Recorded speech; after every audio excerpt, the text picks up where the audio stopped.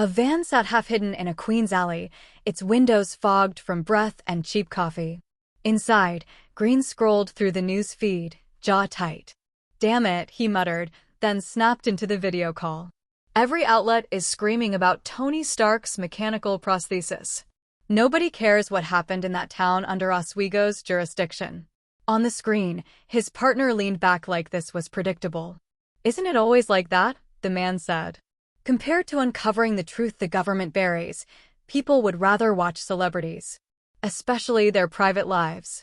Green slammed a finger on the trackpad. "So we just let it get buried?" His partner shrugged. "Right now the prosthesis story is drowning everything. And the second someone leaks a video of Stark in bed with a Hollywood actress, the public will forget the prosthesis too." Green blinked. "You actually have a video like that? With which actress?" The man spread his hands, amused. "See? Even you can't resist. Now imagine the average person who's never even heard of that town." Green fell silent for a beat, then forced himself back on track. "Orvis. Rising tide exists to expose what the government hides. To give people the right to know." His voice hardened. "I'm finishing this investigation. I need your help." Orvis didn't smile now. He looked almost tired. "I don't recommend it." Green frowned. "Why?" "The FBI team on that town is led by Linn, New York branch." Orvis leaned closer to the camera. "Believe me, Green, that's not someone you can afford to provoke." Green's frustration spiked. "We've embarrassed the FBI before. We can do it again. I need more detailed intel. Since they locked the town down, I've tried everything. I even broke into military satellite monitoring, and I still couldn't pull a single clean photo." He spoke faster as the anger rose. "I don't believe the press conference story. I don't believe it was a terrorist attack. Something else happened there, and Orvis, you're the best hacker we have. I need you." Orvis cut him off, flat. "No." Green stared. "No, I said Linn is involved." Orvis's eyes were cold. "Drop it." Then the screen went black. Green sat there, breathing hard. The call ended like a door slammed in his face. Elsewhere, in a quieter room, Orvis turned from his monitor to an old man lounging on a sofa. The man held a cigar like it belonged there. "Sir," Orvis said, controlled but uneasy, "rising tide is getting harder to steer." The old man smiled around the cigar. "Go on. If we don't purge and refill the organization, it'll slip out of our hands completely." Orvis's voice lowered. "We need a blood transfusion." The old man laughed softly, like the phrase pleased him. "Then you'll handle it." He tapped ash into an ashtray and said it without emotion. "Disobedient beasts should be skinned and eaten." Orvis dipped his head. "Yes, sir." He clicked a few keys. Photos appeared on his screen, faces and names lined up like targets. His eyes paused on one, a young woman labeled Sky. Orvis hesitated, then marked her with a spare tag instead of sending her into the list. The rest of the names went out. When it was done, Orvis looked back at the old man. "Do you want me to open an internal file on Linn, since we're recruiting him?" "Not yet." The old man waved it off. "He's only touched the Brotherhood's door. He hasn't walked inside." He crushed the cigar into the ashtray. "And even if he joins, trust isn't handed out. It's tested." He leaned back. "A week from now is the engagement ceremony for the deputy director's daughter. We talk after that." Orvis nodded. "Understood." Back in Queens, Green slammed his fist against the van's side panel. "FUXX."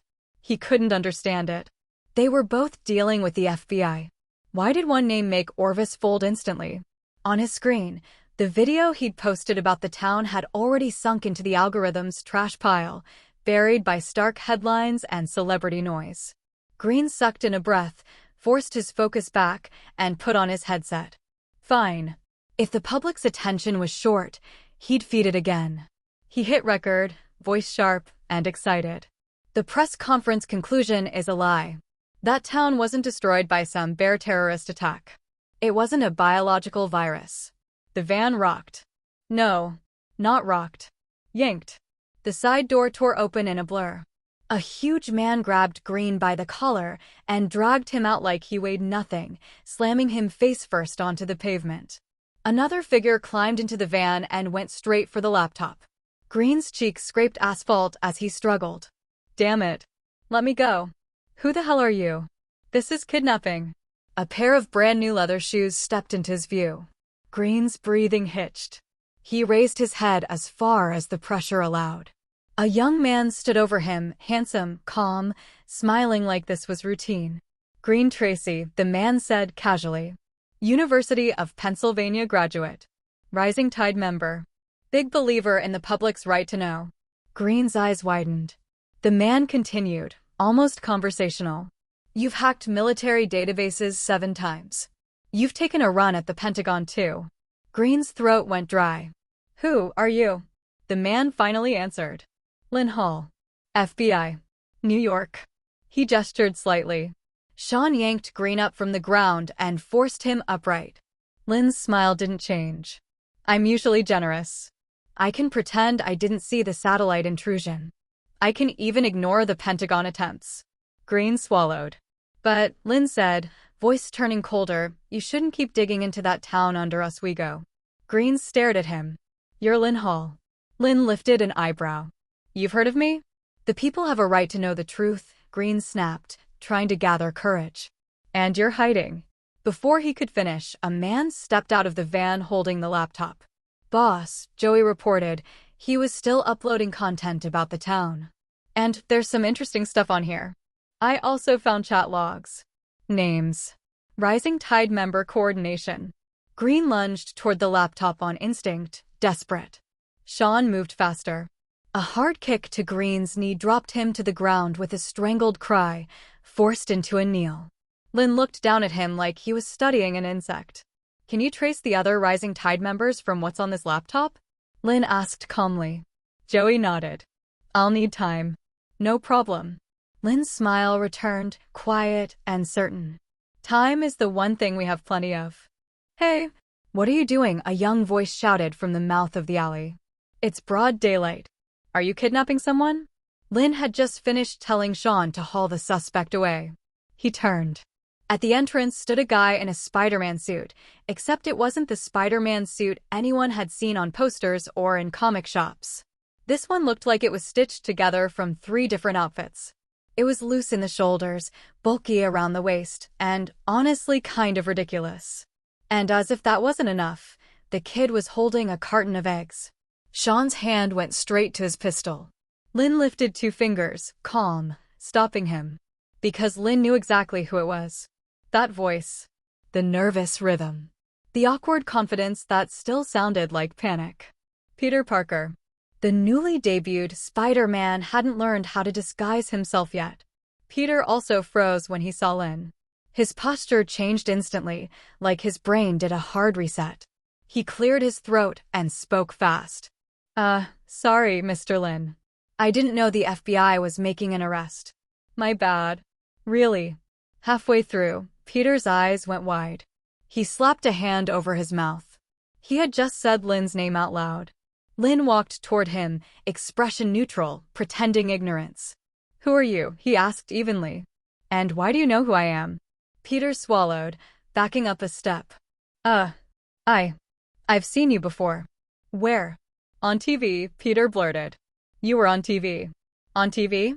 Yes, sir, Peter said quickly, nodding too hard. The press conference after Tony Stark got rescued from the Middle East. He took another step back, as if distance would stop him from making things worse. Then, like he remembered he was supposed to be dramatic, he lifted his wrist, fired a web line to the rooftop, and sprang upward. Sorry for interrupting, he called out as he climbed. Anne. I'm Spider-Man. He disappeared over the roofline in a blur of messy suit and bouncing egg carton. Linn let out a quiet laugh. A Spider-Man and a Spider-Woman in the same city. New York was going to get very loud. Sean walked up beside him, still half amused, half annoyed. Boss, what kind of Spider-Man was that supposed to be? I've never heard of him. Probably a kid trying to play hero, Linn said lightly. Forget him. You and Joey take this one back for interrogation. See what you can pull from him. Sean nodded. Yes, boss. Linn opened the Chevrolet's driver door and looked at Dennis. Get in. We're going to meet the 2 girls. Dennis Johnson blinked, then nodded quickly and climbed into the passenger seat. Okay, boss. 10 minutes later, they pulled into a quiet Queens neighborhood. Dennis stepped out first, a little tense. Boss, I already told Laura and Polaris about today. They should be waiting at home. He hesitated, then added carefully, but are you sure it's just us? We don't need backup. Didn't you say they won't hurt people? Linn asked, smiling. He patted Dennis's shoulder like it was nothing. You're my man, Dennis. If you say it, I believe it. Then his tone stayed friendly, but firm. And we're visiting, not arresting. No need to turn it into a circus. Dennis felt a tight knot in his chest loosen. He didn't expect that level of trust. Laura was 13. Polaris was 14. And both were mutants. High-risk ones, depending on who you asked. Yet Linn came with just him, no squad, no tactical team, no drama. Dennis inhaled, steadied himself, and pressed the doorbell. In that moment, he finally understood why Sean and the others would take a bullet for this man.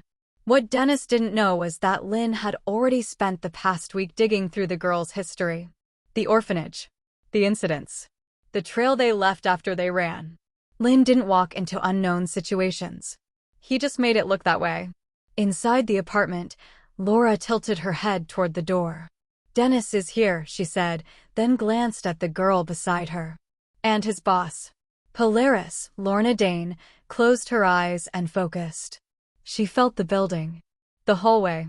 The small vibrations. The faint pull of metal. After a few seconds, she opened her eyes. No ambush. Just two people. Laura's smile brightened. Then Dennis wasn't lying. She hooked her arm through Lorna's, excited like this was an adventure. Lorna, for once, maybe an official group is actually being decent to us. Don't get soft, Lorna replied, eyes fixed on the door. Kindness doesn't mean safety. Laura rolled her eyes. I know. Lorna's expression darkened slightly. And don't forget what happened 2 years ago. If it hadn't. Okay. Laura cut in quickly, like she didn't want to touch that memory. We'll be careful. Her grin returned, sharp and confident. Besides, Dennis brought him. And we don't exactly have a long list of options. She leaned closer, voice playful but dangerous. Let's hear what the FBI wants. I'll make him say it. The doorbell rang again. I'll open it, Laura said. She trotted to the door, swung it wide, and smiled sweetly at Dennis and Linn. For a split second, something strange flickered in her eyes, like a shimmer of light. Then she stepped aside politely. Dennis, she said warmly, long time no see. Welcome. Dennis relaxed a little. Long time no see, Laura. Lorna. He started introductions immediately, presenting Linn Hall. Linn entered calmly, taking in the room with one glance and the two girls with the next. Just like Dennis said. Laura was bright, talkative, the type to make you forget the knife behind the smile. Polaris was quiet, guarded, and watching everything. And even though both of them looked harmless, Linn could tell one thing instantly. Polaris was ready. If anything went wrong, she'd strike first and drag Laura out before anyone could stop them. Hey everyone, welcome to our channel, and thank you for your support. If there's a favorite novel on the channel and you want the next part, you're just one step away. Become a Patreon member and I can make it depending on your tier. Thank you for your attention. Please drink water. After inviting Linn and Dennis to take the seat, Laura was very obedient and sensible to receive a glass of water for Linn and Dennis, and then sat next to Polaris. Thanks. After taking the water cup, Linn did not drink it, but looked at Laura and Polaris and said, I heard Dennis mention you. The purpose of this time is to help you. Mr. Linn Hall, I don't feel like our sisters need your help. Hearing Linn's words, Polaris's cold tone was filled with self-protection. Is that true? The military's wanted order will not be fake, right? Seeing Linn say this, Dennis, who was about to pick up a cup of water to drink water, looked at Laura and North Star in surprise. Are you wanted by the military? Why haven't I ever heard you mention this matter? Faced with Dennis' surprise, the well-behaved Laura hadn't waited to speak, and a trace of gloom flashed in Polaris's eyes. That's the military persecuting us, just because we are mutants. The reason is not that simple. Looking at the cool North Star, Linn smiled and said, "The reason why the military wants you is because when you came to New York from Ohio, you used your ability to kill 2 men. The police found the body and transferred it to the surveillance monitor. After confirming that it was a mutant who committed the crime, they chose to report it. After receiving the report, the military issued a wanted order to you. You should be glad that the military's main goal is the collapsed Brotherhood of Mutants. Plus, your sisters are still young, so they didn't take you in their hearts, otherwise, you should be in prison or in the laboratory now." Hearing Linn's words, Polaris snorted. "Those 2 people are more than dead, they actually want to molest us. We're just trying to protect ourselves. Do you think the military will listen to you for these reasons?" Taking out the phone and put it on the table, Linn smiled and pushed it in front of them. "Of course, the most important thing is that Colonel Stryker doesn't know that you, Lorna Dane, is Magneto's daughter. Otherwise..." Before he could finish his words, North Star's body burst out with great energy in an instant. The items in the room also rose into the air in an instant. The tips of some cutlery in the kitchen were aimed at Linn Hall, as if they could penetrate Linn Hall's body in the next second. "Stop." Seeing this scene, Dennis immediately stood up to protect Linn, and at the same time said to Polaris in an anxious tone, "Polaris, the boss has no malice to you and Laura. Otherwise, this time we will be a large number of fully armed FBI agents."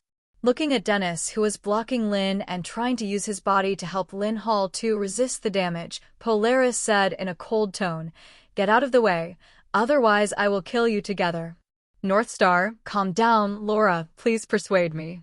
"Go aside, Dennis. There is no danger here." Pat Dennis on the shoulder and Linn let him sit down. "I am worthy of being Magneto's daughter and I have great abilities. Are you not afraid?" Looking at Linn, who was in the vortex of danger, had no fear at all. Polaris' fingers gently stroked and a knife floated directly in front of Linn. "Since you know that I am Magneto's daughter, then you should know that it's easy for me to kill you. Are you sure?" Looking at the cold little eyes of North Star, Linn Hall raised his hand to hold the knife in front of him and disappeared in an instant the next second. "What about now?" The sharp blade pressed against Polaris' neck, and Linn Hall stood behind Polaris and smiled. "Do you still think it's easy to kill me now?" Feeling the coldness between the neck, the North Star's pupils instantly contracted.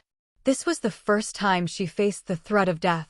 Even as long as Linn makes a light move, his throat will be easily cut open by him.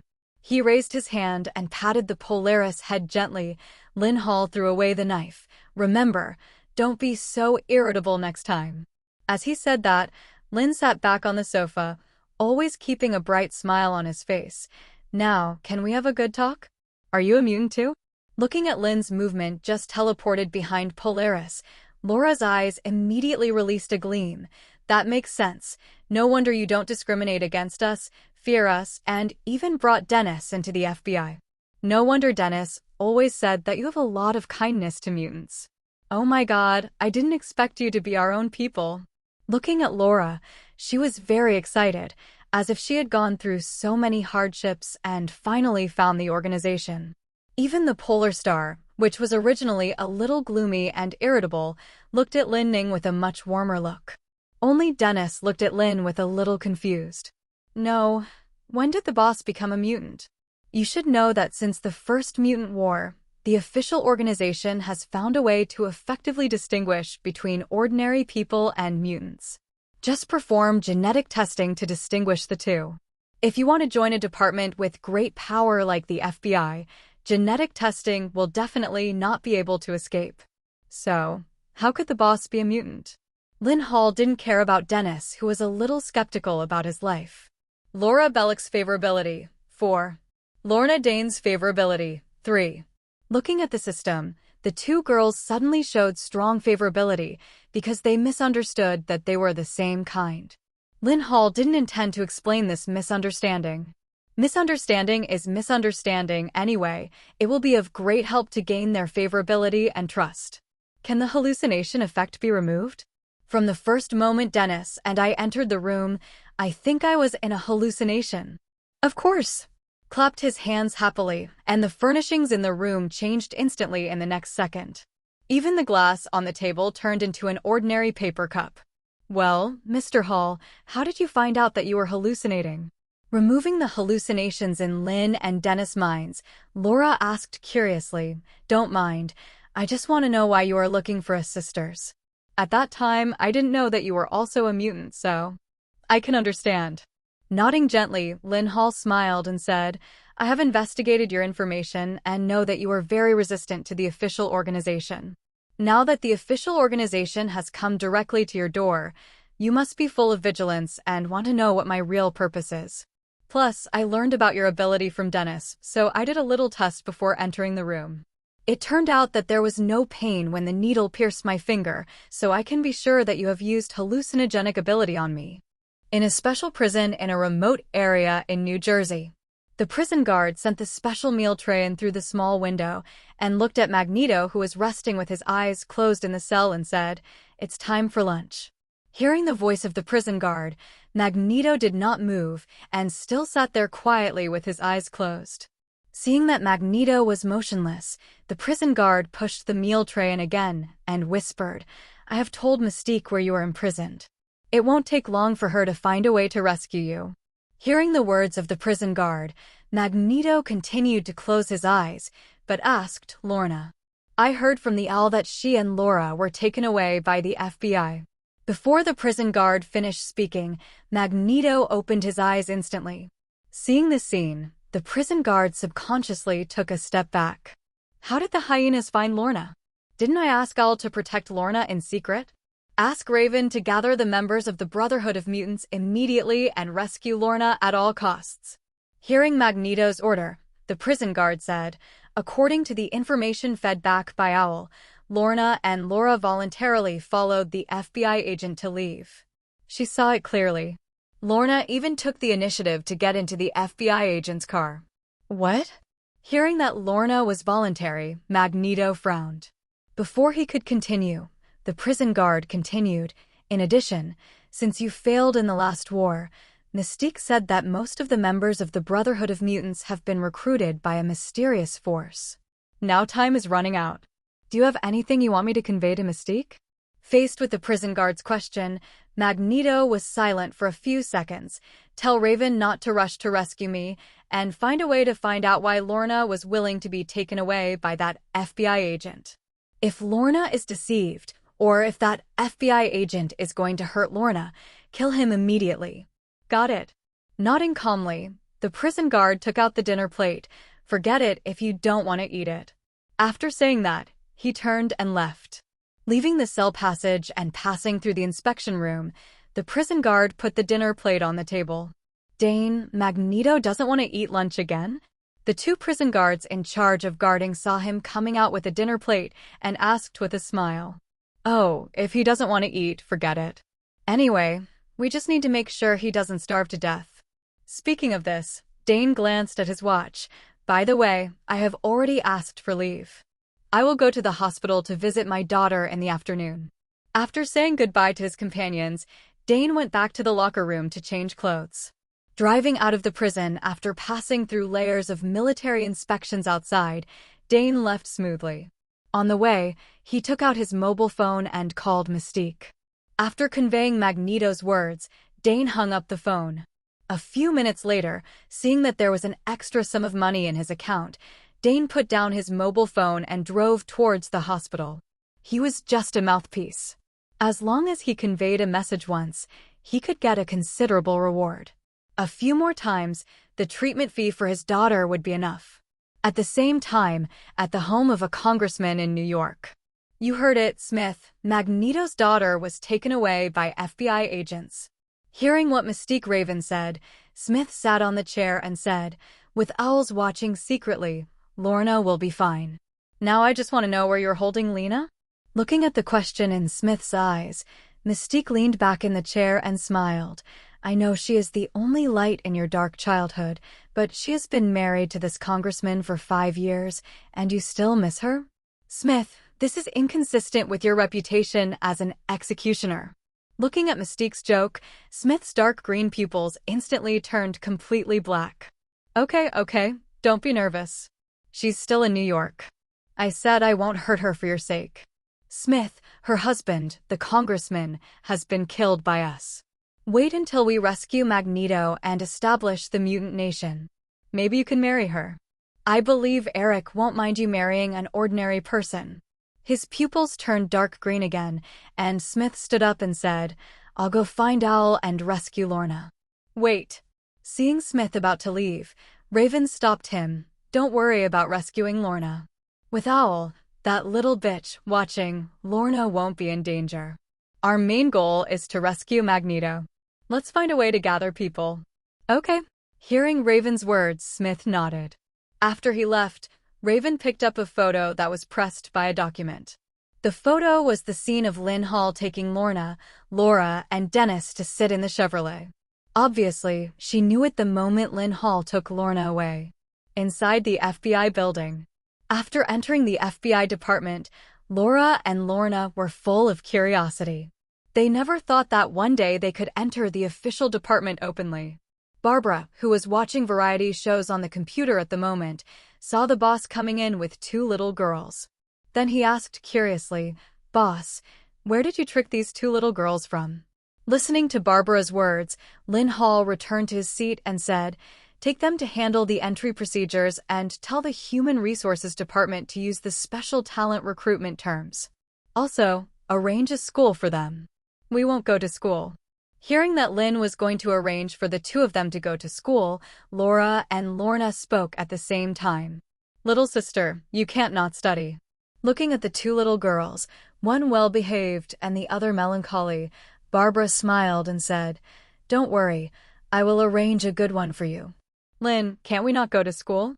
Pulling Linn's sleeve, Laura said coquettishly, You promised us to let us sisters stay with you. Don't worry, Lorna and I can definitely help you with our abilities. Looking at Laura and Lorna's resistance to going to school, Linn thought for a moment, then said, It's okay if you don't go to school, but I will arrange for someone to teach you. Barbara, take them to go through the entry procedures first. By the way, there is no need for genetic testing. Understood. Hearing what Linn said, Barbara looked at Laura and the others with a friendly look.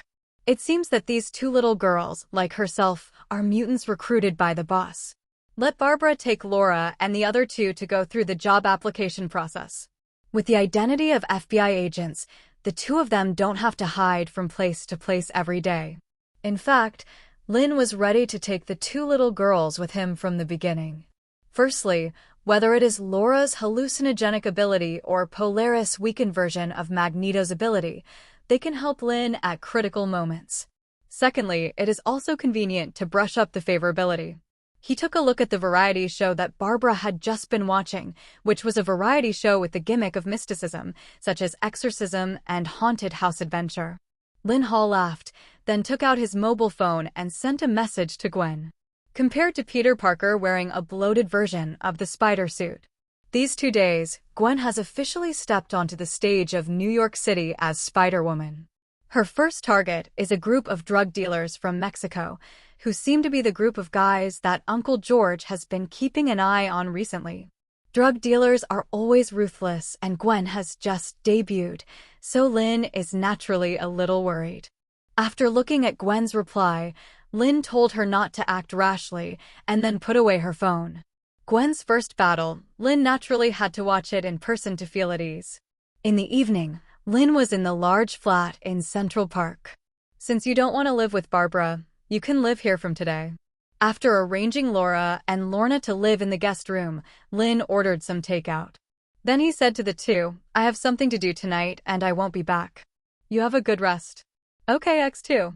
Nodded very obediently and waited until Linn left.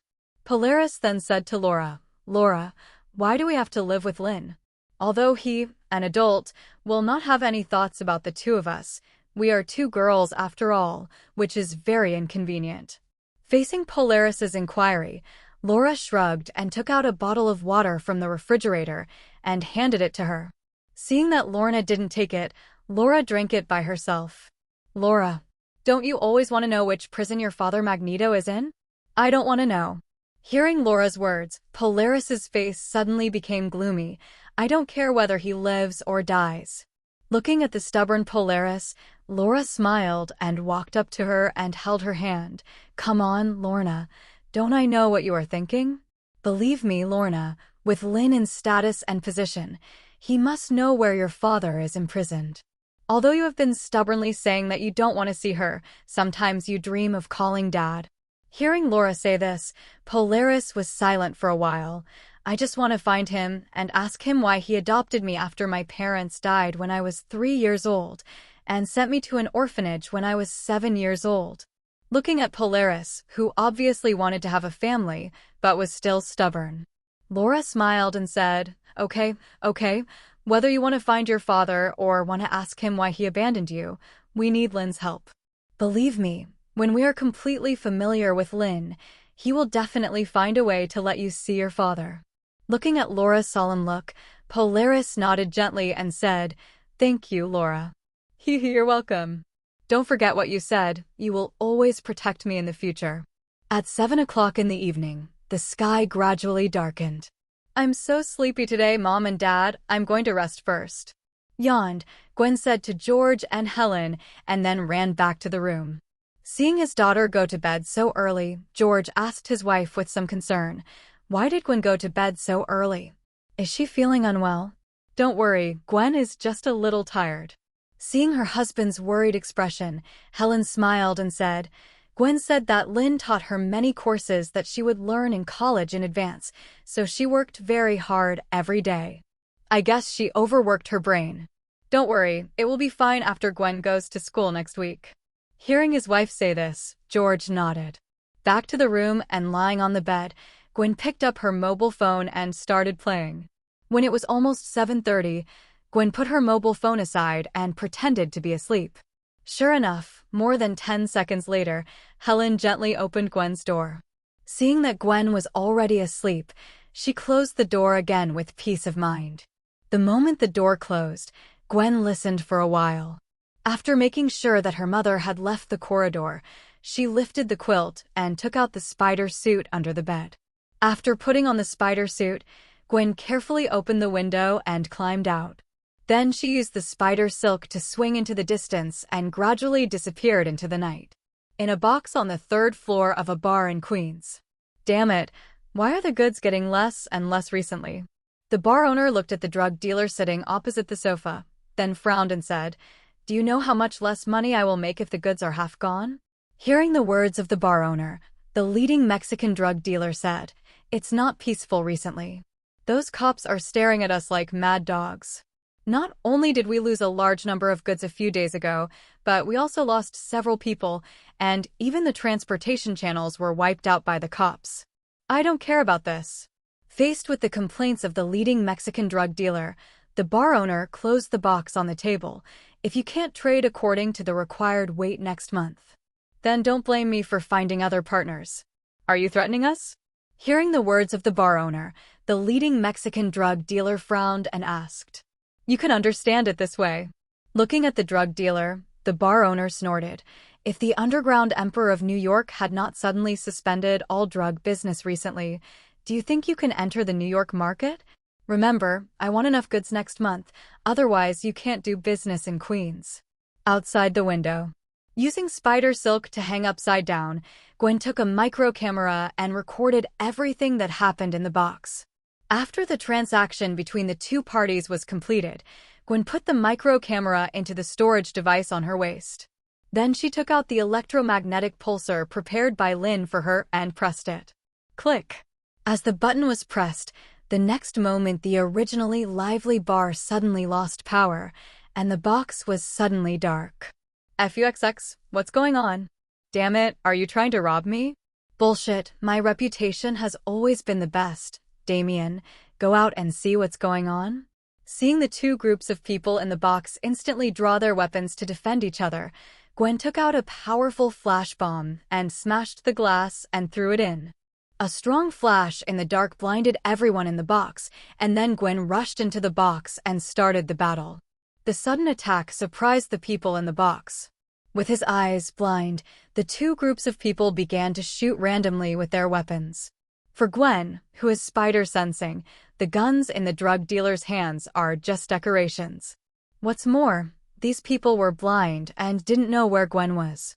The bullets shot from their guns could only attack the other party. Gwen, who has night vision, can easily see them. After kicking the drug dealer leader to the wall, he grabbed his arm and hung it outside the window. After securing it in the air with a spider silk launcher, Gwen placed his target on other drug dealers. After Linn's training, Gwen easily broke the guy's arms. Soon, one wailing drug dealer after another was fixed on the wall outside the bar by a spider web. These are all gifts she gave to her father, and she won't be able to die. Looking at the bar owner lying on the ground and groping out, Gwen grabbed him and jumped outside. After using spider silk to fix the bar owner to the wall again, Gwen took out the unknown cell phone given by Linn and prepared to call his father. Before the number was pressed, the door of the private room was kicked open. A group of guys holding various guns rushed in, and when they saw Gwen outside the window, they immediately prepared to shoot. Seeing this scene, Gwen subconsciously took out the electrode piece and prepared to throw it out. But before she could take action, the next second, a sniper rifle sound suddenly came from the rooftop opposite the other side. Bang! Bang, bang, bang! After several gunshots, the gang members in the box fell to the ground one after another. Seeing the scene, Gwen looked at the rooftop opposite the building. Putting away the sniper rifle, Linn stood up and gestured to Gwen, then disappeared from the spot. Seeing Linn disappear, Gwen's mouth raised, then he took out his cell phone and dialed. At home. Hearing the phone ringing, George subconsciously picked up the phone and took a look. After finding it was an unfamiliar number, he frowned and answered. Director George Stacy, please bring people to XX bar right now. The group of drug dealers and bar owners in Mexico have been subdued by me. I have photographed the evidence of the transaction between the two parties and put it in their top pockets. Listening to the electronic synthesizer on the other end of the phone, George Stacy was about to ask who the other party was. But the next second the phone hung up. What's wrong? Helen asked curiously as she looked at her husband's somewhat puzzled expression. Some people say the group of Mexican drug dealers we are investigating have been subdued and evidence of their drug trafficking has been found. As he said that, George picked up his coat and stood up and said, although I don't know if it's a prank, I have to take someone to see it. If it's true, then you can completely close the net this time. As he said that, George Stacy leaned down and kissed Helen in the face. You have to rest first. I may not be back in the middle of the night. After saying that, George Stacy turned around and left the house. The other side. Gwen, who had just finished his first battle, was very excited at this moment. After coming to the place that he had agreed with Linn, Gwen pounced on Linn and kissed him several times. Looking at Gwen, who was excited, Linn gently patted her back to calm her down. After she was completely calm, Linn smiled and said, "It's a good job." That's right, I've been simulating this battle in my mind. I originally planned to wait for them to fall alone and catch them one by one and throw them to the police station door. But thinking about my father trying to catch them all in one go, I thought about taking the evidence of their transactions. By the way, Linn, I'm doing well tonight. Looking at Gwen, who was begging for praise, Linn smiled and said with a confirmation, "It's really good." Although there were some minor flaws in the process, the overall performance was pretty good. As he said that, Linn pulled Gwen to review. Through Linn's review, Gwen discovered that there were still many shortcomings in his plan. For example, after using flash bullets to blind them, you can use electrode sheets to make them lose their combat effectiveness. You can also use props to turn them into frightened birds and kill each other. After reviewing the incident one by one, I listened to the sound of sirens coming from afar. Linn then smiled and said, "Okay, when the matter is over, go back quickly, so as not to worry if Aunt Helen finds out." Gwen nodded when he heard Linn say this. He stood on tiptoe and kissed Linn on his mouth, then flew towards the house with spider silk. Outside the bar. Oh my God.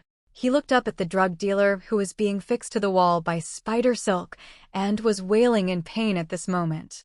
A police officer said subconsciously, "What is the spider monster attacking them? How do you feel like these drug dealers are like food tied to spider webs?" Stop talking nonsense. Get these drug dealers down first and carefully check their pockets, which may contain evidence of the transaction that has been photographed. Hearing the chief's words, the police officers immediately began to act. One of the sheriffs asked curiously, "Chief, how do you know there is evidence in their pockets?" Faced with the sheriff's curiosity, George Stacy did not answer. But he recalled the strange number in his mind. Half an hour later, in the apartment where Linn originally lived, Linn, who had just finished taking a shower, sat on the sofa. At this moment, the TV was still playing a variety show with mystery as the gimmick. The host of the variety show was holding a microphone and talking to the camera about the legend of the abandoned mental hospital in front of him. Barbara, a loyal viewer of the show, was kneeling in front of Linn and trying hard to speak. A few minutes later, he picked up Barbara with her mouth moving and walked into the bedroom. At this moment, the TV in the living room was still constantly emitting terrifying background music. When the host brought a camera and a group of young people into the abandoned mental hospital, a scream of pain was also heard in the bedroom. Barbara Kent's favorability is 7. You gain 50 experience points. Hearing the system prompt sound, Linn Hall was stunned.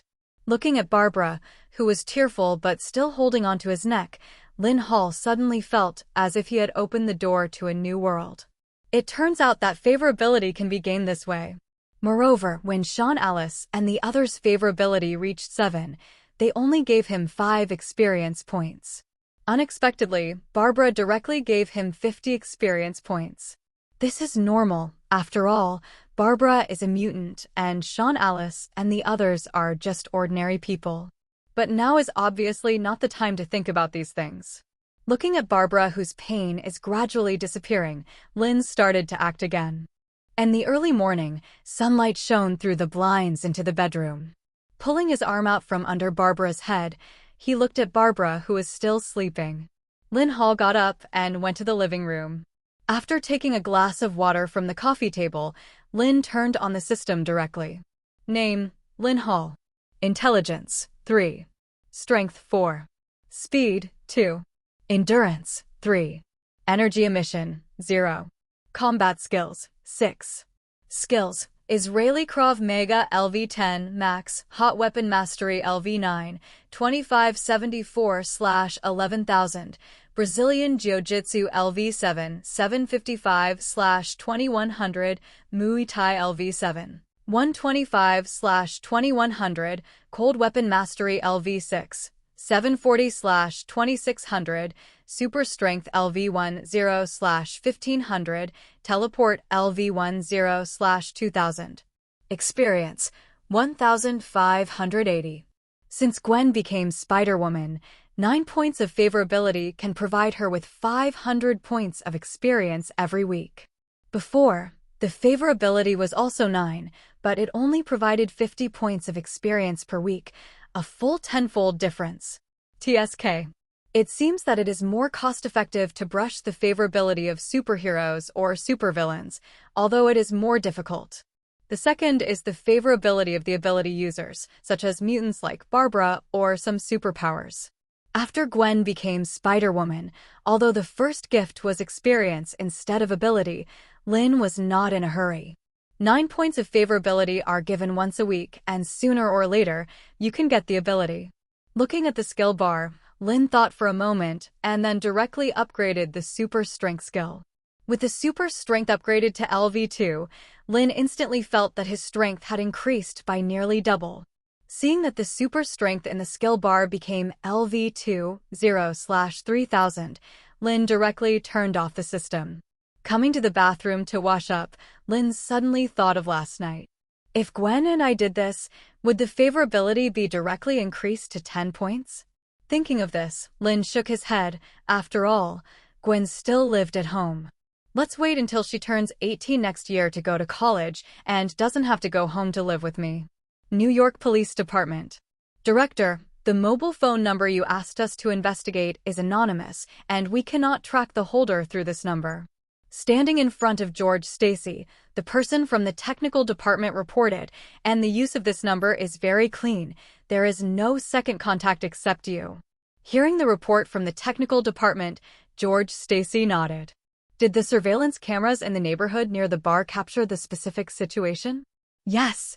As he said, the person from the technical department handed the tablet to George Stacy. He took the tablet and took a look.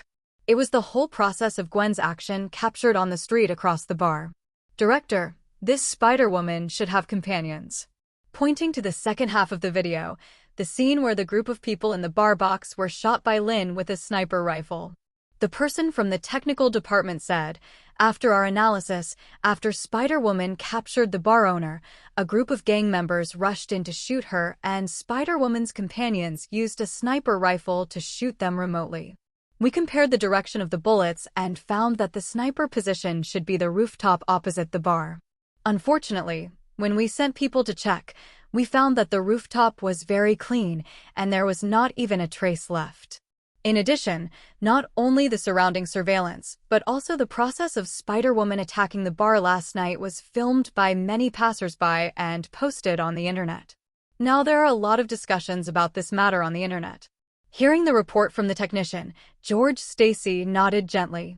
After motioning him to go out first, George Stacy thought for a few seconds, then took out his mobile phone and dialed the number from last night.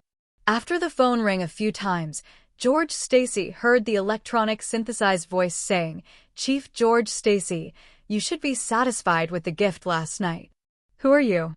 "Spider-Woman, a good neighbor of New York citizens." Listening to the electronic synthesized voice, George Stacy said solemnly, "Spider-Woman, first of all, on behalf of the New York Police Department, I would like to thank you and your companions for everything you did last night. But at the same time, I hope you can understand that the City of New York has perfect laws, and the New York Police Department and the National Guard are capable of protecting the safety of ordinary people. So, this city does not need the help of volunteer police. I am very grateful for everything you and your companions have done, but I hope you can abide by the laws of New York and don't disrupt the order of this city." After that, George Stacy hung up the phone directly. "Chief, many media outside the police station want to interview you, all wanting to ask about Spider-Woman last night." Hearing the words of his subordinates, George Stacy nodded, "I know." In Gwen's room. Looking at the hung-up phone, Gwen sighed softly. She didn't expect her father to be so opposed to her other identity. Obviously, she was helping him. Although she received her father's thanks, it was obvious that he didn't want her other identity to continue to play the role of a vigilante in New York. Thinking of this, Gwen took out her mobile phone and sent a message to Linn. Inside the FBI building, Barbara was holding a tablet, still watching the replay of the mysterious gimmick variety show. Linn looked at the message sent by Gwen and comforted her a few words. Turning on the computer, she looked at Uncle George, who was being interviewed by the media with a tough attitude. Linn was not surprised at all. He knew very well Uncle George's attitude towards voluntary police. Whether it was Spider-Man or Spider-Woman, in Uncle George's eyes, they were both disruptive to the order of New York. I just don't know how Uncle George would react when he knew that Gwen was Spider-Woman. Thinking of this, Linn turned off the video.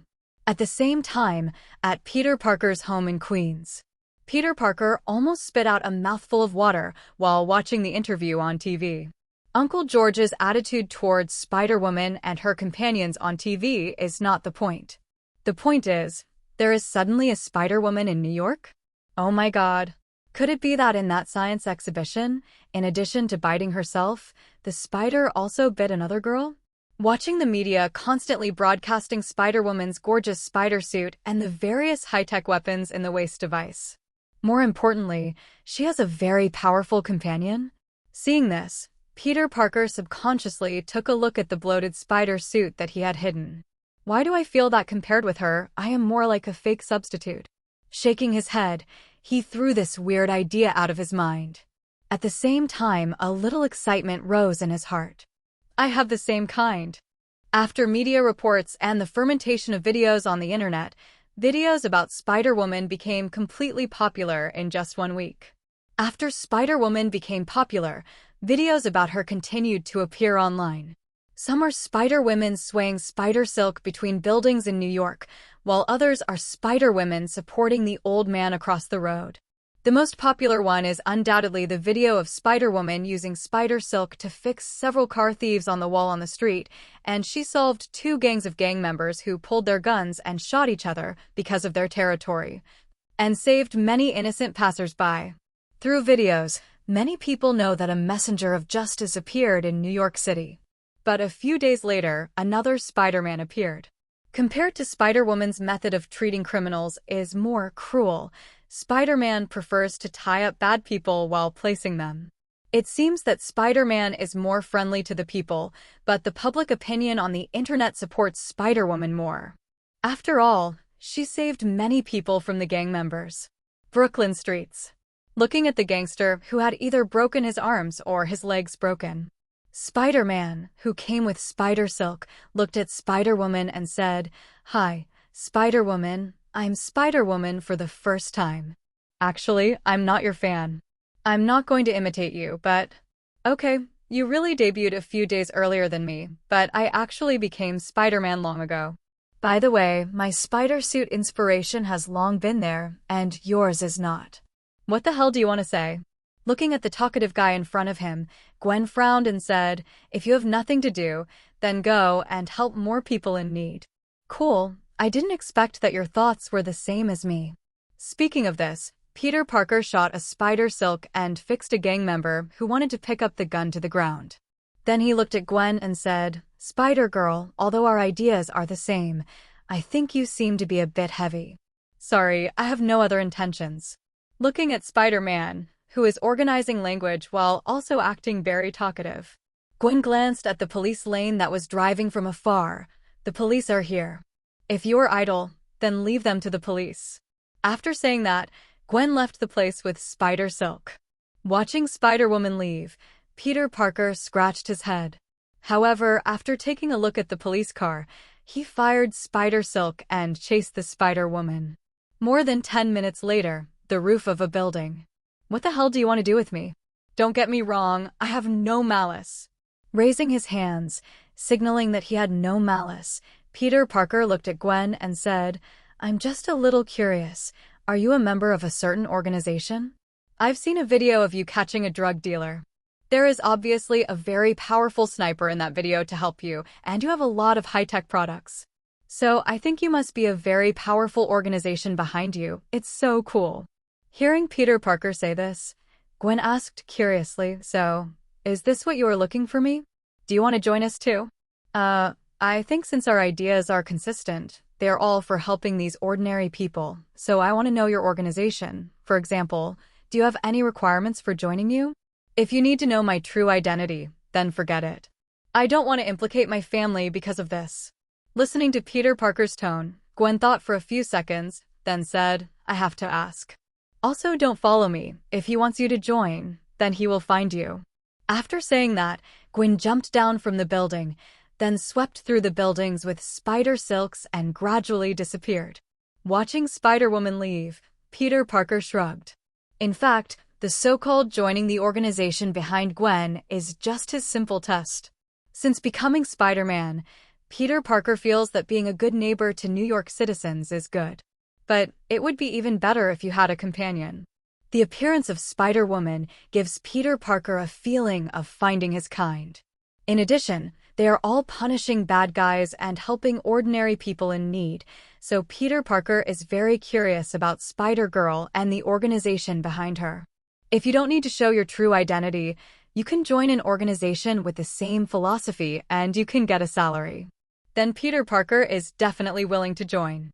After all, Aunt May and Uncle Ben are still worried about the cost of going to college next year. Although you can apply for a loan, Peter Parker feels that if you become Spider-Man, you will still get a salary, which is definitely the luckiest thing. Oh no, I actually forgot about the date. Peter Parker immediately patted his head when he thought of his date with Mary Jane. He rushed towards the Queens with spider silk, hoping that he would not be late for this date. The other side.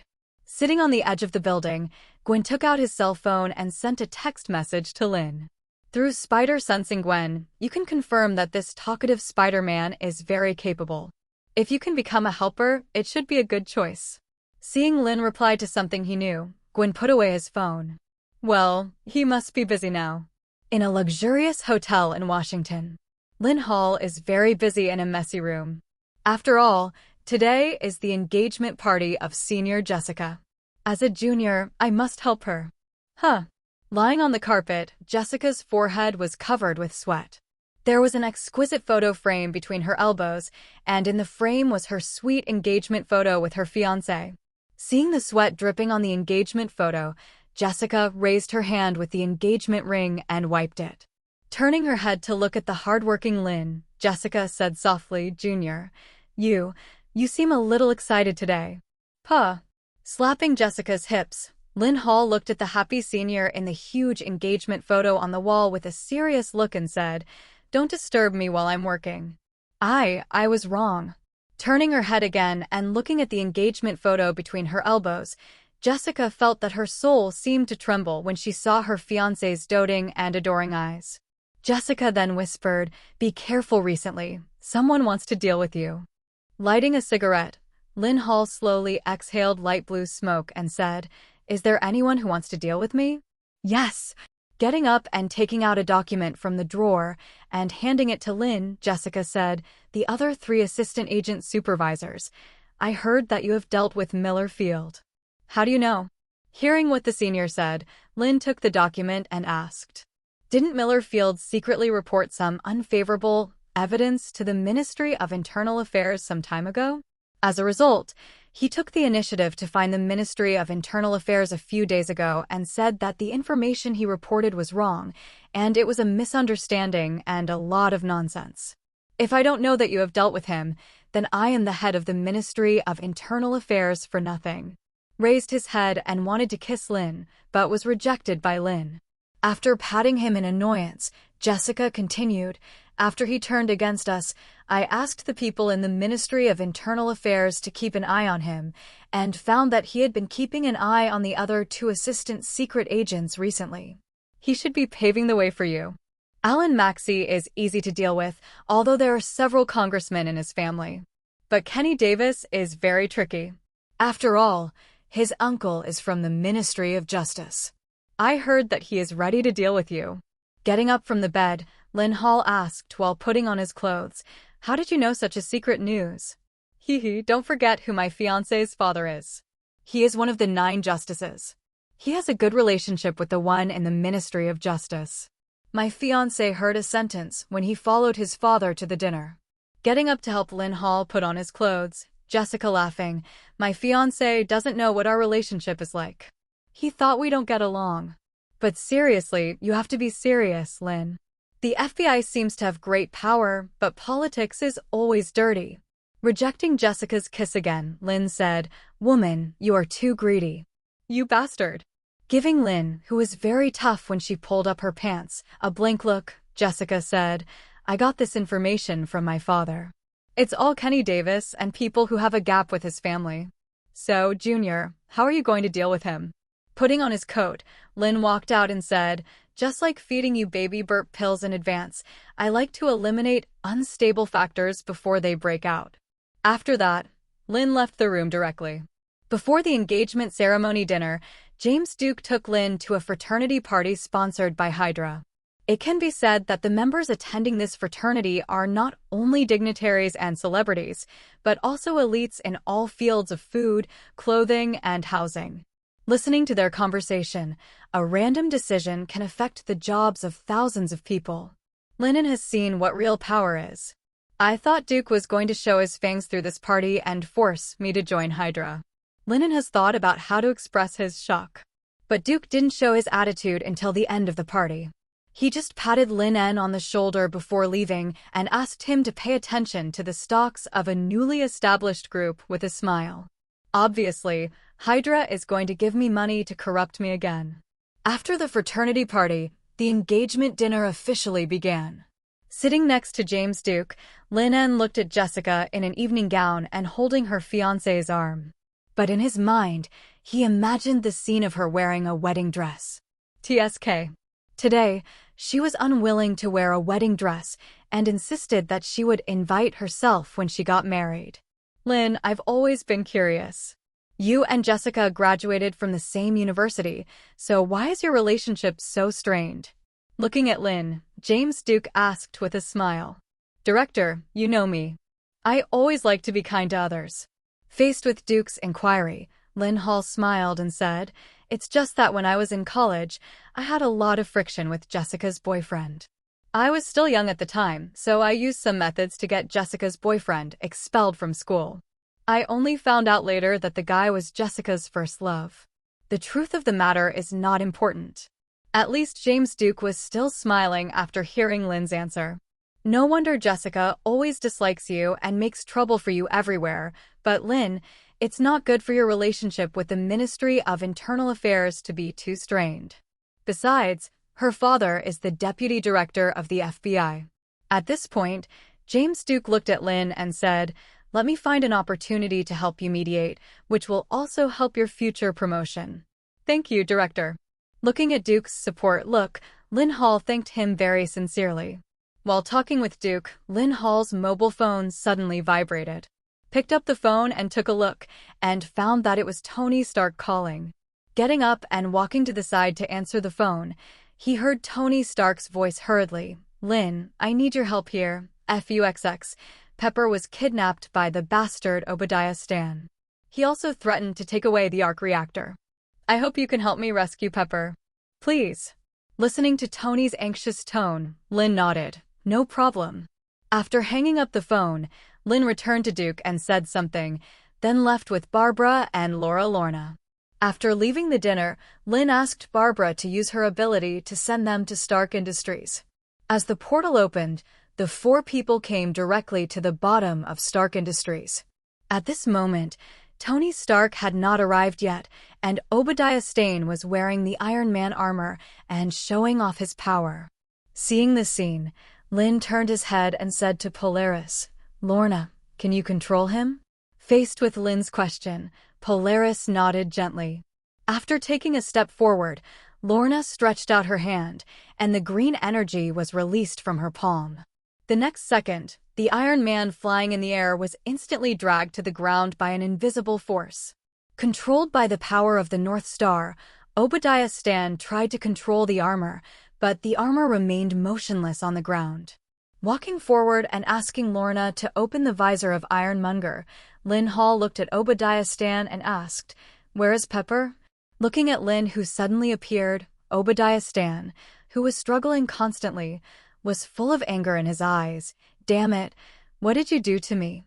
Pepper was kidnapped by Obadiah Stane. If you want to find out where she is being held as quickly as possible, then the best way is undoubtedly to interrogate Obadiah Stane, the mastermind. Standing on the Iron Man armor with one foot, facing Obadiah Stane's eyes that wanted to eat him alive, Linn stopped talking nonsense and said to Laura beside him, "Laura, is there a way to make him tell you where Pepper is being held?" "No problem. I'll make him a beautiful dream." Nodding slightly to Linn, Laura waved her fingertips quickly, and then Obadiah Stane's struggle gradually stopped. The eyes that were originally full of anger and hatred towards Linn gradually became soft, and the whole person was immersed in a wonderful illusion. In the constructed illusion, Obadiah Stane killed Tony Stark at this time and drove away all the old guys in the board of directors. Finally, he successfully occupied the entire Stark Industries. Linn, he has sunk into a beautiful dream. Ask him where Pepper is being held. Hearing Linn's words, Laura nodded, then squatted in front of Obadiah Stane and asked softly, "Chairman, where is Miss Pepper being held, and how to deal with her?"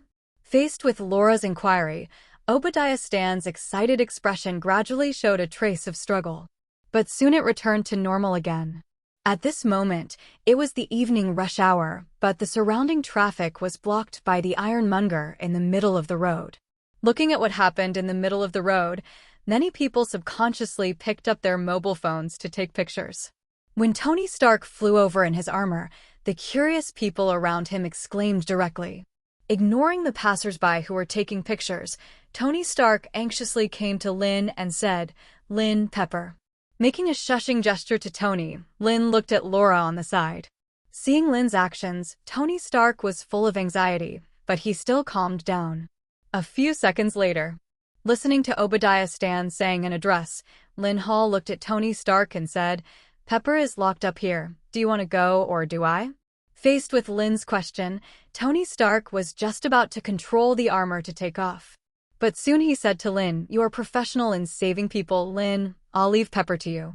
I will get rid of Obadiah Stane." Looking at Tony Stark, who obviously wanted to go to the rescue himself, but suddenly changed his mind when the armor took off. Linn nodded and said, "Okay." After that, Linn asked Barbara to open the portal directly. A few minutes later, at Jessica's engagement dinner in Washington. "Director, something happened in New York." The staff came to James Duke and handed his mobile phone to Duke, saying, "Tony Stark, wearing a mechanical prosthesis, fought with Obadiah Stane." Oh. After taking the phone from the staff, Duke took a look, smiled, and said something to the people around him, then got up and left the dinner. Back in the car, Duke looked at the two armors that were fighting, then took out his mobile phone and called Alexander Pierce. After the call was connected, Duke said with a smile, "Pierce, did you see the battle happening in New York?" The other end of the phone. Looking at the computer, the media on the helicopter at this moment recorded the whole battle. Alexander Pierce smiled and said, "I'm watching. This battle is really exciting."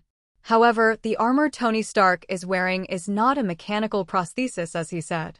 It's more like a threatening individual weapon. "If we can get this armor, then, hee."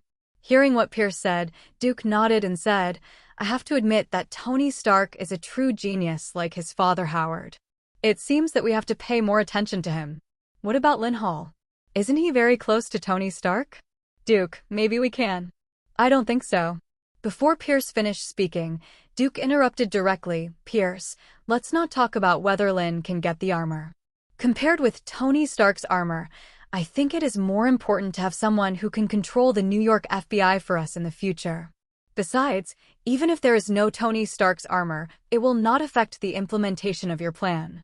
But if your plan fails, we must ensure that the power is always in our hands." Hearing Duke say this, Alexander Pierce frowned. "You still don't think highly of Dr. Zola's proposal?" "Hee, just a fool defeated by Captain America. I admit that he is an excellent scientist, but..." "Okay, Duke, let's hold a hearing. As for Linn Hall, you have to speed up the progress. Don't worry, the delicacy is ready. After seeing the power and profit, he will make a choice." After speaking, Duke hung up the phone. Putting the phone in his pocket, James Duke continued to watch the battle between Iron Man and Ironmonger in an abandoned industrial park in Staten Island. Bang! Bang bang! After a series of gunfire, the group of kidnappers who kidnapped Pepper were easily wiped out by Linn. The North Star, who was originally following Linn, was ready to take action, could not help but feel a little envious when he looked at Linn's neat skills. Looking at Linn untying Pepper tied up on his chair, Polaris whispered to Laura, "Laura, if I had such skills, then I was in the orphanage in the first place. Then let Linn teach you." Looking at the North Star, Laura smiled and said, "We are our own people now, and he shouldn't refuse." Hearing Laura say this, Polaris thought for a while and then nodded. Taking off the fabric stuffed in Pepper's mouth, Linn Hall used a dagger to cut off the rope on Pepper's body. "Pepper, are you okay?" "I'm fine, Linn. Please go and save Tony quickly. Obadiah Stane uses me to coerce Tony. He is ready." After seeing that he broke free from the constraints, he immediately asked himself to save Tony. Linn smiled and comforted. "Don't worry, Tony will have nothing to do for the time being. He asked me to come and save you." When Pepper heard Linn say this, he was relieved. "It's fine that he's fine, my God. I didn't expect Obadiah Stane to do this. Is he crazy?" Tony clearly regarded him as a relative and even told me that he decided to give him another chance. After hearing Pepper's words, Linn was about to take her back. Tony Stark was taken away by Obadiah Stane, and the arc reactor in his armor was replaced at this moment. So, Linn is ready to take this opportunity to grab his personal head. After all, it's a pity to miss the favorability of -7. My God. Watching Tony Stark's armor fall heavily from the ground like a meteor, Pepper immediately exclaimed, covering his mouth and trying to rush over to check if Tony was injured, but was directly pulled by Linn Hall. "Don't worry, Tony will be fine, and the battle is not over yet." As soon as Linn finished speaking, Tony stood up with control of the armor. When I saw Pepper beside Linn, I felt relieved. "Thanks, Linn. I knew you would definitely save Pepper safely." Tony Stark has a favorability of 7 and has received 1,000 experience points. After hearing the system prompt, after Tony Stark's favorability reached 7, his first gift was 1,000 points, which was very surprised. You should know that even Barbara, the mutant, has only 50 experiences. I can only say that I am worthy of being the core giant of the future Avengers superheroes. This wave is simply a huge profit. Thinking of this, Linn looked up at Obadiah Stan, who was falling from the sky at a rapid speed.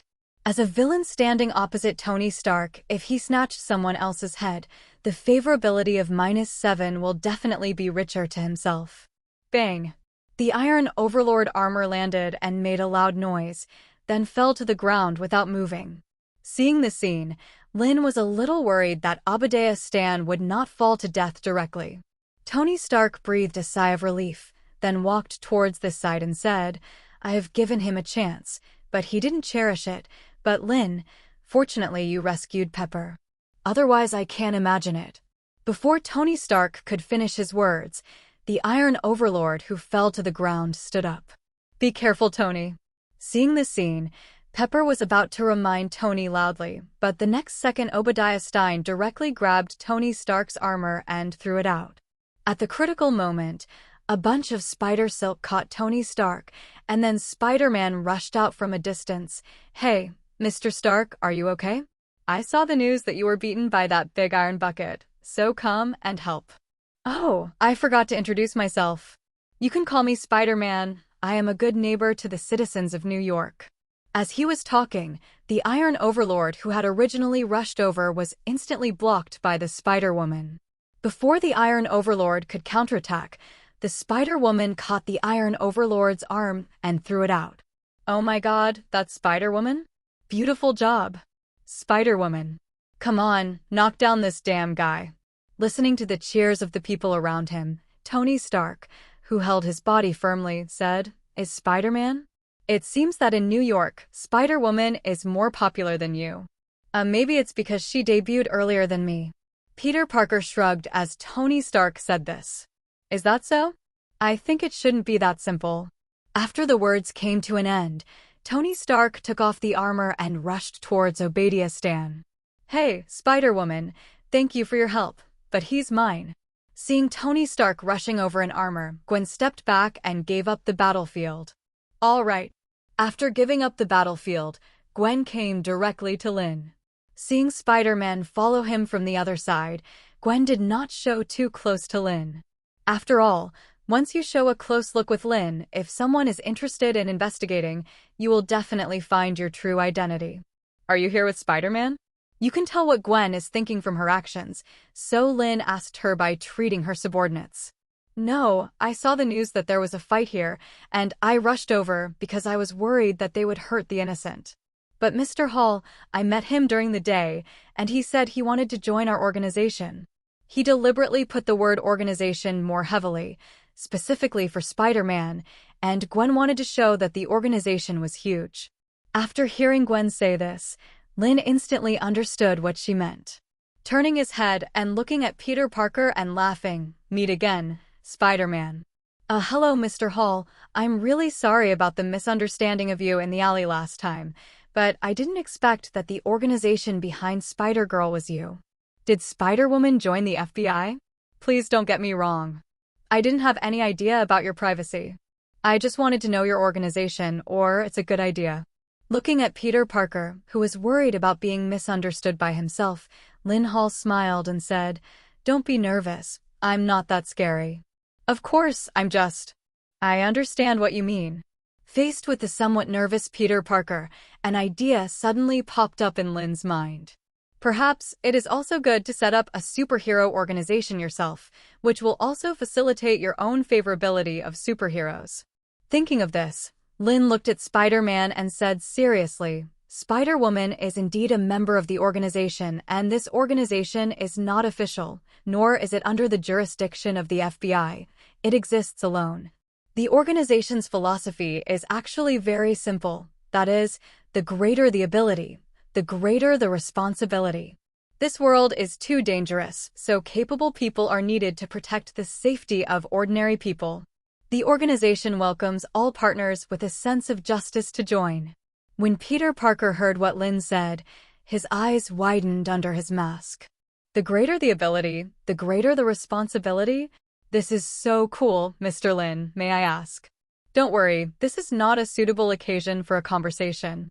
Looking at the somewhat excited Peter Parker, Linn pointed to Tony Stark, who was thrown out by Iron Man again, and said, "I will find you after this matter is over. We will talk about this matter then." When he heard what Linn said, Peter Parker nodded hurriedly. On the other side, Tony Stark, who was thrown out, fell to the ground and gasped. At this moment, the energy displayed by the armor was almost exhausted. "Tony, do you need help over there?" Looking at Tony Stark, who was slow to get up, Linn Hall asked. "Damn it, okay Linn, I think I really need your help. Damn it, if Obadiah Stane hadn't taken my arc reactor and forced me to fight with the old reactor, I would have gotten rid of him long ago." Listening to Tony's stubborn words, Linn smiled. Peter Parker on the side was just about to volunteer to show off in front of Linn. But Linn waved his hand and then said to Polaris, who was watching the excitement beside him, "Lorna, this big guy is left to you." Hearing Linn say that this big guy is left to him, Polaris nodded coolly and then walked towards the battlefield. "Mr. Linn, is this little girl also in your organization? I think she is only in her teens now, my god." Seeing Polaris just blinking and pressing the Ironmonger, who rushed towards Tony Stark heavily to the ground. Then a layer of green energy covered the Ironmonger armor, and then the armor gradually began to be peeled off. Seeing the scene, Peter Parker asked Linn with a surprised look, "This is too cool. What is her ability? Is it the ability to control magnetic fields and metals? Also, Mr. Hall, is she also a member of the organization?" Hearing Peter Parker's surprised tone, Linn Hall did not answer. He walked forward and looked at Obadiah Stane, who was stripped of the armor, and then walked to the NYPD, who came to show his ID. He took a pair of handcuffs from them and handcuffed Obadiah Stane. Facing Obadiah Stane, who stared at him with hatred and kept cursing, Linn Hall smiled and said, "It's not too late to retaliate against me when you go to hell." After that, Linn stuffed him into a police car and said to Tony Stark, "Tony, this guy has already posed a threat to national security, so he belongs to me." Facing Lynn's reason, Tony mistakenly thought that Linn was worried that he would be soft-hearted and let him go again, and he would pose a threat to himself and Pepper in the future. So he prepared to deal with him as a friend. Thinking of this, Tony Stark nodded. At the same time, inside S.H.I.E.L.D. What a wonderful show. Looking at everything that happened on the computer, Nick Fury looked up at Hill. "Look, the battle between Tony Stark and Obadiah Stane actually attracted Spider-Woman and Spider-Man, who we are paying attention to. Hill, I read your assessment report on Spider-Woman and Spider-Man. Do you think S.H.I.E.L.D. can recruit them?" Facing Nick Fury's inquiry, Hill said, "At the beginning, I was 70% sure. After all, once they know what kind of help S.H.I.E.L.D. will bring them, it will be difficult for them to refuse. But now I think the possibility has been reduced to 30%, or even lower." "Because of Linn Hall?" "That's right." Nodding, Hill looked at Nick Fury and said, "In the beginning, the focus of the media shooting has always been on Tony Stark and Obadiah Stane. But since Spider-Woman and Spider-Man appeared, they have attracted the attention of the media and the public. From the footage they shot, Spider-Woman and Spider-Man obviously know Linn Hall." Speaking of this, Hill used holographic images to enlarge the screenshot of the video she had just taken on the tablet. After Spider-Woman came to Linn, she didn't seem to be so familiar with Linn Hall. But when she was talking to Linn, her body subconsciously leaned towards Linn Hall, and she didn't have any sense of defense during the whole process. This kind of closeness and trust shown in the subconscious is something that ordinary people can't achieve. Spider-Man, on the other hand, although he also knows Linn Hall, doesn't have the intimacy that Spider-Woman subconsciously shows. Hearing Hill's analysis, Nick Fury nodded in approval. But he paid more attention to the three women around Linn Hall. Barbara Kent, nicknamed the Stowaway, has the ability to open a portal and transport people or objects to a designated location. When Coulson and Linn found the Stowaway together, he wanted Barbara Kent to join S.H.I.E.L.D., but it was obvious that she trusted Linn Hall more. As for the other two girls, the girl with dark green hair has abilities very similar to Magneto. At this point, Nick Fury looked at Hill and said, "Now with Linn as the core, there are several people with extraordinary abilities gathered around." Hill, send someone to contact Linn again, although he has repeatedly rejected Coulson's invitation. But I always feel that he should belong to S.H.I.E.L.D. After hearing Nick Fury's instructions, Hill didn't know where he got such sufficient confidence. But he still stood up and said, "Okay, this time I will let Natasha go to recruit." Watching Hill turn and leave, Nick Fury opened the drawer and took a look. In the drawer was a plan for a superhero team. The battle between Tony Stark and Obadiah Stane attracted a lot of attention. It triggered a craze in just a few days. This battle not only attracted the attention of Hydra and S.H.I.E.L.D., but even the military took action. Although Tony Stark has long announced the permanent closure of Stark Industries' weapons department, and even many military orders have been snatched away by Hammer Industries. But in the final analysis, the military trusts the weapons made by Stark Industries more. At first, when they saw Tony Stark wearing armor, but said in front of the media that it was a mechanical prosthesis. The military wanted to order these mechanical prostheses, but they did not force it after being rejected by Tony. But now, when they saw the battle between the mechanical prostheses mentioned by Tony and Iron Man, they felt that this was the weapon the military needed most. In the past few days, countless people have lobbied Tony Stark to make armor for the military. Even roads had to be ordered to find Tony Stark many times. Of course, in front of this group of crazy military, a certain colonel's focus was different. And at this moment, the colonel seemed extremely irritable. "FUXX, you are a bunch of idiots. Since the wanted order has been issued, why don't you search carefully? Open your eyes and take a good look. She has inherited Magneto's ability. You are a bunch of damn idiots. If you can be more careful, you can catch her earlier. Then there will be a perfect gene sample in the laboratory right now." Listening to Colonel Stryker's constant angry curses, the military's men all lowered their heads and dared not speak. After Stryker finished his temper, one of the officers said cautiously, "Colonel, I think it's not too late for us to find her now. After all, she and her companions are wanted by the military, and we can find Linn Hall." Before the officer finished speaking, Stryker took the information and hit him in the face. "FUXX, are you a fucking idiot? You can think of it, can't Linn Hall, who is an FBI, think of it. He has brought Magneto's daughter with him. Do you still think that the wanted order from 2 years ago is still useful? Now if you go to ask for someone, do you believe that Linn Hall will not only not hand over the person, but will even immediately set his sights on me? Don't forget the tailhook incident that year." Halfway through his words, Stryker shut up. This is a scandal after all. Took a deep breath, Stryker waved everyone away, and then after thinking for a moment, he called his superior. Tony Stark's matter was completely resolved, but Linn Hall did not choose to send Obadiah Stane directly to VIP room number 1. Instead, he temporarily locked him up in prison, and when the storm was over, he personally let Obadiah Stane commit suicide in prison. Sitting in the office, Linn Hall flipped through the information of his opponent. Although Director Duke said implicitly that the position of Agent Chief next year would be his. But before the specific results come out, it is best not to believe the promise easily. What's more, Kenny Davis's uncle is the Deputy Minister of the Department of Justice. Although the FBI has great power, it is under the jurisdiction of the Department of Justice. Even the director of the FBI has to give face to the Deputy Minister of the Department of Justice. Not to mention Duke. Even if his other identity is Hydra.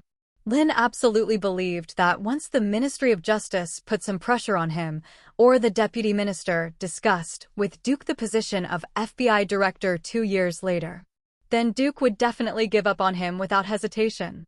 "People, you must rely on yourself." Jessica said Kenny Davis was ready to deal with him. So Linn decided to make Kenny Davis disappear physically in a reasonable and verifiable way. It would be even better if his uncle could be sent to hell together. Flipping through Kenny Davis's information in his hand, Linn was looking for a suitable target. In order to get promoted over the years, Kenny Davis hurt many people and even caused many people to lose their families. So for a while, Linn found that he had too many targets to use. After screening, Linn Hall found a candidate named Jonathan Pauly. Jonathan Pauly, 27 years old, was once a top-rich second generation.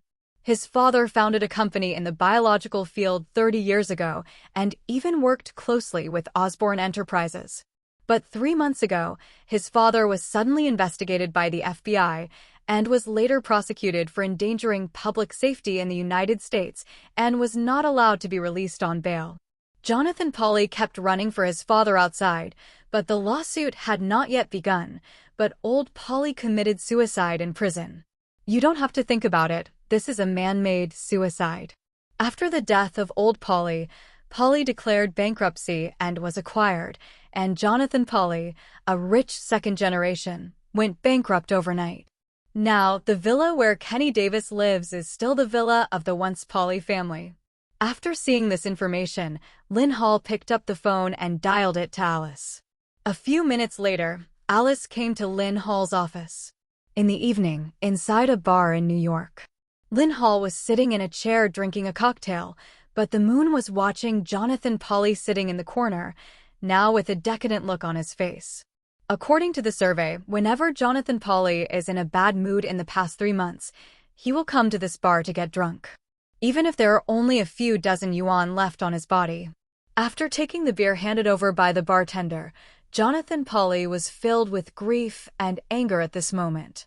The cost of one night was enough to buy this bar. But now I have fallen into being able to drink this cheap drink. I also thought that when I came to ask for help, those friends who used to be flattered by me in the past, now they looked disgusting. Jonathan Pauly was filled with anger. FUXX, it's all things raised by a bunch of bitches. After cursing angrily, Jonathan Pauly picked up the wine glass and drank it all. All my family, wealth, and friends were lost overnight. Even his girlfriend abandoned herself and became the toy of the damn FBI agent. After drinking a few glasses of wine in succession, Jonathan was a little drunk and hazy at this time. Just when he was in a state of grief and anger, a beautiful woman walked up and smiled and said, "Handsome guy, do you mind playing a table?" Looking at the woman who suddenly met her, Jonathan, who was already a little drunk, raised his head. For some reason, he felt that the girl in front of him was very similar to his first love temperament. Drinking alone is too boring. Why don't we be a companion? As he said that, the woman asked the bartender for 2 glasses of wine and then started chatting with Jonathan. Not far away. Seeing this scene, Linn Hall retracted his gaze. The bait Alice has been looking for has been put down, and the murder plan has officially begun to be implemented. "Handsome guy, can you give me a drink?" Just as Linn was about to leave, a tall and beautiful woman came to Linn and chatted with her. Not far away, Natasha, who was also preparing to come over to meet Linn, saw someone picking up her target first. Then he sat back on the chair. At the same time, he looked at Lin Ning's direction with interest. Just after finishing the mission, Natasha Romanoff was preparing to take a few days off. But unexpectedly, Hill asked himself to find a way to recruit Linn Hall. Even more coincidental, Linn Hall actually appeared in the bar he frequented. Although it was a coincidence, after seeing the target appear, Natasha quickly formulated a recruitment plan in her mind. Unfortunately, before he could appear, Linn was asked to be picked up by someone. After watching and chatting for a while, Linn actually took the woman out of the bar. Natasha curled her lips and then followed her out. Inside the alley. You're too impatient. I don't think this is a good place to do business." Seeing Linn in hurry to take herself to the deserted alley, the woman covered her mouth and giggled. But before she could continue to say something, the next second Linn Hall suddenly stretched out her hand and pinched her neck and raised her up and pressed her against the wall. "Let go."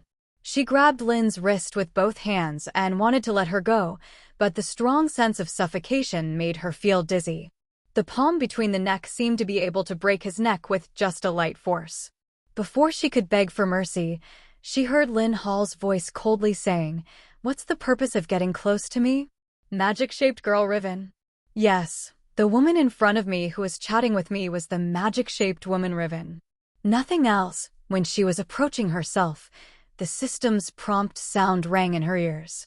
Riven duck home, favorability, 2. Although I don't know why the magic-shaped girl actually has a 2-year-old liking for her. But Linn speculated that this is likely to be related to Polaris Lorna. Apart from that, Linn could not think of a second explanation. After all, as an old friend of Magneto, it is normal for the magic girl to know the existence of the North Star. Just as Ning was tying the magic-shaped woman's neck and preparing to question, the next second, bursts of lightning suddenly sounded in the night sky. As lightning thunder and lightning illuminated the alley, the storm girl Olaro and the phoenix girl Jean Grey fell from the sky. Long time no see, Mr. Hall. Looking at Linn Hall, who was holding the magic-shaped woman's neck with one hand, the phoenix girl walked forward and said hello. Haven't seen you for a long time. Looking at Jean Grey and Olaro coming, Linn Hall asked, "Are you here for her?" "Besides, I said last time that you can just call me Linn." "Okay, Linn, we are indeed here for Raven." Nodding, Jean Grey said, "Since the Mutant War, members of the Brotherhood of Mutants have been scattered all over the world. During this period, we have been tracking their tracks, but we have never found them. Until this evening, the professor suddenly sensed Raven's tracks, so he sent us here." Speaking of this, Jean Grey stepped forward. "Linn, I know this request is a bit excessive, but can you hand her over to us and take her back? The professor wants to know what conspiracy Raven was planning during her disappearance." Hearing Jean Grey's request, Linn Hall glanced at Raven in his hand, whose face was a little red because of suffocation. Thinking about it, he handed her to Jean Grey. "Thank you, Linn." Looking at Linn Hall actually agreed to his request. Jean Grey, who thought it would be difficult to achieve her goal even after a lot of talking, was extremely surprised at this time. Although she knew from the last Adam Morris incident that Linn Hall had good intentions towards mutants. But she didn't expect that she was really willing to believe them. Jean Grey favorability, 4. Hearing the system prompt, Jean Grey's favorability increased by 1 point compared to the last time. Linn looked at Jean Grey, who thanked her very sincerely and said, "You're welcome. Although other people or some official organizations are hostile to mutants, I am an exception." Olaro favorability, 4.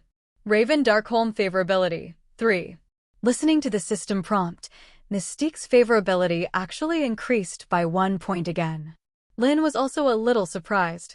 After thanking Linn again, Jean Grey and Olaro took Mystique away.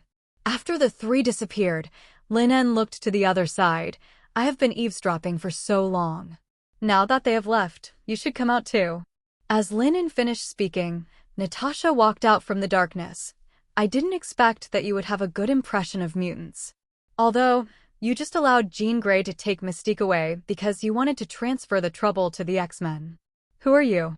Looking at Black Widow, who came out of the shadows, Linn pretended not to know her and asked. Yes, the reason why he allowed Phoenix and the others to take Raven away was that Linn was ready to throw the trouble away. Since Magneto was captured, many members of the Brotherhood of Mutants have gone into hiding. The last time he captured Adam Morris, Linn heard Scott mention it. He guessed that as one of the main members of the Brotherhood of Mutants, Mystique Raven still had some members of the Brotherhood of Mutants in her hands. Now, Mystique took the initiative to talk to me in the bar. Although I don't know what her purpose is, I can be sure that she wants to use me for something. But now that she has been taken away by Jean Grey, the trouble has shifted to the X-Men. S.H.I.E.L.D., Natasha Romanoff. In response to Linn's inquiry, Natasha shrugged and said, "The director hopes that I can recruit you. Mr. Hall, you have been in contact with S.H.I.E.L.D., so you should understand that compared to the FBI, S.H.I.E.L.D. can.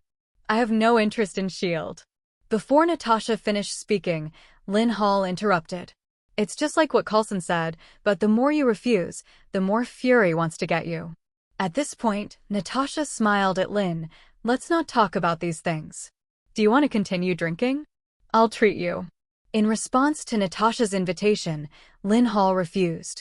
After Linn Hall left, Natasha took out her mobile phone and called Hill. Linn Hall refused? Yes, and I found that he seemed to be full of distrust of S.H.I.E.L.D. Walking out of the alley, Natasha said, although he didn't show it obviously, I can sense his rejection of S.H.I.E.L.D. from his words. How could it be? Hearing Natasha say this, Hill on the other end of the phone said, Coulson has recruited him more than once. Although Linn Hall refused every time, he never showed any rejection of S.H.I.E.L.D. Not to mention distrust. Where does his emotion come from? Unless something happened during this period, he will not trust S.H.I.E.L.D. I don't know about that. Back in the car, Natasha started the car and said, but he does not trust S.H.I.E.L.D. By the way, I'm going to drive back to the apartment, but I drank 2 glasses. If I'm caught by the traffic police, don't forget to cancel the ticket for me. After all, I drank 2 more glasses because of the mission. Natasha hung up the phone without waiting for Hill to answer. On the other side, sitting in the co-pilot, Linn thought about the conversation with Natasha. He implicitly showed his rejection and distrust of S.H.I.E.L.D., and Black Widow should have discovered it. This was a foreshadowing for him to sell out Hydra in the future. When Hydra is exposed in the future, he will have an excuse. Leaning on the passenger seat, Linn asked Alice to start the car. After all, he had drunk alcohol, so how could he drive himself? Boss, Claire has approached Jonathan Polly as planned. It won't be long before Jonathan, who is nothing, will fall madly in love with Claire. So, boss, what should we do next? Faced with Alice's inquiry, Linn looked at the night view that was constantly receding outside the car window and said, I want to make Jonathan completely crazy and then kill Kenny Davis, the enemy, with my own hands. This is not easy, boss.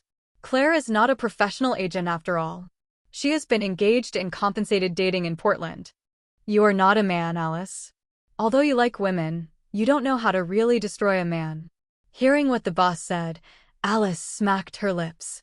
After driving Linn back to his big flat, seeing Linn getting out of the car and preparing to leave, Alice suddenly said, Boss, although I am not a real man, Laura 13, Lorna 14, boss, you, a real man, must control yourself.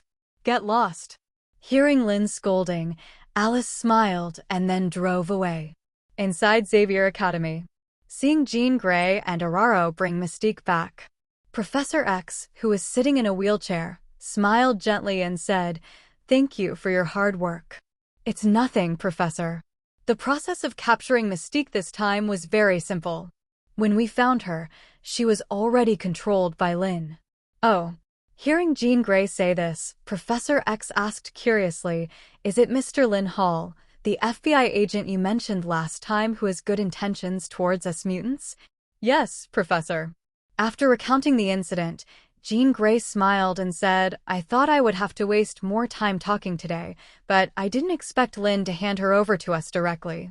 At this point, Jean Grey whispered, It's a pity that although Linn has good intentions towards mutants and is one of the few official members who is willing to be friends with mutants, the bill we proposed cannot use his power. Otherwise, you are too impatient, Jean. Sooner or later, we can achieve peaceful coexistence between mutants and ordinary people through our own efforts. Hearing the conversation between the two, Mystique on the side laughed. What are you laughing at? Looking at Mystique's smile, Wolverine Logan, who was holding a beer, frowned and asked, What am I laughing at? Of course I'm laughing at you. Looking at the people in the room, Mystique said disdainfully, Let's not talk about the stupid idea of peaceful coexistence that you insist on. Let's talk about the way you make friends. You keep saying that Linn is a friend of mutants and he is kind to you, but you want to use his kindness and identity to achieve your goals. You feel it's a pity when your goals cannot be achieved. TSK, is this what you call a friend? No wonder Eric looks down on you. Hearing Mystique's words, everyone present was stunned for a moment, and Jean Grey and Storm's eyes flashed with a trace of shame. They did have this idea, after all, Linn's identity was there. But after hearing what Mystique said, both of them felt very ashamed. Sorry, I was wrong, Professor. I was too utilitarian. I will find a chance to apologize to Linn. Hearing Jean Grey's active admission of fault, Professor X smiled and nodded. Turning his head to look at Mystique, Professor X asked, "Raven, don't waste your breath. Can you read other people's thoughts?" Before Professor X finished speaking, Mystique said, "So if you want to know something, just go and see it yourself." Hearing what Mystique said, Professor X whispered, "Raven, everything you and Eric did." This time, it was not Mystique who interrupted Professor X, but the alarm sounded in the academy. The moment the alarm sounded, everyone in the room stood up immediately. "Scott, you and Logan go to protect those children. Oraro, let's go out to meet the enemy." Jean Grey took the lead immediately. No matter who the enemy was this time, the first thing to do was to protect the safety of those mutant students. Watching everyone leave, Professor X activated his ability to directly read Raven's thoughts. When Professor X saw Raven's plan, his face suddenly became serious. "Raven, you will kill all mutants like this." "Oh, your trick is outdated, Charles." Looking at Professor X, Raven's face showed a crazy look. Eric is right. At the same time, in the Pentagon, protecting officials to move to the basement, some guards kept shooting at the invading mutants. The White House. Amid the piercing alarms, the guards kept covering the president to hide in the safe house and kept calling the military for support. In a military base somewhere in New Jersey, screams rang out one after another, and the flames and bullets of the explosions bloomed at night. Outside the special prison where Magneto was imprisoned. After checking the time, the mutant hiding in the dark said to his companions, "Smith, can we start now?" "Wait a minute." Staring at the prison in front of him that was under strict military surveillance, Smith did not look anxious at all. Time passed by minute, and when the lights in this special prison went out in an instant, Smith's hands turned into two long knives. Action. With Smith's order, the next moment, all the members of the Mutant Brotherhood around immediately launched an attack. Just a moment later, screams continued to be heard inside and outside the prison. At the same time, at James Duke's home. What? Damn it, those mutants actually made such a big noise. They even dared to attack the Pentagon and the presidential palace. Hearing the unfriendly tone of the FBI director on the other end of the phone, James Duke said solemnly, "Don't worry, Mr. Director. I will be on alert immediately." After hanging up the phone, James Duke called Alexander Pierce. As the call was connected, Duke said directly, "Pierce, you know what happened just now." On the other end of the phone, waved his hand, indicating Sitwell to leave. When he was the only one left in the office, Alexander Pierce smiled and said, "How could I not know about such a big thing?" After S.H.I.E.L.D. got the news, they sent people immediately. Even Nick Fury personally led a team to the White House for support, Hearing what Pierce said, James Duke said, "I didn't expect that after we gathered most of the members of the Brotherhood of Mutants, the remaining group of people could still make such a big fuss. Isn't this a good thing?"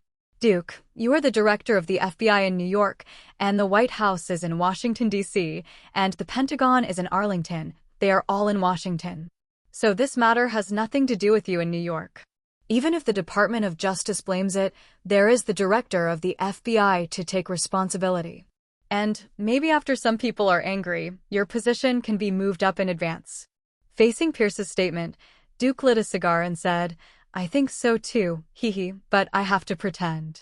After hanging up the phone, James Duke dialed a number again. Half an hour later, in the New York FBI. What happened? Miller Field, who came in a hurry, looked at the serious expression on the face of his supervisor, Rich Hood.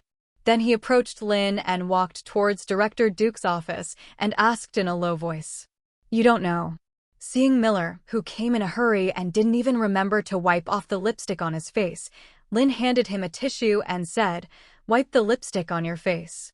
Miller Field blushed after taking the tissue handed over by Linn. "This is what my wife left behind, not from a female college student." Looking at Miller Field, who was somewhat embarrassed, Lynn Hall said, "Whether it's your wife's or a female college student's, be careful at this time, don't offend the director." Hearing what Lynn said, Miller Field nodded repeatedly. While wiping the lipstick marks, he asked, "So, what big thing happened that brought us all together in the middle of the night?" "It's really a big thing." While walking towards the director's office, Lynn told Miller what happened. Behind them, another assistant agent director, Alan Maxey, had a very gloomy expression. As an assistant agent director, Alan Maxey naturally knew that Richie Hood would be idle next year, and the new agent director would be born among the four of them. But before the family counselors behind him could make a move, the Ministry of Internal Affairs actually took the lead in getting their evidence of guilt. When Alan saw the evidence, he was sweating coldly. If it were normal, these so-called evidence of guilt would not have much to do with it. But it happened at this time. Later, Director Duke called him over and scolded him, although the matter was lightly covered. But Alan knew that he was out of the competition for the position of director. Looking at Linn Hall, Alan thought for a moment, then shook his head. It couldn't be him. After all, although Linn was the strongest among them, he was too young. And the only force behind him was his adopted father, the director of the New York Police Department. But in the FBI, George Stacy was not as influential as the members of his family. Miller Field was also impossible. He was just a white body. So, who has the greatest chance of becoming the director next year? Thinking of this, Alan Maxey stared at Kenny Davis. There are several members of Congress in his family, but Kenny's uncle is the deputy minister of the Department of Justice. So, after he was out, the only guy who could become the director could only be him. FUXX. This bitch's adopted something. Feeling the sharp gaze behind him, Kenny Davis turned his head and took a look. When he saw Alan's eyes, Kenny Davis didn't take it seriously. It was just the gaze of a loser. In the future, he didn't know how this guy would lick his ass. Yes, Kenny thought the same as Alan Maxey. The only one who was qualified to compete with him was Alan. As for Linn and Miller, although he valued Linn and was ready to take action against Linn, but it was just to eliminate the last possibility of Linn. He knew Linn's ability, so he planned to slowly train Linn after becoming the supervisor and turn Linn into his running dog. Looking at the two people looking at each other, Miller Field on the side sneered in his heart. Two idiots, they don't know how much the director and the supervisor value Linn. Yes, if it wasn't for the last time that his application for the town incident was rejected, I'm afraid I don't know how important Linn is in the director's heart. In the director's office. When Richie brought Linn and others to Duke's office, the heads of various departments had all arrived. Seeing that everyone was there, James Duke said angrily, "You should know what has happened." Damn it, that group of crazy mutants actually attacked the Pentagon and the presidential palace. This is a provocation, a naked provocation of the mutants to our FBI. Our FBI's duty is to protect the security of the country. We must never let go of these mutants who endanger national security. At this point, James Duke looked at everyone. From now on, the New York FBI will enter a state of emergency, and all departments will take action. Once a mutant enters New York, it would be better to catch him by mistake than to let him go. Yes, Director. After hearing Duke's order, everyone stood up immediately. In addition, the Field Service Department sent an elite team to Washington, led by an assistant director, to assist the headquarters in capturing those damn mutants. Hearing Director Duke's words, Richie had looked at the four assistant agent directors behind him. Kenny Davis spoke first before Linn could speak after receiving Richie's gaze. "Director, I apply to lead the team this time. This is an opportunity to show up in front of the headquarters," so Kenny Davis was the first to apply. Alan Maxey, who was standing by, also applied. Although he was out of the competition for the director next year, if he could make a great contribution in this operation, he might have the opportunity to rejoin the battle. Seeing that Alan and Kenny took the initiative to volunteer, Duke nodded and then looked at Linn Hall. "Director, I recommend that Miller lead the team this time." Seeing Duke's gaze, Linn said, "This time the mutants have caused such a big commotion in Washington. The general administration will definitely send out its best forces to capture them. Everyone's attention is focused on Washington at this moment, and no one can be sure whether New York will be the next target of the mutants. So compared to Washington, New York is also very important. Miller has strong leadership ability, and his personality is stable enough, not greedy for merit and reckless, so I think he is the best candidate for this mission." Kenny and Alan looked at him at the same time when they heard that Linn actually recommended Miller to show up.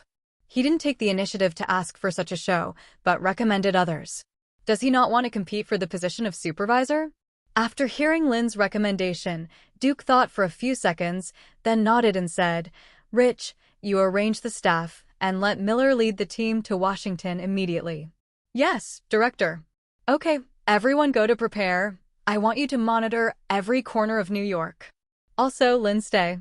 After hearing Duke's order, everyone went to prepare, only Linn still sat in his seat. After everyone left, Duke took out a cigar from the drawer and threw it to Linn. "I thought you would take the initiative to request to go to Washington.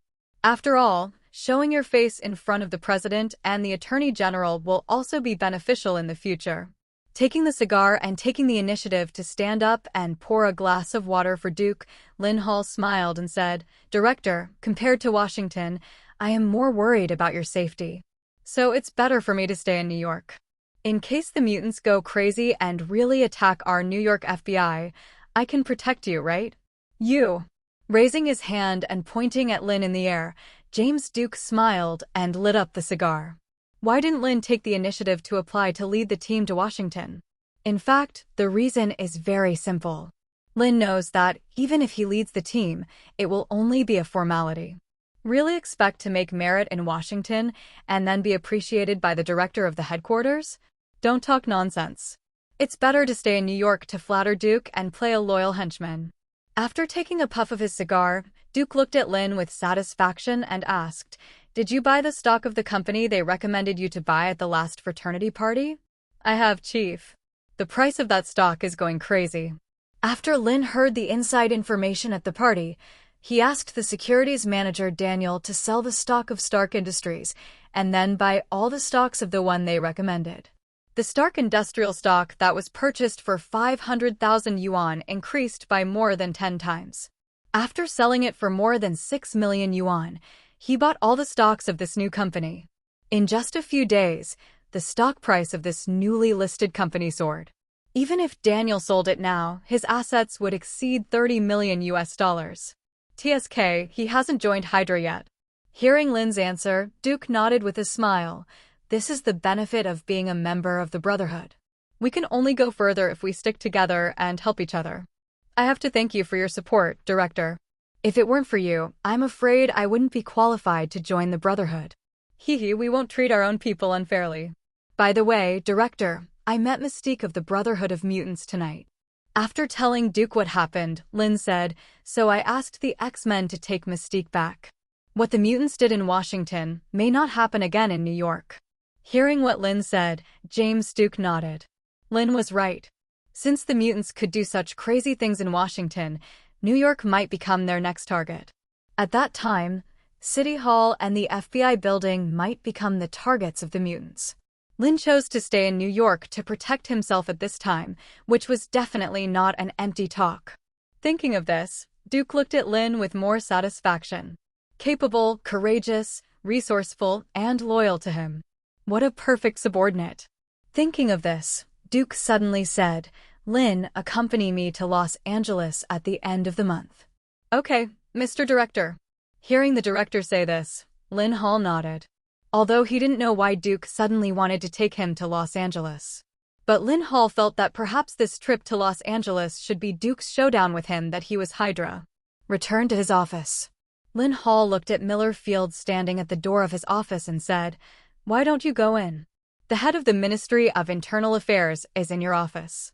Faced with Linn's inquiry, Miller Field shrugged.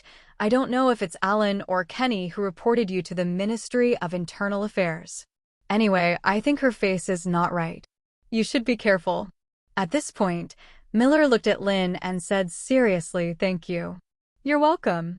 Raising his hand and patting Miller on the shoulder, Linn said, "I won't let my people suffer."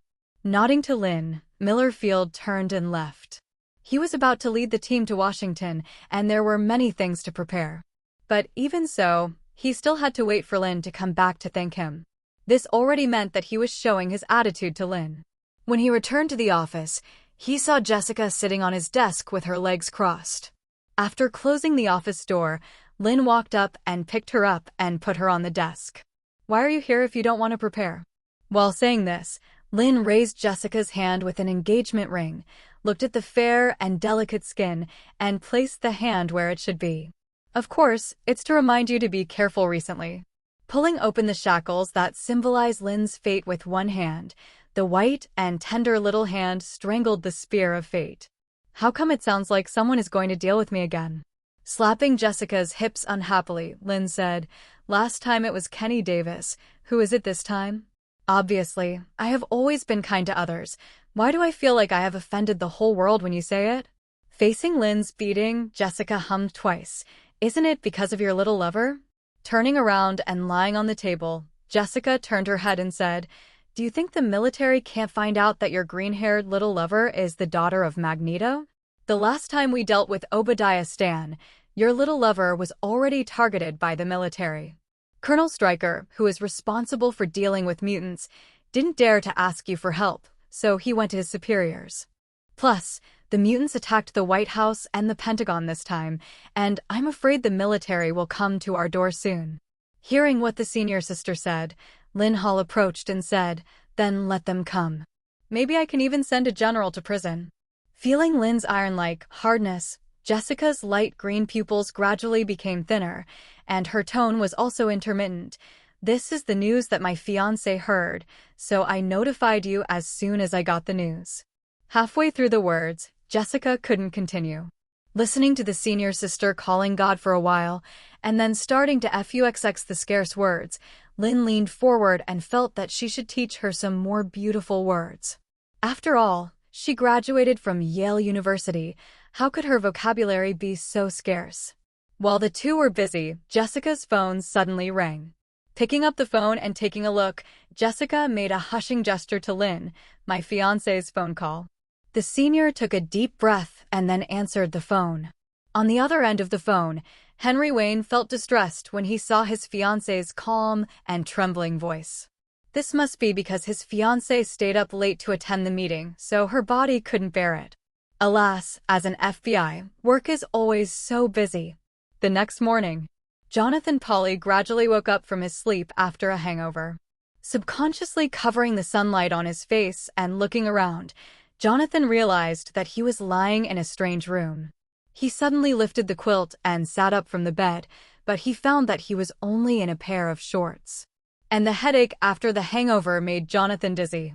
He closed his eyes and took a deep breath, recalling what happened last night in his mind. It was as if he was drinking in a bar, and then he was approached by a woman with a great figure who looked like his first love. "You're awake." As the door opened, a woman in suspenders walked in. "Who are you?" Looking at the familiar-looking woman in front of him, Jonathan Polly recalled that it was she who approached him in the bar last night. "Jonathan, it seems that you really forgot me." Claire picked up the pants from the stall and handed them to Jonathan and smiled. "That's right, you were a big shot in school at that time, and everyone was around you. How could you remember me?" Hearing Claire say this, Jonathan subconsciously took the pants and put them on. Just as he was about to say something else, he heard Claire smile and say, "Go wash up first, I've prepared breakfast." After that, Claire turned and left the room. More than 10 minutes later, in the restaurant. "Claire, are you saying that you are also from Dalton Middle School?" While eating breakfast, Jonathan looked at Claire. He really didn't remember that he had such a classmate. "Yes, but we are not in the same grade. I am 1 year younger than you." Handing the bread to Jonathan, Claire showed a very healing smile on her face. "You were a star in the school at that time. No matter where you went, there would be a group of people around you. I had a crush on you at that time, but unfortunately you never paid attention to me." Faced with Claire's frankness, Jonathan was silent for a moment. "Sorry, I really don't remember." "It doesn't matter, after all, it was more than 10 years ago. I went to Europe for college and just returned to New York some time ago. I didn't expect to see you in the bar last night." Hearing Claire say this, Jonathan ate breakfast silently. But he soon laughed at himself and said, "I'm sorry to disappoint you. I didn't expect that more than 10 years later, I would go from a rich second generation to a homeless person. If you hadn't brought me back last night, I'm afraid I would still be sleeping on a bench in the park." Looking at Jonathan's self-deprecating smile, Claire reached out and held Jonathan's hand, with a sunny smile on her face. I'm a little surprised, but not disappointed. Life is full of ups and downs. I believe that as long as you get through this difficult experience, you will always stand up. And if you don't have a place to live, you can live with me. If you don't have a job, don't worry too much. I still have some savings to help you until you find a job. At this point, Claire winked playfully. I'm sorry to say this, but I've wanted to sleep with you for more than a decade. Looking at Claire's healing smile like an angel.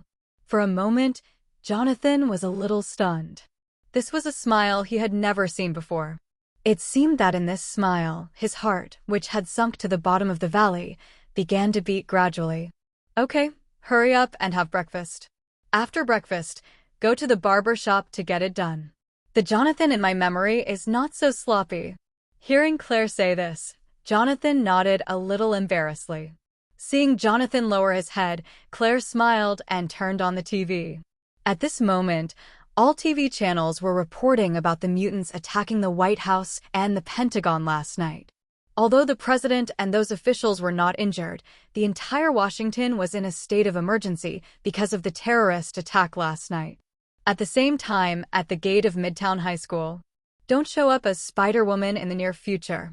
Gently rubbing Gwen's head, who was acting like a spoiled child, Linn said with a smile, last night's mutant incident put Washington on a citywide blockade, and New York has also implemented a semi-blockade. Now it's not just the FBI, all official organizations are hunting down dangerous elements, including mutants, gang members, and superpowers, so it's best not to show up Spider-Woman during this period, so as not to bring you some unnecessary trouble. Hearing what Linn said, Gwen nodded gently. Dad also told me to drive home immediately after school. If it weren't for the car he gave me on my birthday, Dad would have driven me to school every day. Putting her head on Linn's shoulder, Gwen kept acting like a spoiled child. When it was almost time for class, Gwen raised her head and said to Linn, well, I'm going to college next year, so clean up my room for me. It's already cleaned up, just waiting for you to move in next year. Go to class, you'll be late. Gently patting Gwen's little butt, Linn said with a smile. Standing on tiptoe and kissing Linn on the lips, Gwen waved her hand and ran towards the school. As Gwen ran towards the school, Linn stared at her back for a while, then took out her mobile phone and sent a text message. In the car. Is this Linn's girlfriend? She's very beautiful. Laura, who witnessed everything happening outside, looked at Gwen's back and then said to Polaris beside her. Hearing what Laura said, Polaris nodded gently. But her face was full of melancholy, as if she was worried about something. Don't worry, although the mutants made such a big fuss last night, our current identity is the FBI, and with Linn here, no one can hurt us. Knowing what Lorna was worried about, Laura took Polaris's arm and comforted her. The media said that the mutants who attacked the president were all members of the Brotherhood of Mutants. I'm worried. Oh, you're just too extreme. You always tend to think the worst of things. Pinching Polaris's cheek, Laura said, even if they are all your father's men, what does it have to do with you? If you are really implicated, do you think Linn will still take us wherever he goes like before? I hope so. Looking at Linn outside the car window, Polaris said softly. A few minutes later, when Peter Parker ran out of the classroom, he saw Linn standing in front of the Chevrolet at first sight. Mr. Hall, Linn, what do you want to talk to me about? When he came to Linn, Peter Parker asked a little stiffly. He didn't know why Linn, as an FBI agent, suddenly came to him. It wouldn't be because his identity as Spider-Man was exposed. Peter, you've been doing pretty well recently, and you've gained a lot of fans online. When Peter Parker heard Linn say that, he was shocked, but he shook his head calmly and said, Linn, I don't understand what you're talking about. Looking at Peter Parker pretending to be stupid, Linn smiled and said, didn't you consult me about the organization during the battle between Tony and Obadiah? It's just that it wasn't the right time to talk about it. I told you that I'd contact you later. Now, do you understand what I'm talking about, Spider-Man? Looking at Linn's gentle smile, Peter Parker froze in his tracks. Back to the classroom. What's wrong? Looking at Peter Parker, who was a little dazed after returning to the classroom, Harry Osborn asked curiously, Does Linn have anything to do with you? Nothing. Looking at his friend's curious look, Peter Parker quickly shook his head and said, "The teacher is here." Harry, who had wanted to ask Peter something, shut up when he saw the teacher walk into the classroom. But he was still a little curious. What did his idol want to talk to Peter about? Why was Peter absent-minded after he came back? Could it be that Linn wanted Peter to join the FBI? Peter Parker didn't know how much Harry envied him at the moment. He kept thinking about what Linn said to him after he exposed his identity. He told himself not to appear in New York as Spider-Man in the near future. And after the matter is over, I will win over myself to join that organization. Hell, how did Linn find out that he is Spider-Man? It's obvious that I'm hiding very well. Although he said that there was no other person besides him that he knew that he was Spider-Man. But what if others know? Thinking of this, Peter Parker became worried. It seemed that after joining the organization founded by Linn, he had to help hide his identity. Peter Parker has no resistance to joining the organization founded by Linn. After all, the sentence, "The greater the ability, the greater the responsibility," made Peter Parker feel that having such an organization is simply too cool. At the same time, on a farm in New Jersey, the chief, the mutant fraternity members who invaded the White House and the Pentagon were all dead. Looking at Magneto in front of him, Smith reported, in addition, some of the brothers who invaded Xavier Academy were killed and injured, and Riven was even locked up by Professor X. Chief, I don't understand why you issued this order. Although you were locked in a special prison at that time, we can still easily rescue you according to our ability. There is no need to make such a big fuss. Magneto did not answer in response to Smith's inquiry.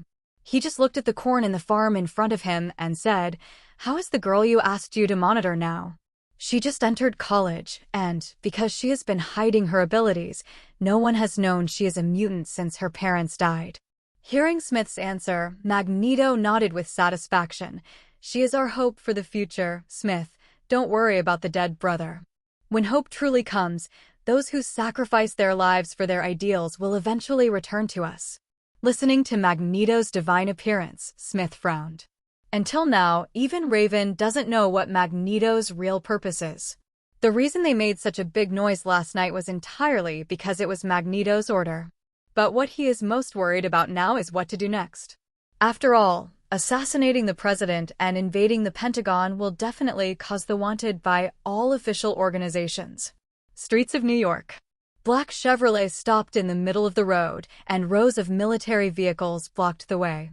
The leader Stryker walked down from the military vehicle, and behind him, a group of fully armed soldiers were on guard with weapons.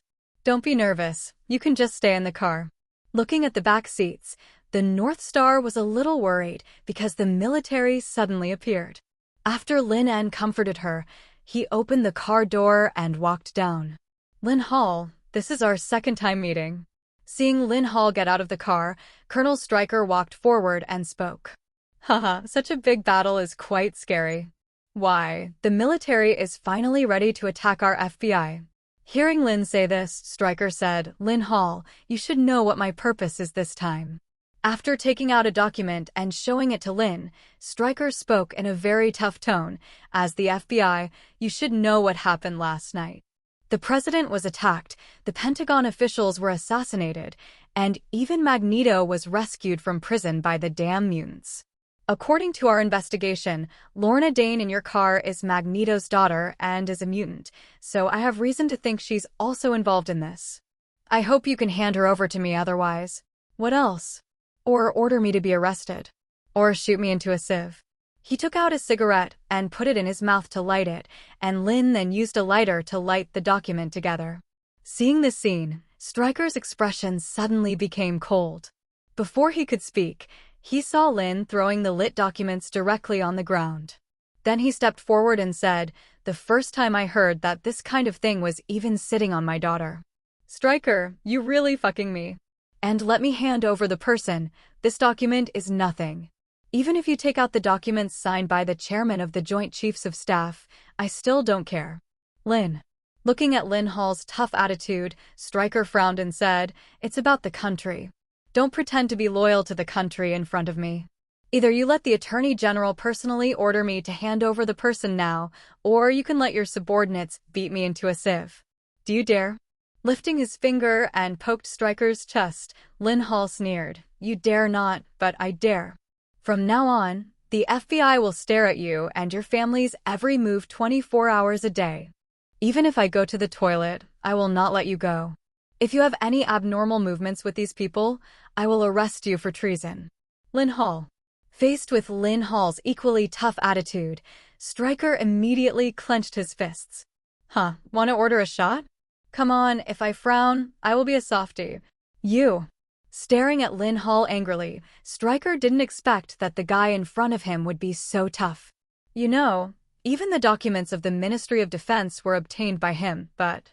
FUXX, damn FBI, damn system. Oh, you dare not? Pushing away Stryker, who was blocking him, Linn said directly, Since you dare not, let all your men get out of my way. A bunch of wimps. Watching Linn turn back to the car and start the car, Stryker clenched his fists and stared at the Chevrolet. Listening to the arrogant horn, Stryker took a deep breath and then ordered the military to get out of the way. Inside the car. Looking at Stryker's helpless and furious look through the rearview mirror, Linn laughed. Then he asked Laura and Lorna in the back row, Didn't scare you too? Of course not. Hearing Lynn's question, Laura excitedly leaned over and said, Linn, the way you just confronted Stryker and made him afraid to speak was so cool. This is the first time I know that the FBI has such great power that it doesn't even take the approval of the Department of Defense into consideration. Looking at Laura's excited chattering, Polaris next to her pulled her back and fastened her seatbelt. But when he looked at Linn, a different emotion appeared in his eyes for the first time. She lost her parents at a young age, was abandoned by her biological father in childhood, was discriminated against in an orphanage because of her mutant identity, and left the orphanage to hide for more than 2 years. This is the first time she has experienced the taste of security from other people. Although Polaris still had a tight face at this moment. But her eyes always drifted towards Linn unconsciously. Lorna Dane Favorability 5. Noticing the system prompt, Linn continued to drive in a good mood. Laura's favorability did not change, still 4 points, but Polaris's favorability directly increased by 2 points. Although she still looked cold, her favorability could not lie. Perhaps it would not take long before Polaris would open her heart to her. After returning to the FBI, Linn still told Director Duke about the matter. Although the FBI is under the control of the Department of Justice, it can ignore the idiots in the Department of Defense. But if there is a pot, it must be taken by your immediate superior, right? Faced with Linn's report, Duke did not care at all. Even if the mutants created such a horrific incident, it was not the turn of other departments to make comments in the FBI. More than half a month passed in a flash. In half a month, the FBI and other official organizations launched a focused attack on mutants. Many mutants were captured. However, Magneto, who was rescued from prison, was still nowhere to be found, and even the members of the Brotherhood of Mutants were not captured. Washington, which was in a state of emergency, gradually lifted the blockade, and New York returned to its normal state. In prison. Are you here to laugh at me? Looking at Tony Stark, who came to visit him, Obadiah Stane asked. Yes, and I also want to know if you feel remorse for what you have done now. Facing Tony's words, Obadiah Stane laughed. This made Tony Stark frown. What are you laughing at? It seems that you are doing well in prison. You can still laugh. I really regret that I didn't do it to you earlier. I regret supporting those idiots in the Middle East. They dared to disobey my orders and didn't kill you at the first time. Looking at Obadiah Stane's stubborn appearance, Tony Stark stood up and said, It seems that you still enjoy the atmosphere of prison. Your condition is very wrong, Tony. Although you have been hiding, I know you too well. Hearing Obadiah Stane's words, Tony Stark's original cynical expression gradually disappeared, and the whole person gradually fell silent. Outside the prison. Sitting in the car, Linn smoked a cigarette and waited for Tony to come out of the prison. Linn knew very well that Tony Stark would definitely come to visit Obadiah Stane, so he kept him until today. But after today, he can send Obadiah Stane to see Mephisto. 10 minutes later. Tony Stark came out of the prison, opened the car door, and sat in the passenger seat. Seeing Tony, who was in a bad mood, Linn smiled and asked, "Are you okay? What can happen to me?" Faced with Linn's question, Tony shrugged. "I thought I would see Obadiah crying and kneeling in front of me to confess. TSK, the result is really disappointing. Linn, your FBI is not that good. You can't even make criminals realize their mistakes." Looking at Tony's stubborn look, Linn smiled and said, "That's easy. Throw him into the prison area of those big black men. I guarantee that he will kneel in front of you within 3 days. Kneel in front of the anorectal doctor." Seeing Linn shaking his head, Tony Stark suddenly said, "Are you free this afternoon? I have an appointment with Rod. Why don't the 3 of us go celebrate?" "Celebrate what?" "Celebrate that Obadiah Stan is about to kneel in front of the anorectal doctor." Tony Stark rolled his eyes at Linn and said, "Celebrate the launch of Stark Industries' new clean energy business. Your stock has doubled again. If I hadn't sold that stock, I should have celebrated it, but unfortunately, I have already sold Stark Industries stock some time ago, and the new stock I bought has increased my net worth several times." At this point, Linn looked at Tony and said, "Tony, you can't do it either." "Damn it." Seeing Linn's disdainful look, Tony turned his head and looked out the window.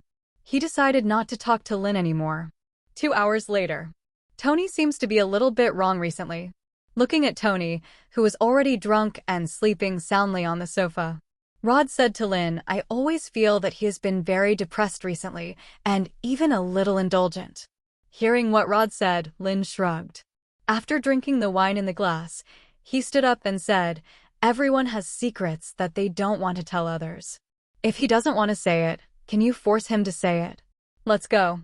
You are responsible for cleaning up the scene," Linn Hall said, looking at the living room full of wine bottles. The reason why Tony Stark is a little too indulgent is undoubtedly the palladium poisoning. Although he drinks the dark green vegetable juice every day, it doesn't have much effect. These things were originally done by Pepper, but since she became the CEO of Stark Industries, Tony has not yet recruited a suitable second life assistant. Seeing Linn preparing to leave, Rod stood up while speaking. After sending Linn to the door, Rod suddenly said, "Linn, can the surveillance on Stryker be revoked? This has had a great impact on him. He complained to his military superiors, and the general found the director of your New York FBI. As a result, your director Duke said that you have to make the decision on everything." At this point, Rod spread his hands and said, "Linn, I know Stryker. Let him come and admit his mistakes in person. Rod, Tony and I are friends, and Tony and you are friends too. We can be friends in private, but the FBI and the military have never been friends."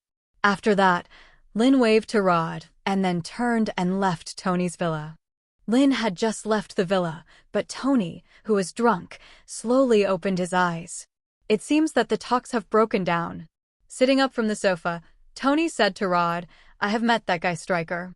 He has the same bad temper as Ross. It is impossible for him to take the initiative to apologize to Linn." Yes, this time the invitation was actually Rod's initiative to ask Tony for help. There was no way Linn did what he said. In the past half a month, Linn directly sent people to watch Stryker 24 hours a day. Even his family's every move was under the surveillance of the FBI. Not only that, the FBI also began to dig up all the things he had done in the past. If the FBI cannot be stopped, it will probably not be long before Stryker will be sent to prison for some things. Seeing that the FBI was really serious, Stryker could not withstand the pressure and directly asked for help from the military superiors. After the military failed to communicate with James Duke, they asked Rod to be a lobbyist, who made him have a good relationship with Tony Stark, and Tony Stark and Linn were also good friends. This was also the reason why Tony had to drag Linn over to drink and pretend to be drunk after visiting Obadiah Stane today. "I don't think so." Hearing Tony's evaluation of Stryker, Rod said, "Do you believe it or not? After I take Linn's words back, within 2 days, Stryker will bow to Linn?" "Really?" "Of course it's true." Seeing Tony's disbelief, Rod spread his hands and said, "Tony, you are not a military official, so you don't know what it means once you are targeted by the FBI. If they really want to do it, let alone Stryker, they dare to arrest even the Secretary of Defense. Speaking of this, Rod stood up and said, "Anyway, Tony, thank you for your help today and your recent mood." "I'm fine." Before Rod finished speaking, Tony Stark said directly, "I am Tony Stark, the greatest genius of this century." "Okay, genius, you're responsible for cleaning up the scene." Pointing to a pile of wine bottles on the ground, Rod picked up his coat and turned to leave. "I have to go back and tell my superiors the news immediately. FUXX. Watching Rod turn around and leave, Tony Stark directly raised a middle finger to him. After these two guys finished their own wine, they didn't even clean the room. In the car, "Linn, I can actually drive and act as a driver." Looking at Alice, who came to drive for Linn, Polaris, who was sitting in the back seat, suddenly spoke. Hearing Polaris say this, Linn glanced at her. Although Polaris is only 14 years old now, her height has reached 1.6 meters. "Alice, find time to get a driver's license for Lorna and Laura, so that you don't always have to wait for me to finish drinking and come to drive for me." Hearing what Linn said, Alice immediately said in a delicate voice, "Don't, boss, this is one of the few opportunities for me to show my courtesy to you. I'm still waiting for you to become a supervisor so that I can be promoted to assistant supervisor. Get out." Listening to Alice acting coquettishly to him, Linn immediately cursed with disgust. In the eyes of others, Alice is a tall and beautiful beauty. But in Linn's eyes, this guy is a man of the wrong gender. No matter who sees a man acting like a spoiled child, they will probably feel a chill. "Tisk, boss, you are discriminating." Alice was not angry when she heard the boss scolding her. After all, only she would be scolded by the boss. "By the way, boss, this time Tony Stark invited you to drink. Is it for Colonel Rhodes? To give you a chance to make peace with the military?" Faced with Alice's inquiry, Linn nodded. "Almost, but Tony's level of pretending to be drunk needs to be improved." As a top agent, Linn can naturally tell whether Tony is really drunk or pretending to be drunk. "Let's not talk about this. How is Jonathan doing?" Faced with Linn's question, Alice smiled and said, "According to Claire, Jonathan, who is nothing, has completely fallen in love with her. So the next plan can be implemented." At this point, Alice looked at Linn with some confusion. "Boss, Jonathan had a girlfriend before, but even when his girlfriend fell in love with Kenny Davis, Jonathan did not do anything extreme. Now, Claire, who has been with him for more than half a month, can make Jonathan lose his mind and assassinate Kenny Davis?" Faced with Alice's question, Linn relied on he smiled in the chair and said, "So, although you like women, you don't understand men. Alice, men's possessiveness is terrible, especially when you have nothing and live on the streets. The once superior life was lost overnight, and the women and friends who once surrounded you scattered. When you are about to die after seeing the coldness of the world and the sinisterness of people, a person who has loved you for more than 10 years suddenly appears. She doesn't despise you for having nothing. She carefully helps you wipe off the dirt on your body, just like a beam of sunshine illuminating your dark and lonely life." Turning his head to look at Alice, Linn said, "If it were you, what would you do?" Hearing Linn's description, Alice suddenly felt a little toothache. "I might use my life to protect this last bone like a stray dog." "Boss, you are indeed the master who plays with people's hearts. This is the control of human nature." Rearing from the seat, Linn said, "He should pay for everything he has done." As he was talking, Linn's cell phone suddenly rang. He picked up his phone and looked at it, and Linn said, "Go back to the bureau, there is a case."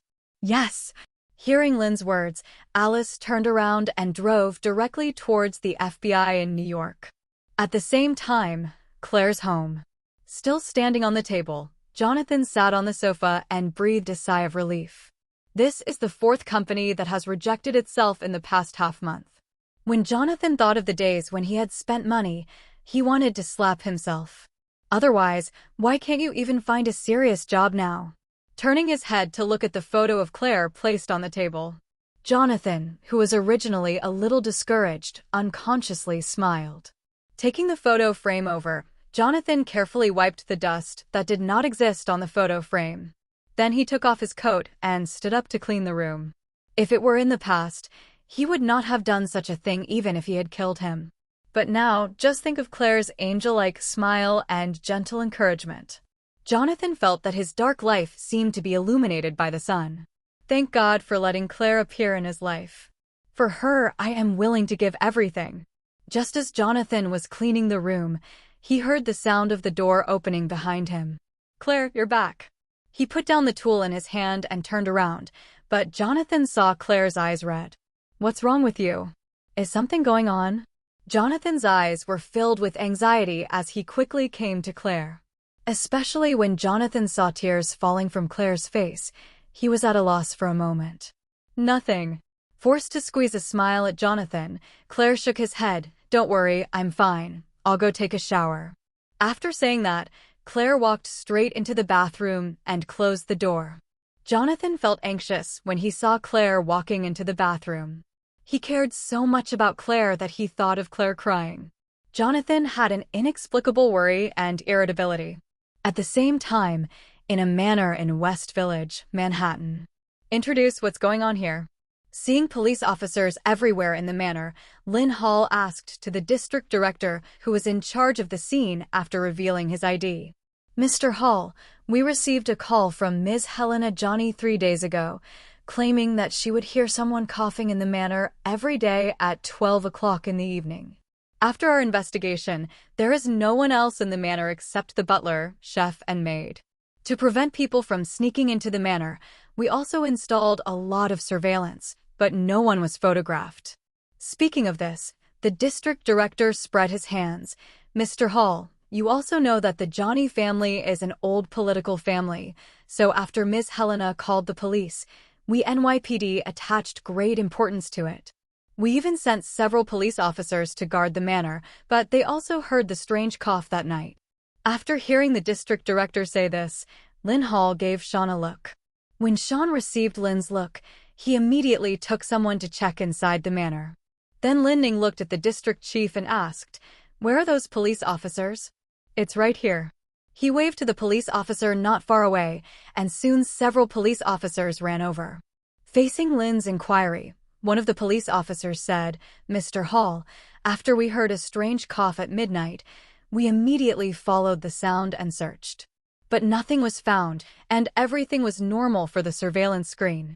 Speaking of this, the officer's expression became a little frightened, and during the search, we all felt creepy, like being deviled. "Shut up." Before the policeman could finish his statement, the district chief directly interrupted his retelling. Waving his hand, he asked him to go aside, and the district director continued to Linn. After the incident, Ms. Helena moved out of the manor. She was going to move after she had thoroughly investigated the matter. Come back and live. Mr. Hall, since the Johnny family is an old political family, the city hall keeps putting pressure on us, so I had no choice but to contact you, FBI. Speaking of this, the district director looked around. Then he said in a voice that only 2 people could hear, "Linn, this matter is extremely difficult. It is not only the Johnny family behind the current owner of this manor, but also because there have been several murders in this manor. Even before Ms. Helena bought the estate, the previous owners heard the cry of the undead in the middle of the night. So I suggest you better figure out how to throw this case to the rest of the FBI. Stop causing unnecessary trouble."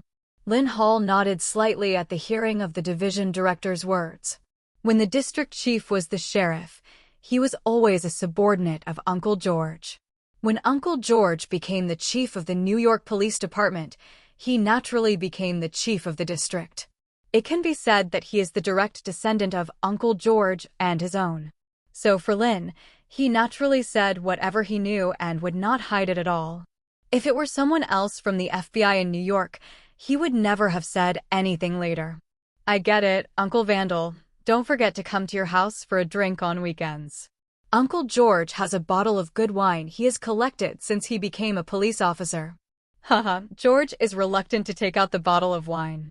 I guess George will only be willing to open the bottle of wine until Gwen gets married. After gently patting Lynn's arm, Director Vandal left the manor directly with NYPD. After NYPD left, the manor was completely taken over by Linn. When I came to the monitoring room, every corner inside and outside the manor appeared in the surveillance screen. Boss, I took people to rearrange the surveillance equipment, and I didn't even let go of the blind spots in the basement. When she came to Linn, Sean spoke.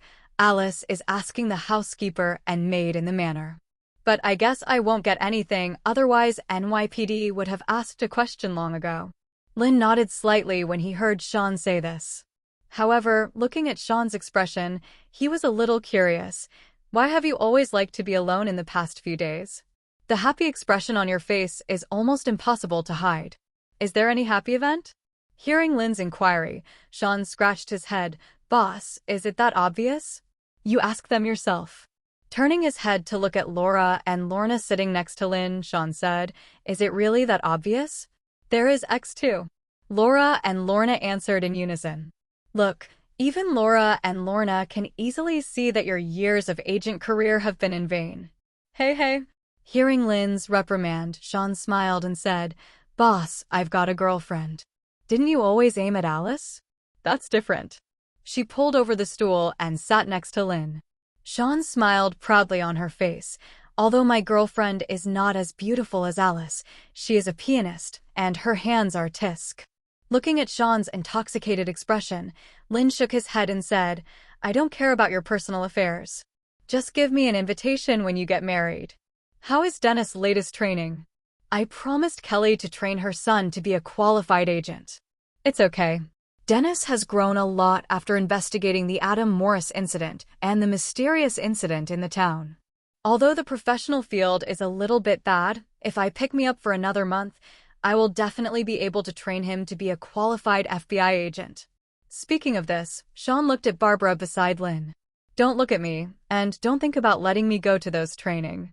Seeing Sean looking at him, Barbara shrugged. I am now the leader's secretary, and I enjoy this job very much. So, don't want me to leave the boss. Boss, I just investigated everyone inside the manor. Handing the investigated documents to Linn, Alice spoke. The maid and the chef were brought by Miss Helena. Only the old butler is not. He lived here since he was 5 and until he became the steward of the first owner of the manor at the age of 20, and it has been 65 years since. 65 years? It seems that no one is more familiar with this manor than him. Looking through the information in hand, Linn thought for a while and said, according to the information, from the establishment of the manor to the present, 7 owners have been replaced in decades. But every person who buys the manor will hire him to become a housekeeper. It means he must have something extraordinary. Is it because he has lived here since he was a child and is very familiar with everything here, so those people hired him as the butler? Hearing Linn's words, Alice said, and, Boss, according to my investigation, all the owners of this manor praised him, including Miss Helena. So I guess that might be why he can always be hired as a housekeeper. Faced with Alice's explanation, Linn closed the information in his hand and said, There is this possibility, but this old housekeeper must know a lot about the things in this manor. Help me call this old housekeeper over. I have something to ask him. Yes. Nodding, Alice got up and called the old housekeeper. After a moment, an old housekeeper who was gray and meticulously combing his hair, and even in his 70s still looked energetic, walked in. Looking at the old butler with white hair, Linn said, Mr. Renard, please sit down. I have some things to ask you. Faced with Linn's invitation, the old butler sat on the chair and said straight, Would you like to ask? Mr. Renard, the first owner of this estate was the Felton family. Is it the Felton family that is still active in politics today? That's right, Mr. Agent. The Felton family bought this land and built this manor. I was only 5 years old at that time and lived here with my father. When I became the housekeeper of this estate at the age of 20, the Feltons encountered some crises, and later Mr. Campos Felton had to sell the estate. Speaking of this, the old butler looked at Linn. After the Felton family entered politics, the manor has not been purchased again. I've stayed here all the time. Hearing the old housekeeper's words, Linn nodded. What the information says is that the previous owners of this manor heard the crying sound of the dead at midnight. You should know this. I heard several masters talk about this, but I haven't heard it with my own ears. I took someone to investigate later, but nothing was found. Speaking of this, the old butler took out a list from his pocket and handed it to Linn. Mr. Agent, although my faith is God, I never believe that there are devils or something in this world. This list was invited by the priests who have been invited by previous estate owners to exorcism, but it has no effect. Linn Hall nodded slightly after taking the list from the old housekeeper. After the old butler left, Linn handed the list to Sean. Let me check it out. Yes. After taking the list, Sean immediately went to investigate. The manor covers a large area and not only planted various plants inside, but also Helena raises many small animals in the manor as the new owner of the manor.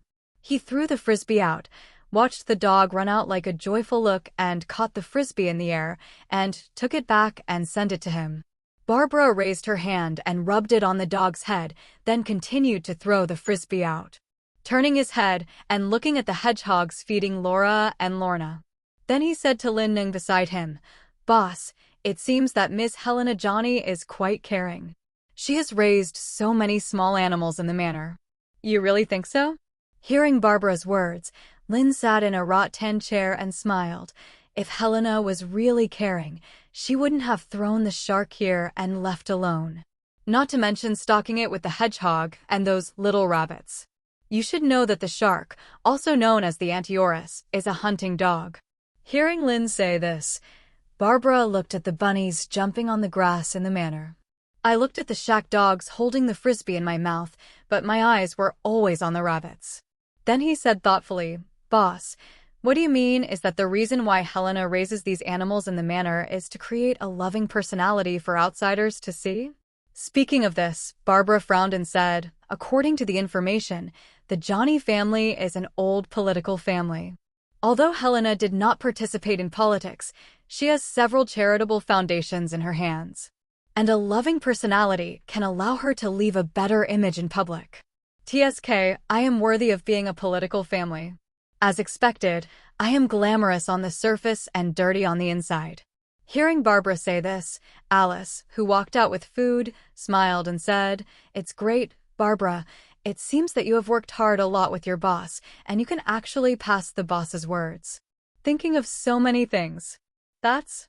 Barbara took the hot dog from Alice and said with a little proud tone, "Although I have not received training from agents, I may not be less than you when it comes to knowledge on the dark side. And if you follow the boss, if you don't study hard, you may not have a new secretary in a long time. Alice, you don't really think I can watch mysterious adventure variety shows by holding a tablet every day?" Looking at Barbara's smug look, Alice picked up the hot dog and handed it to Linn. Then he raised his eyebrows at Barbara and said, "Barbara, if you want to stay with your boss forever, then practice more, technology, and practice together. It is best to practice so that your boss cannot live without you." Before Alice finished speaking, Barbara directly raised her middle finger and said, "You guy who looks like a woman and thinks of a man is really dirty. There are two little girls here." Next two. When Barbara heard him mention the two of them, Laura and Polaris raised their heads at the same time. "It's okay, little sisters, come and eat hot dogs." Handing the food to the two, Alice sat next to Linn. While eating hot dogs, Laura and Lorna continued to feed the hedgehogs. I just kept complaining in my heart, and I really thought they didn't understand anything. At midnight, inside the manor. Since Linn brought FBI agents into the manor during the day, the old butler has arranged a room for each agent. However, Linn did not bring people in, but arranged for his subordinates to constantly change shifts and patrol within the manor. In the surveillance room, Laura and Lorna were already asleep at this moment, and even Barbara was dozing off. Only Alice, after returning from patrolling around, stayed up with Linn. "How is the situation?" No abnormalities were found yet. Sean also took people to visit the priests and did not get any useful clues. At this point, Alice whispered to Linn, "Boss, there won't really be any demons or ghosts." Without directly answering Alice's suspicion, Linn continued to ask, "What about the old housekeeper?" "I sent someone to keep an eye on him. He went back to his room to sleep at 10 o'clock. He didn't seem to worry about the horrible coughing and crying of the dead. "Boss, I always feel that this manor is gloomy at night." Seeing a trace of worry flashing in Alice's eyes, Linn laughed. "Are you worried about it being haunted?" "Yes, boss. After all the previous owners of the manor have experienced strange things, which is very telling. And ordinary people don't know, but we have seen evil rituals in that town with our own eyes." Facing Alice's somewhat worried expression, Linn smiled and said, "Don't worry, I have almost figured out the strange coughing. As for the crying of the dead and why he did this, I haven't figured it out yet." Seeing the boss's confident look, Alice's face was full of doubts. "Who is the boss talking about? Are you referring to the old housekeeper?" And I had been following the boss during the day, and I didn't find anything unusual. However, seeing Linn's solemn look, Alice still sat beside him and waited quietly for the arrival of midnight. As time passed slowly, when midnight arrived, the surveillance screen suddenly distorted. Although it quickly returned to normal, a burst of intermittent crying sounded in the corridor of the manor. This crying sound was extremely gloomy, like the resentful sobbing of a woman who had died many years ago. Not only that, there was also an old cough mixed in the crying, and the superposition of the two sounded even more creepy. Hearing this weird sound, Alice stood up from the chair instantly, and a pistol was loaded and ready to attack at any time. Laura and Lorna, who had fallen asleep, were also awakened by the sound, and their little faces were full of panic. After taking a look at the monitor, Linn got up and walked outside. Alice, Laura, and Polaris also followed quickly. As soon as they arrived in the corridor, the strange and eerie voice disappeared instantly. Several FBI also ran over from the other side of the manor. When they saw Linn, they immediately said, "Boss, no trace of intrusion was found." Listening to the report from his subordinates, Linn nodded. Walking forward along the corridor, he soon found a hedgehog in the corner. Compared with other hedgehogs in cages, this hedgehog did not know why it appeared here. Alice and others just glanced at the hedgehog and then looked around vigilantly again.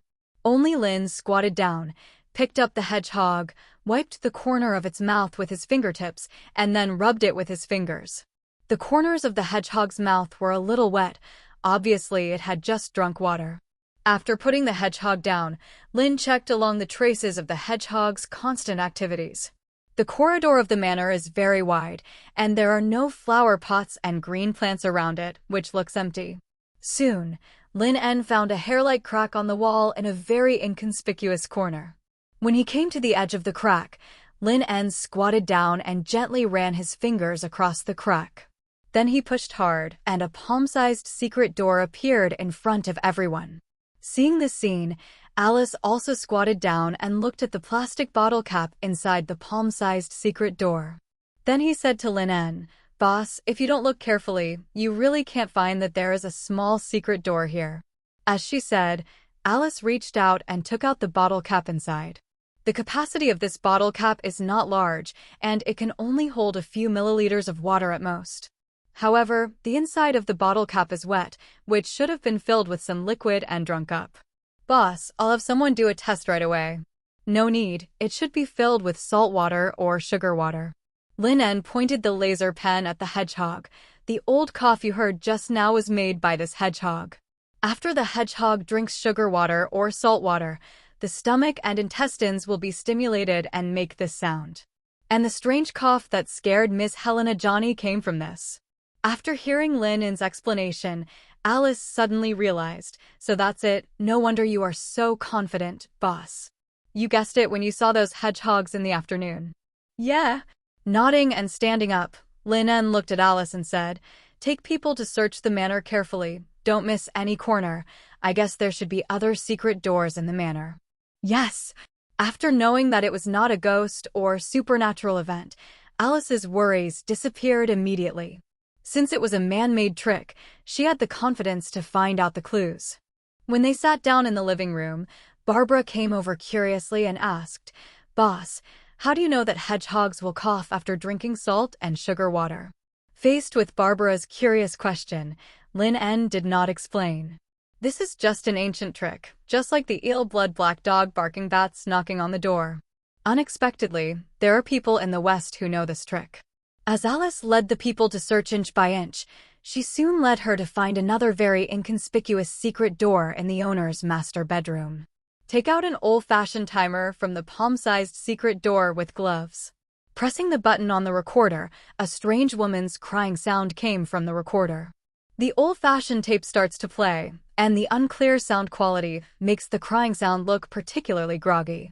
Tisk, is this gadget scaring away one manor owner after another? Looking at the old recorder in Alice's hand, one of the FBI agents said, "But that's right. Anyone who hears this terrifying sound in the middle of the night will probably be scared to death." That's the boss, otherwise who can find out? For the FBI, as long as any case is not beyond their cognition, such as supernatural or ghosts, they don't care at all.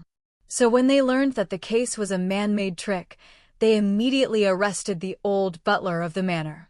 In the living room. "Tell me, why do you use this method to scare away one manor owner after another?" Linn Hall asked as he watched his subordinate press the old butler in his pajamas on the seat. "I don't understand what you mean." Faced with Linn's inquiry, the old butler looked confused. "It seems that all this has nothing to do with him. This manor has experienced 7 occupants. In addition to the earliest Felton family, every owner who bought the manor will be scared away by such a terrifying thing." Putting the old recorder and plastic bottle cap on the table, Linn looked at the old housekeeper and said, "I have someone investigated the information about this manor in detail.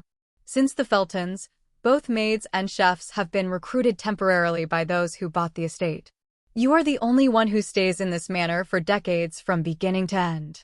The previous owners of the manor had only heard of the cry of the dead, and only Miss Helena Johnson moved in and heard a strange cough."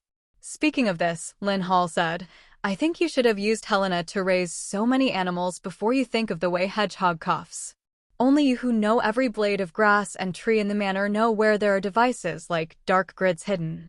Lying on the sofa, looking at the old housekeeper with a confused expression, Linn said, "I'm very curious.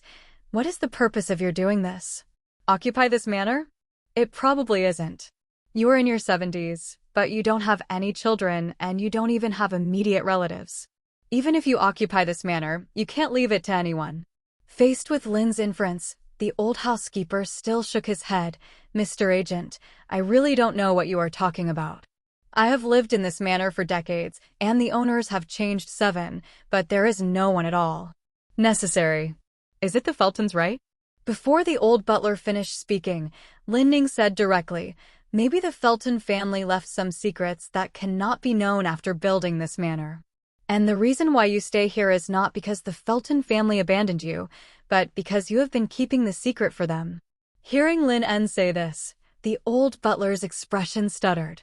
Before he could speak, Linn continued, "I checked the Felton family and found that the Felton family sold this manor, as you said. Even if 4 state legislators appeared in the family after more than 50 years, they still couldn't achieve the glory of the Felton family. And compared to spending hundreds of millions of dollars to buy this manor, it is better to invest money in their future." Speaking of this, Linn smiled and said, "The Campos Felton you mentioned, the second head of the Felton family, is now 87 years old. The secret you want to hide should be related to him." After hearing Linn tell all his speculations, the old butler was silent for a long time. He sighed and said, "No wonder you are already in a high position in the FBI at a young age. It's really amazing. You're right, but sorry, there are some things I can't tell you. I have been condemned by my soul for decades, but I have been treated like a relative by the Felton family since I was a child. Mr. Campos even regarded me as his younger brother, so I must not betray him. Please treat me as the culprit for trial, and please allow me to go to hell with this secret." After saying that, the old butler seemed to have removed a heavy burden. Although his mouth was tightly closed, his expression was obviously much more relaxed. Seeing that the old housekeeper was reluctant to reveal it, Linn shrugged and then asked Sean to take him down. "Boss, no more interrogation? If it really doesn't work, you can let Laura use her power to put him in an illusion and then—" "No need." Before Alice could finish her words, Linn smiled and said, "Alice, don't you think this manor is too old? Some Boss seem to have not been renovated since construction at most. They have done some repainting or something. That's why. Standing off the couch, Linn moved his body. I asked Sean to ask the previous buyers of the estate and Ms. Helena Johnson. When they first moved in, they were not frightened at all, but when they wanted to renovate the place on a large scale because they disliked the oldness of the place, strange things happened. Boss, do you mean that the secret is hidden in the manor's buildings? After saying that, Alice waved her hand and immediately asked someone to prepare the detector. As the detector started, everything in the manor's buildings seemed normal at first. But when the basement was scanned, the detector found something extraordinary. When they came to the basement, Linn's men began to smash the wall according to the display of the detector. As the wall was smashed open, a foul smell filled the entire basement. After the bricks and stones fell off, the human bones, hair, and other things embedded in the cement were all dug out. Ugh. Barbara, who was originally standing next to Linn, ran out with her mouth covered after seeing this scene. On the other hand, Laura and Lorna watched everything in front of them with interest. Aren't you too scared? Raising his hand and patting their heads gently, Linn asked with a smile, If you are scared, you can leave first. There is nothing to be afraid of. Isn't it just human bones and hair embedded in cement? Although it smells a bit bad, Lola and I have killed the bad guys who wanted to molest us with our own hands. But according to what you said, Linn, if this was done by Campos Felton, then these dead people should have been buried here for decades. Not to mention, they are still well preserved. Subconsciously taking Linn's hand off her head, Laura, who seemed to be well behaved, said with a smile. On the other side of Linn, Polaris, who was a bit gloomy and irritable, did not make any move. It seems that he was not disgusted with the hand that Linn put on his head. After quietly testing it, Linn found that Polaris was not as indifferent to him as he seemed, so he took his hand back. Linn didn't have any perverted thoughts. He just wanted to increase the intimacy slowly by doing some actions that only a brother would do to his sister from time to time. Now it seems that Laura, who seems to be well behaved, is actually very independent. Although she looks cold and melancholy, North Star really wants love in her heart. The next morning, inside the FBI. Boss, the test results are out.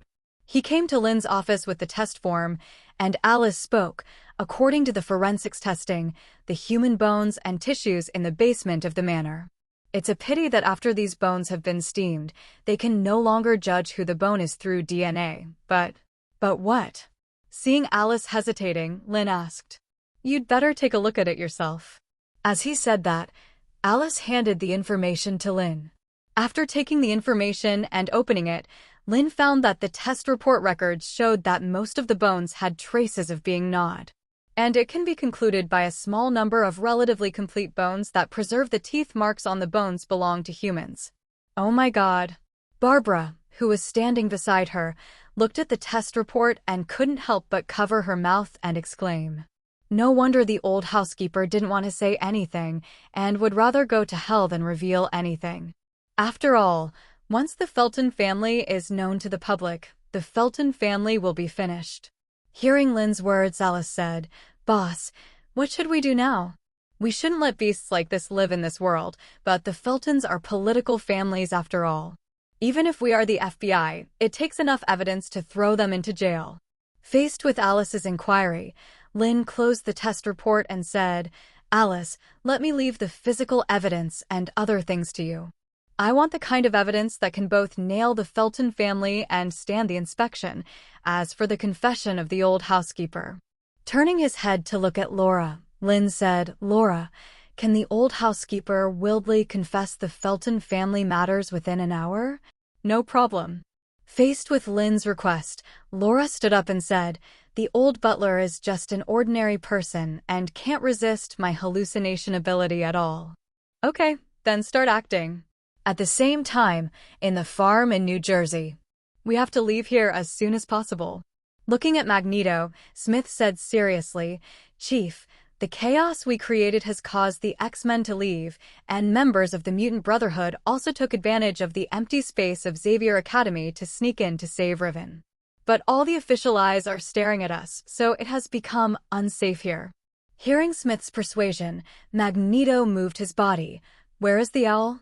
She has already gone to our secret stronghold in Los Angeles, and according to her, Linn Hall, the FBI, attaches great importance to Lorna. And for their safety, she and Laura were placed in his home. Not only that, Linn Hall would bring Lorna and Laura with him wherever he went. Even for Lorna, he even confronts the military people. Speaking of this, Smith said seriously, Chief, Lorna is the best choice now to be with Linn Hall, at least not to keep running like us. Before the mutant kingdom takes shape, my advice is to keep Lorna with Linn's side.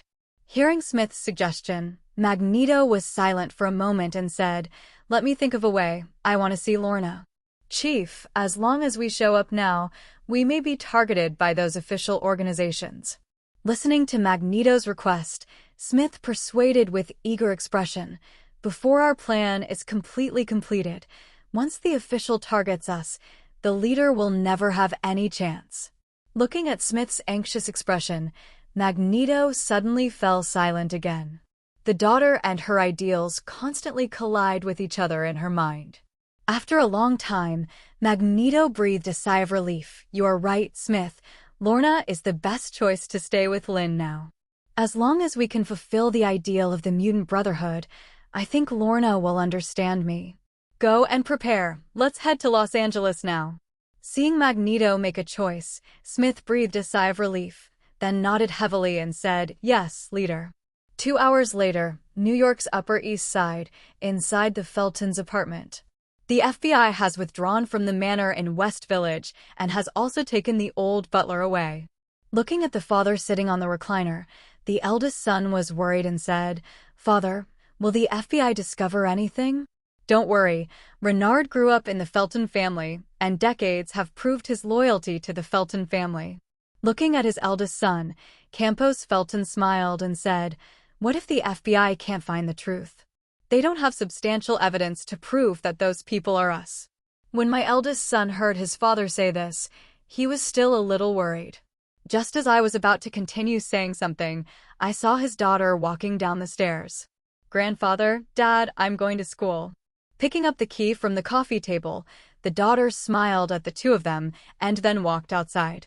After his granddaughter left, Campos Felton suddenly said, Lily is already 19 years old and can hold the Felton family ceremony. The Felton family suddenly declined, so I just held an adult ceremony in the family when you were 5 years old. This also leads to your highest achievement being just a state legislator. Lily's talent is better than you, so don't even think about it. Before his father could finish his words, the eldest son suddenly stood up angrily. I was only 5 years old at that time. You lied to me and said it was beef. Later, after I learned the truth, I almost vomited to death. This kind of thing should end in my generation. I don't believe in this shitful mysterious ritual. I will not let my daughter become like this. Looking at the eldest son's hatred look, Campos smiled and said, But later, aren't you and your other brothers still obsessed with this feeling? The father and son were talking, but the door of the apartment was kicked open. The two subconsciously looked at the door, and then they saw Linn Hall walking in with a large group of FBIs. Damn, who are you? FBI. After revealing the documents, Linn directly ordered the arrest of the two. There is sufficient evidence to show that you have participated in a vicious case that endangers national security. So, I'll arrest you now. Seeing his men handcuffed the two men, Linn Hall continued, and the other 3 other state legislators of the Felton family have also been arrested at this moment. Tisk, as a family, you must be neat and intact. Within the FBI. Sitting in the interrogation room, Campos Felton looked at Alice in front of him and said, All your allegations are false. Although the manor in West Village once belonged to our Felton family, it has been decades. Something happened before. Maybe those bones are the second owner of the manor, maybe the third one so. Before Campos could finish his speech, Alice played the old housekeeper's interrogation video. Watching the video, the old housekeeper confessed everything the Felton family did back then and the physical evidence that Alice placed on the table. Campos Felton's expression did not change at all. Renard was indeed the butler of our Felton family. But when the Felton family declined, we sold the estate, and he was no longer a member of our family. So these accusations are false. Maybe those people were hidden by him. After being found by your FBI, they slandered us in the Felton family in order to get rid of the crime. Examination room. Seeing Campos Felton not showing any panic, Linn Hall turned and left. Boss, this old guy is so hard-mouthed? He still doesn't admit it even though the evidence is in front of him. Do you think the reason why he is not worried about anything is because there is still power behind him? Faced with Sean's inquiry, Linn Hall said, "It's possible. I've read the information of the Felton family. Their family was a very prosperous family during the Civil War more than 100 years ago. It's just that the family declined in Campos' generation, but even so, in the next few decades, the Felton family rose again, and even with 4 sons all became members of the continent. It would be impossible to say that they don't have helpers behind them." Looking at Sean, Linn Hall said, "These old guys in politics always like to tie a big network of relationships with spider silk. Look, as we conduct in-depth investigations, we will definitely catch countless big fish this time." Hearing Linn say this, Sean is not only not afraid at all, but is excited. Hee, boss, isn't this what we FBI does? But boss, this time I've earned a lot of credit for catching those big fish. Well, do I have a chance to mention it? What do you think? Looking at the guy, Sean's eyes shining, Linn shrugged. "This time, I happen to give you and Alice more achievements.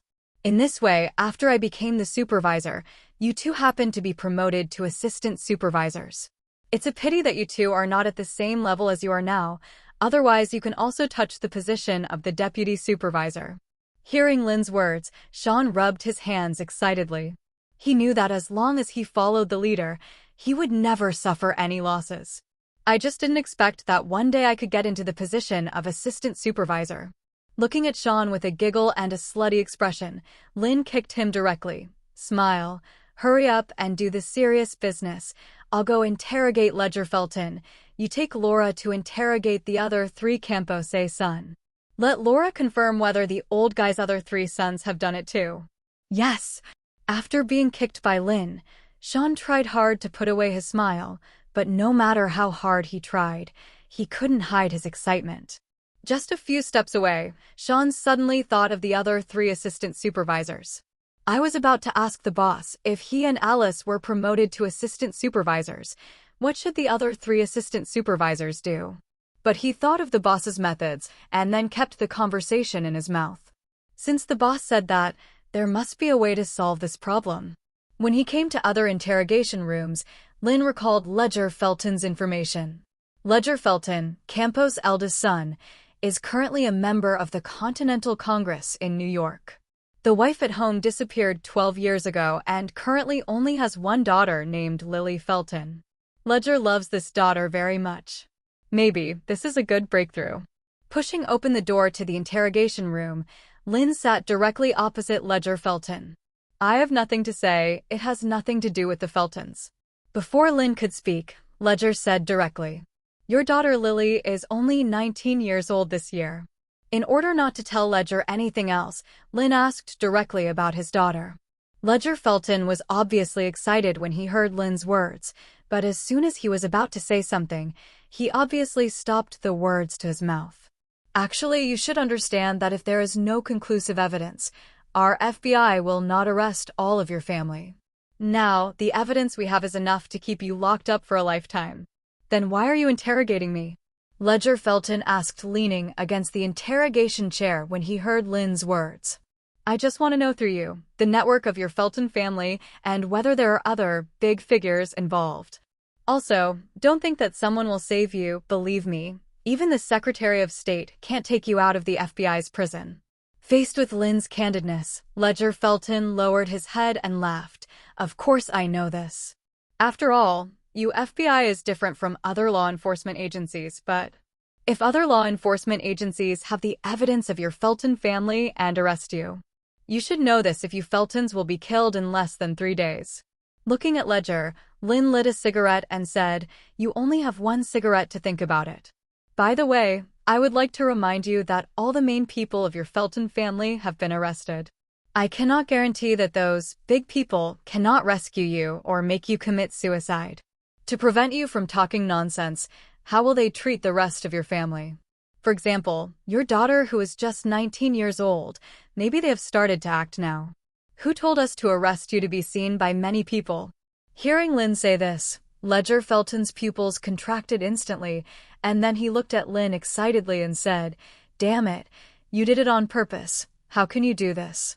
Lily is innocent. How can you do it?" Innocent? Ho! Spitting out a sip of smoke, Linn Hall sneered, "Are those who are buried by you innocent? I even doubt your missing wife 12 years ago." While saying that, Linn observed Linn's expression. When he saw that his expression had changed significantly, Linn tickled a few times and said, "I didn't expect it to be like this. TSK is amazing." As the cigarette was finished, Linn stood up and said, "I believe your daughter must be very concerned about where her missing mother went." No, this is not the case. This matter has nothing to do with Lily. Please don't involve her. Seeing Linn ready to leave, Ledger Felton tried hard to reach out to grab the corner of Linn's clothes, his face full of prayer. A few minutes later, looking at Ledger Felton, who calmed down again, Linn threw him a cigarette casually. After Ledger Felton lit the cigarette and took several sips, Linn Hall continued, "Do you know why I have to interrogate you alone, not your other 3 brothers? Because my daughter is my weakness? No, it's because I found out that you seem to hate your father very much." Rearing on the chair, Linn said, "Even though you hide well, I am a professional agent and can detect your attitude towards your father." Linn said this. Ledger Felton asked Linn for a cigarette once again. But this time, I didn't suck it in big mouthfuls, but slowly tasted it. My first time was when I was 5. In the smoke, Ledger Felton said slowly, "According to the tradition of the Felton family, we must hold an adult ceremony after we are over 19 years old. This is the rule in the church, so that we can become the best." Linn didn't care much about it when he heard Ledger mention the church. After all, there are a lot of sects in this country, and Linn alone knows more than 200. There are even people who believe in the god of pants. It's just that when I was 5, the Feltons suddenly declined. Campos believed in church traditions, so he used a piece of meat to deceive me into beef. Later, my 3 younger brothers slowly accepted this tradition. Until now, Campos and my 3 younger brothers all believe that it is because of this tradition that the Feltons have stood up again. Speaking of this, Ledger looked up at Linn. "I really hate Campos very much, not just because he made me, and because my wife forced us after she discovered the secret. Even he wants Lily to accept this tradition, which I absolutely cannot stand. I will never let my daughter." How many people are there in your church? Before Ledger could finish his words with red eyes and gritting teeth, Linn asked directly, "How many people?" "I don't remember." Faced with Linn's interrogation, Ledger shook his head. "My father always says that he has been having a lot of fun over the years."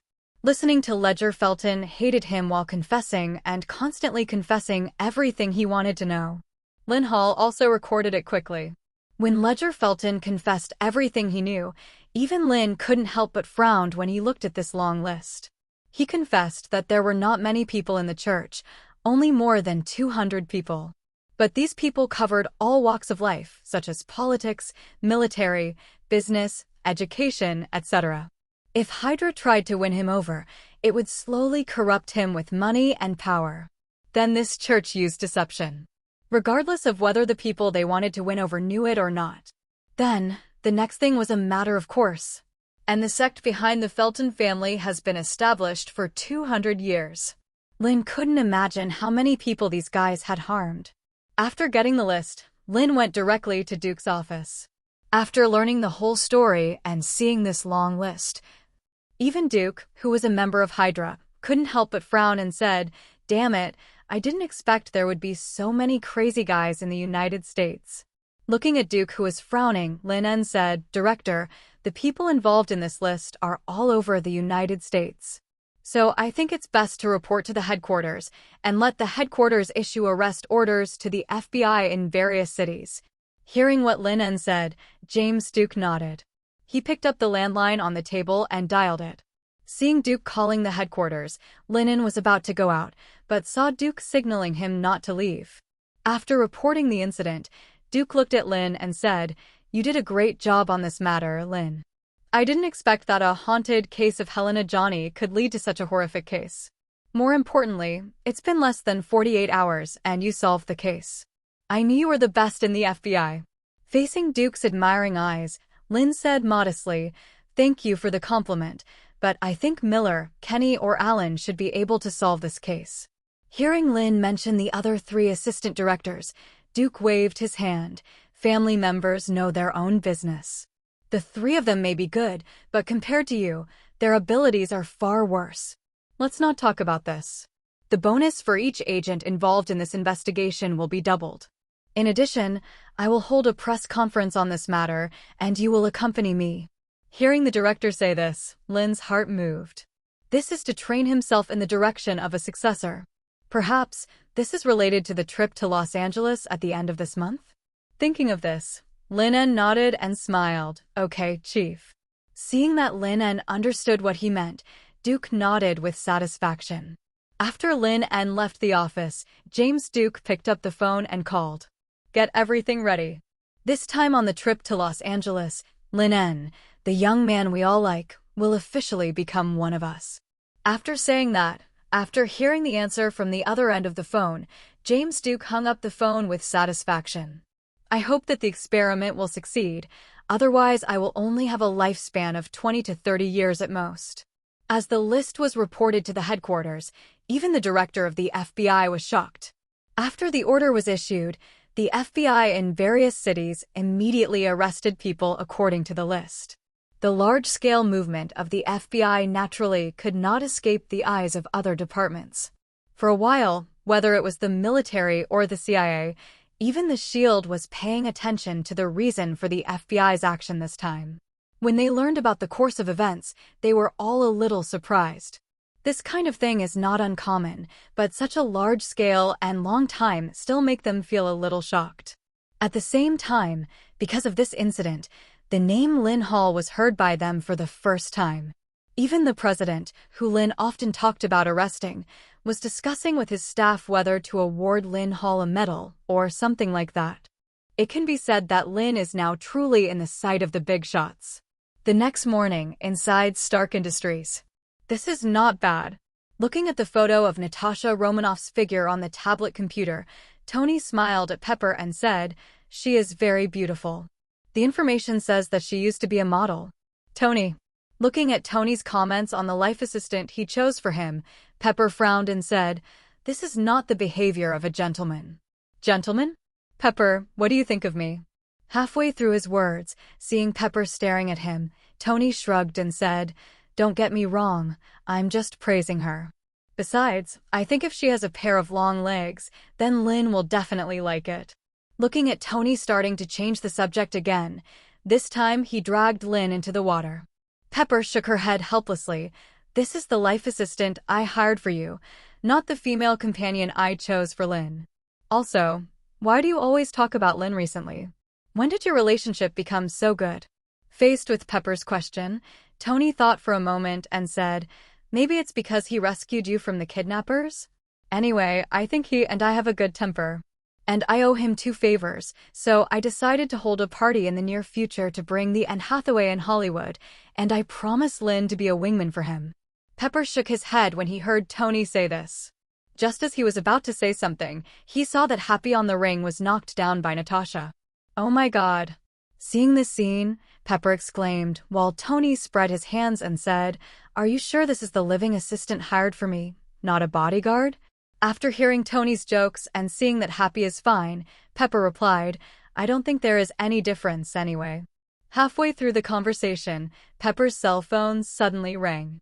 He picked up his phone and looked at the text message, then got up and turned on the TV hanging on the wall. On TV, countless media are broadcasting the case reported by Duke, director of the FBI in New York. Linn Hall stood by the director. Listening to Duke telling the Felton family case, Pepper frowned and said, "I remember State Legislator Ledger Felton once wanted to have a meal with you. I just refused by you, but I didn't expect him to be."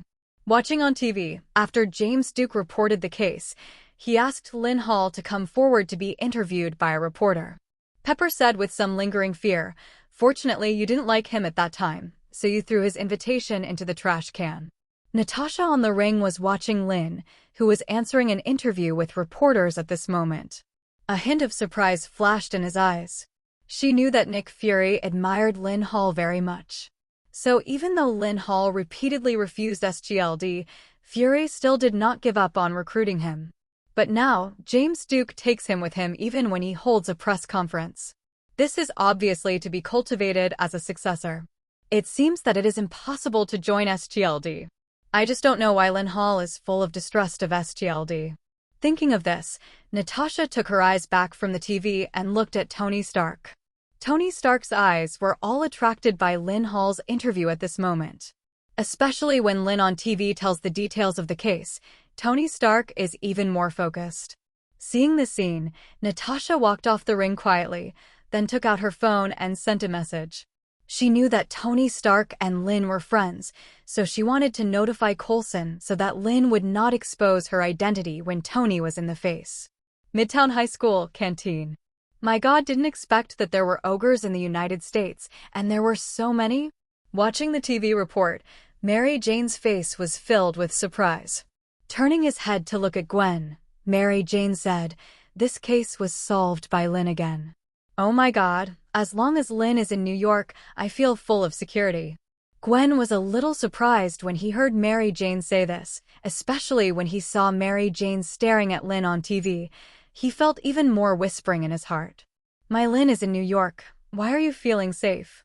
Gwen didn't forget that the last time she was on her birthday party, Mary Jane always stared at Linn intentionally or unintentionally.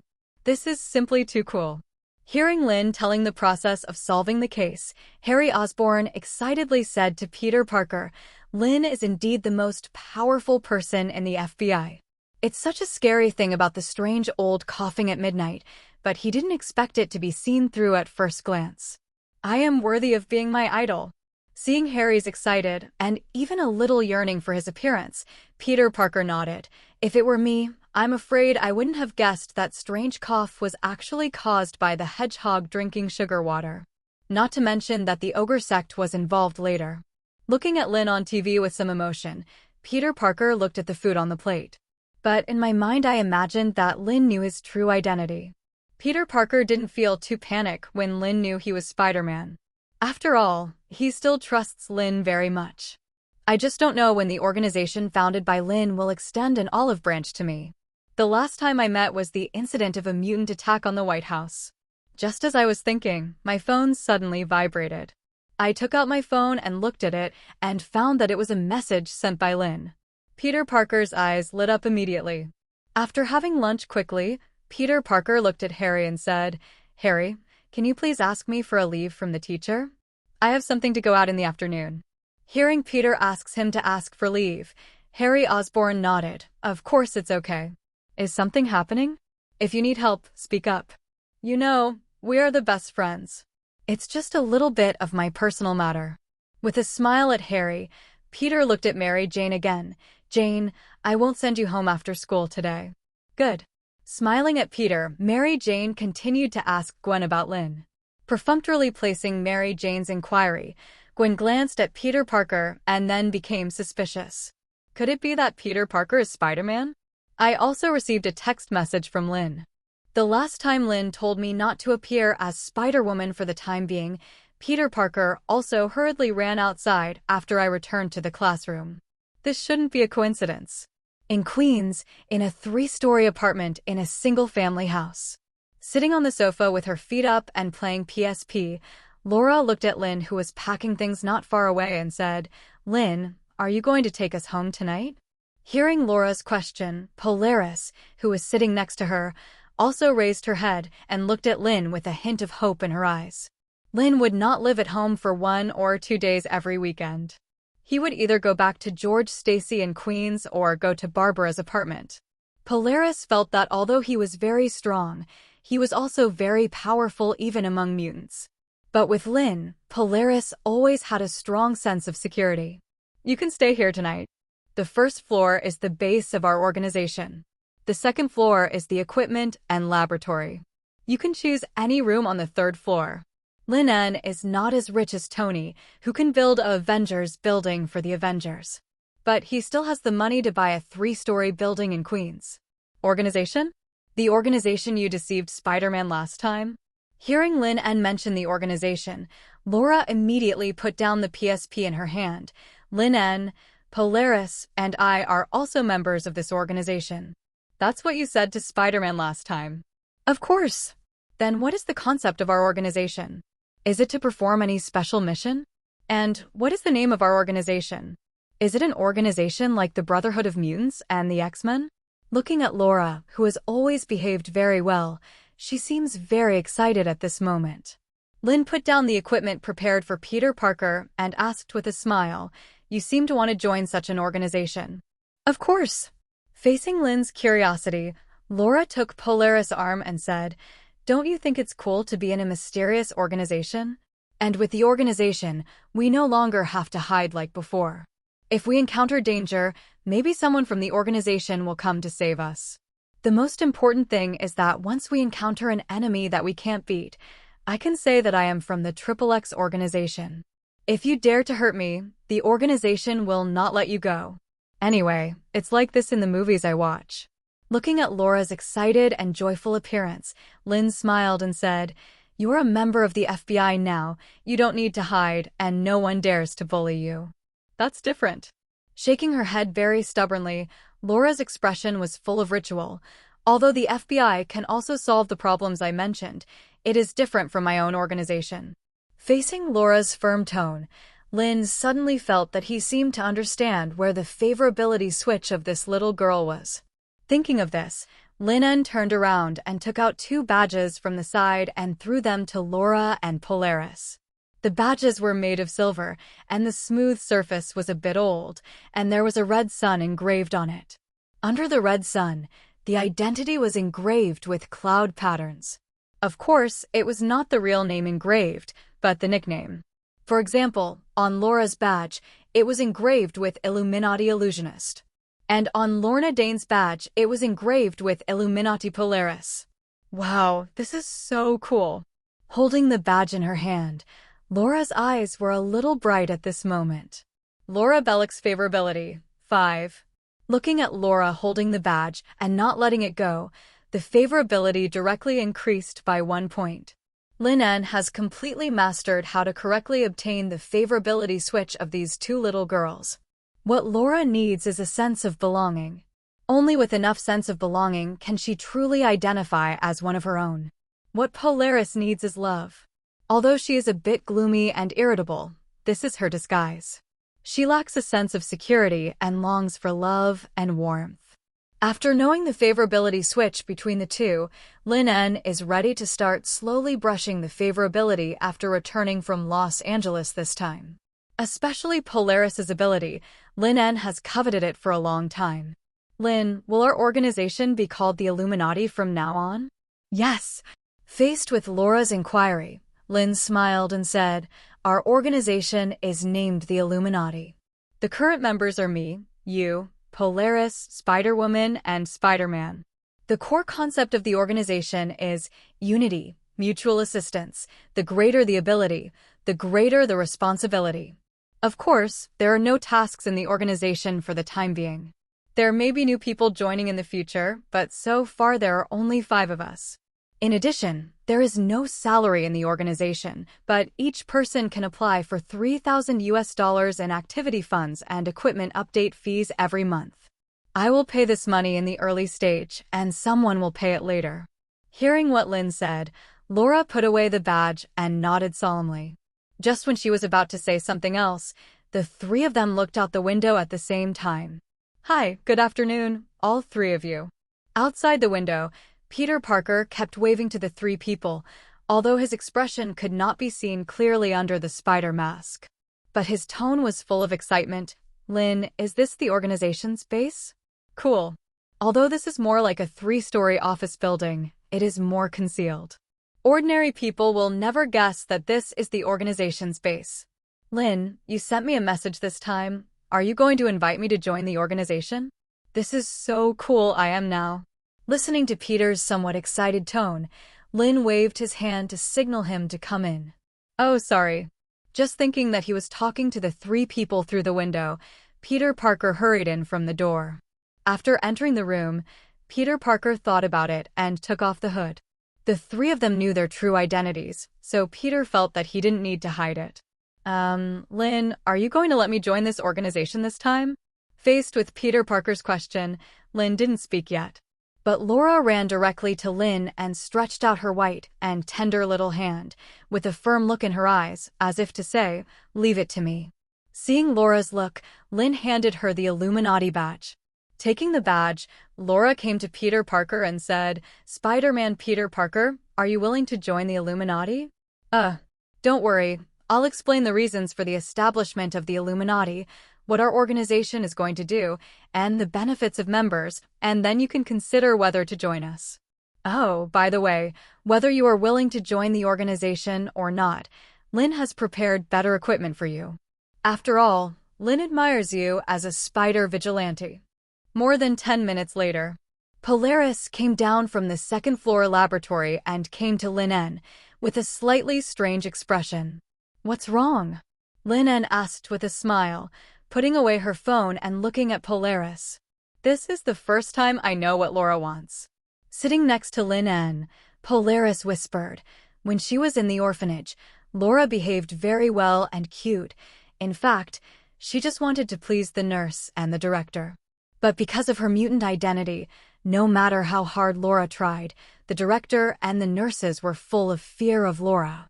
Because Laura is well-behaved, many people want to adopt her, but after learning that Laura is a mutant, these people immediately gave up their plans. At this point, Polaris was silent for a few seconds.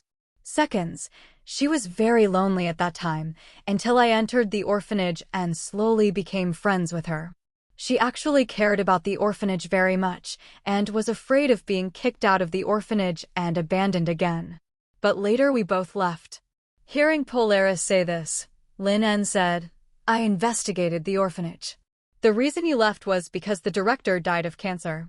The new director is full of hatred for mutants, right? Yeah. Sitting next to Linn and nodding, Polaris showed a well-behaved expression for the first time.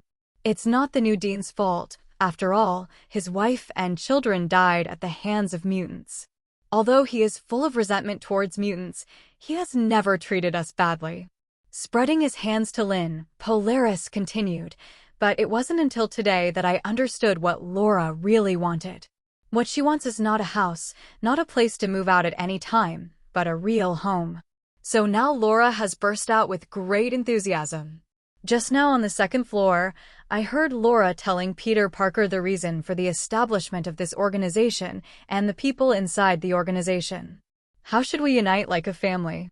I was really surprised because this was the first time I saw light in her eyes. It was as if with this organization, Laura no longer had to worry about being abandoned. At this point, Polaris raised her head, looked at Linn with clear eyes and said, Thank you. You're welcome. Raising his hand and rubbing Polaris's head, Linn said like an older brother, Laura has found her belonging in her heart. What about you?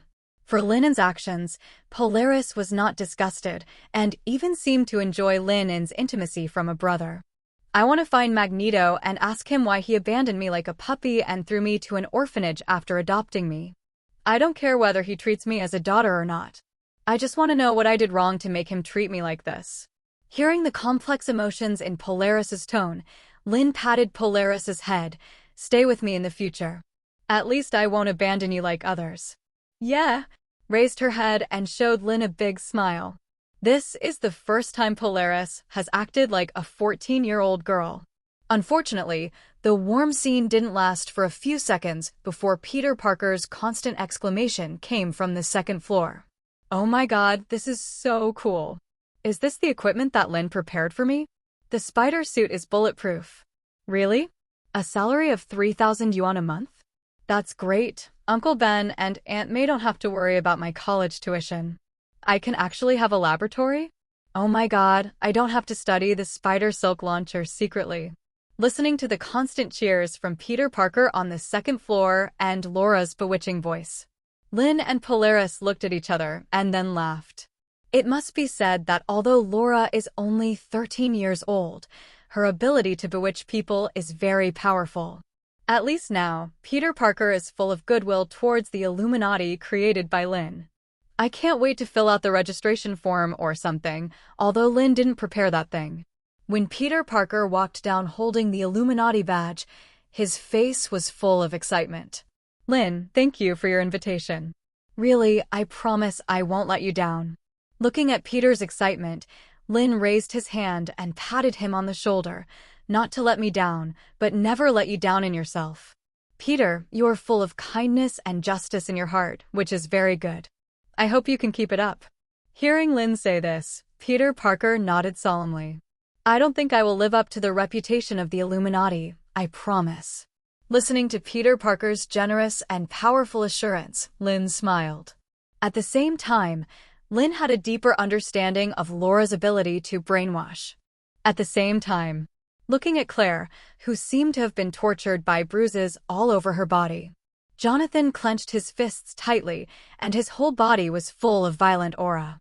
He didn't expect that the damn FBI Kenny Davis not only killed his father, but also made him lose everything overnight. Now, he doesn't even want to let Claire go. He clearly has nothing at this moment, and he has already been tricked by him to wander on the streets, but why is that damn guy still unwilling to let him go? Looking at Claire, who was crying sadly, Jonathan grabbed his hair, his eyes constantly flashing with a cold look. When he was at his most down and desperate, Claire illuminated the haze in his heart like a beam of light.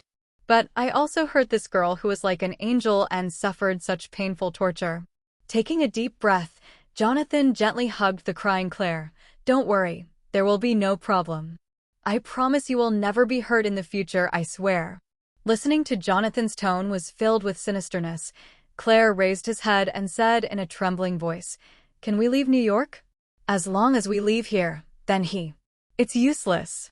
Trying to keep the voice plain, Jonathan squeezed out a smile and said, He is the FBI, the largest violent organization in the United States. As long as he doesn't want to let us go, it will be useless no matter where we go. Don't worry, I will solve this problem, I promise. Thinking of Kenny Davis, still living in his family's villa until now, Jonathan made up a certain determination in his heart. In any case, I will not let Claire suffer anymore. After coaxing Claire to bed, Jonathan sat quietly by the bed and looked at her. After a long time, Jonathan put his body down and kissed Claire on the face, then turned around and left. The door closed gently, and Claire, who was sleeping soundly, suddenly opened his eyes. After seeing Jonathan leave, he took out his cell phone and sent a message to Alice. As one of the largest organizations in the United States, the FBI strives to pursue ogres of the same sect as the Felton family. Whatever their identities are, no matter how much wealth they have, their final result is only one, that is, they are being locked in prison. Even the leader of the sect was in Europe. He did not escape the FBI's arrest. After the spread of the news media, the whole United States learned about this cannibal case in just one day. Countless people also took to the streets, strongly demanding that the authorities severely punish these damn ogres. Looking inside the TV, people who are constantly calling for death to be punished against these ogres in front of the camera. George Stacy shook her head and smiled at Linn. What a pity, since Michigan was the first to abolish the death penalty in 1846, New York, New Jersey, and Illinois have also abolished the death penalty in recent years. Otherwise, these damn ogres should be on the electric chair. Hearing Uncle George's words, Linn smiled and said, I feel that imprisoning for a lifetime is even more tormenting for them than putting them on the electric chair. Uncle George, the ogres on the list are either members of the states or business elites who are used to living a wealthy life. Now putting them in a heavy prison, the strong sense of gap will make them worse than death. After hearing what Linn said, George nodded with a smile. Linn is right. George Stacy has seen many people who commit suicide in prison. The reason is that the identity gap inside and outside the prison makes it difficult for them to adapt. However, I still want these damn ogres to sit on the electric chair. Only God knows how many people they have killed over the years. The two were chatting, but Linn Hall's cell phone suddenly rang. Seeing that it was Alice who called, Linn said to George Stacy, then got up and walked outside to answer the phone. Boss, after receiving the report from the bait, the big fish has already taken the bait. At this time, the big fish is swimming in his former nest, and it is estimated that the target will not last long. The bait refers to Claire. The big fish is Jonathan Polly, and the target is Kenny Davis. Let the big fish swim for a while. The target is not an ordinary person after all. I understand. The black market is ready. When the big fish buys what he needs, the black market people will evaporate. Well done. Find a way to kill the target of encroaching the nest and settle it yourself. Clear. Linn Hall returned to the house after hanging up the phone. Uncle Kenny Davis is the Deputy Secretary of the Justice Department after all, so the cause of his death must be investigated. At present, everything is ready, and Claire will disappear in New York as soon as Jonathan takes action. After returning to the room, Linn and George Stacy chatted for a while before returning to the room to rest. At this time, Gwen had been waiting in Linn's room for a long time. Seeing Linn coming, Gwen threw himself on him with a smile. What are you talking about with my dad? It's so late. I still have a lot of things to talk to you. Looking at Gwen, who was throwing into his arms and acting coquettishly, Linn smiled and patted her ass, then took out a badge from his pocket and handed it to her. Lighting, Spider Girl. Looking at the patterns on the badge and the engraved text, Gwen said curiously, "So, the organization we casually said in front of Spider-Man is really established?" "Yes, from now on, we are part of the Illuminati." Looking at the pattern on the badge with some joy, after playing with it for a while, Gwen looked at Linn and said, "Where is your badge?" "Same as yours." "Take out your badge and see that the one engraved on it is Illumination Society Leader." He told Gwen about the organizational structure, concepts, bases, and other matters of the Illuminati Association. Linn said, "Now there are only a few members of the Illuminati, but there will definitely be more members in the future." Gwen ignored these things, but sat on Linn's lap and smiled. "So you are our leader, so dear leader. Do you need your subordinate Spider-Woman to serve you?" "Of course, as a leader, it's necessary for me to know the physical health of the members of the organization." Cut. After giving Linn a blank look, Gwen happily put away the badge and then talked to Linn about what happened this week.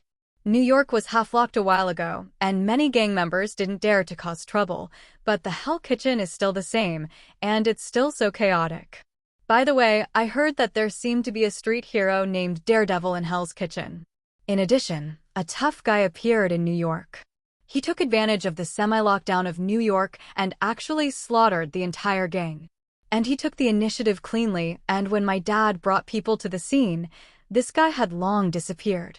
Watching Gwen swaying her feet happily while talking to herself about what happened in New York during this period. But Linn's attention was focused on the so-called tough character. In fact, Linn also knew about this matter. After the gang was slaughtered, Alan Maxey once led people to investigate the matter. However, it seems that someone is covering up his identity for this tough character. Even the FBI in New York has not found this guy. By the way, Linn, is Spider-Man's true identity Peter Parker? Gwen asked curiously as he looked at Linn. Your guess? Nodding, Gwen said her guess.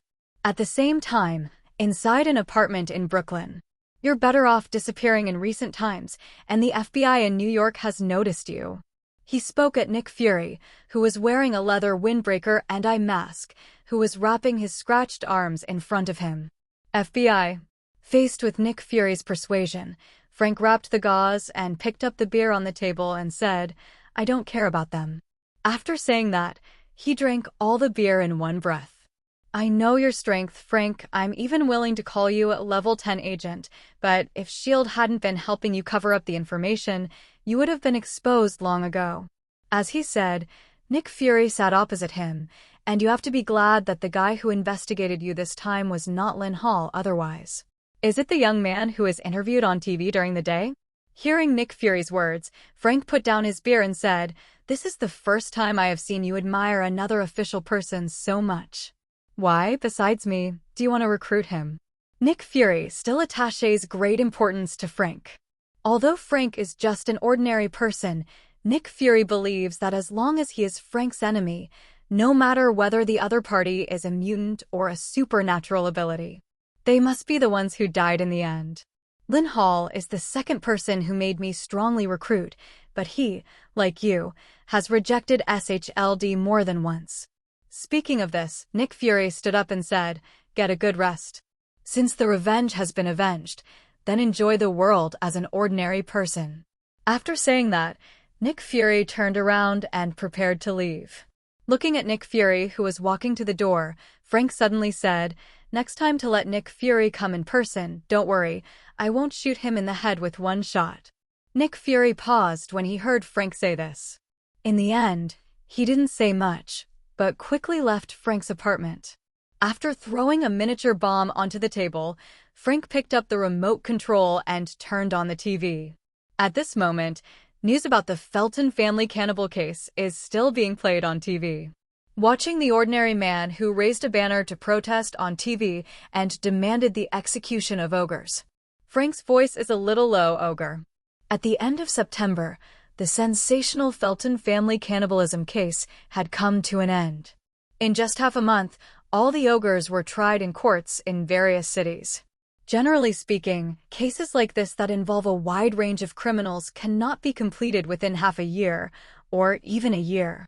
But public opinion from the president to the public has brought great pressure to the judicial system. Under this pressure, all ogres were sentenced to life imprisonment and were permanently not allowed to be paroled. This result satisfies everyone, and Linn Hall becomes the hero in the minds of democracy. Early in the morning, on a flight from New York to Los Angeles. This is the third note Linn received with a phone number, but the quality of the flight attendant from American Airlines. Linn can only say that his teeth are not that good, and he can't stand those ant-level flight attendants. How is it like being a hero? Watching Linn put away the note, preparing to get off the plane and throw it into the trash can. Director James Duke asked with a smile. It's not bad, but it's known to everyone, which is somewhat unfavorable for going out for the field. But fortunately the people are forgetful, so they will forget me soon. Looking at Linn's flirting and still having a calm expression, Duke nodded with satisfaction. If Kenny or Alan had this matter, they would have jumped up excitedly long ago. Can you keep this a good attitude?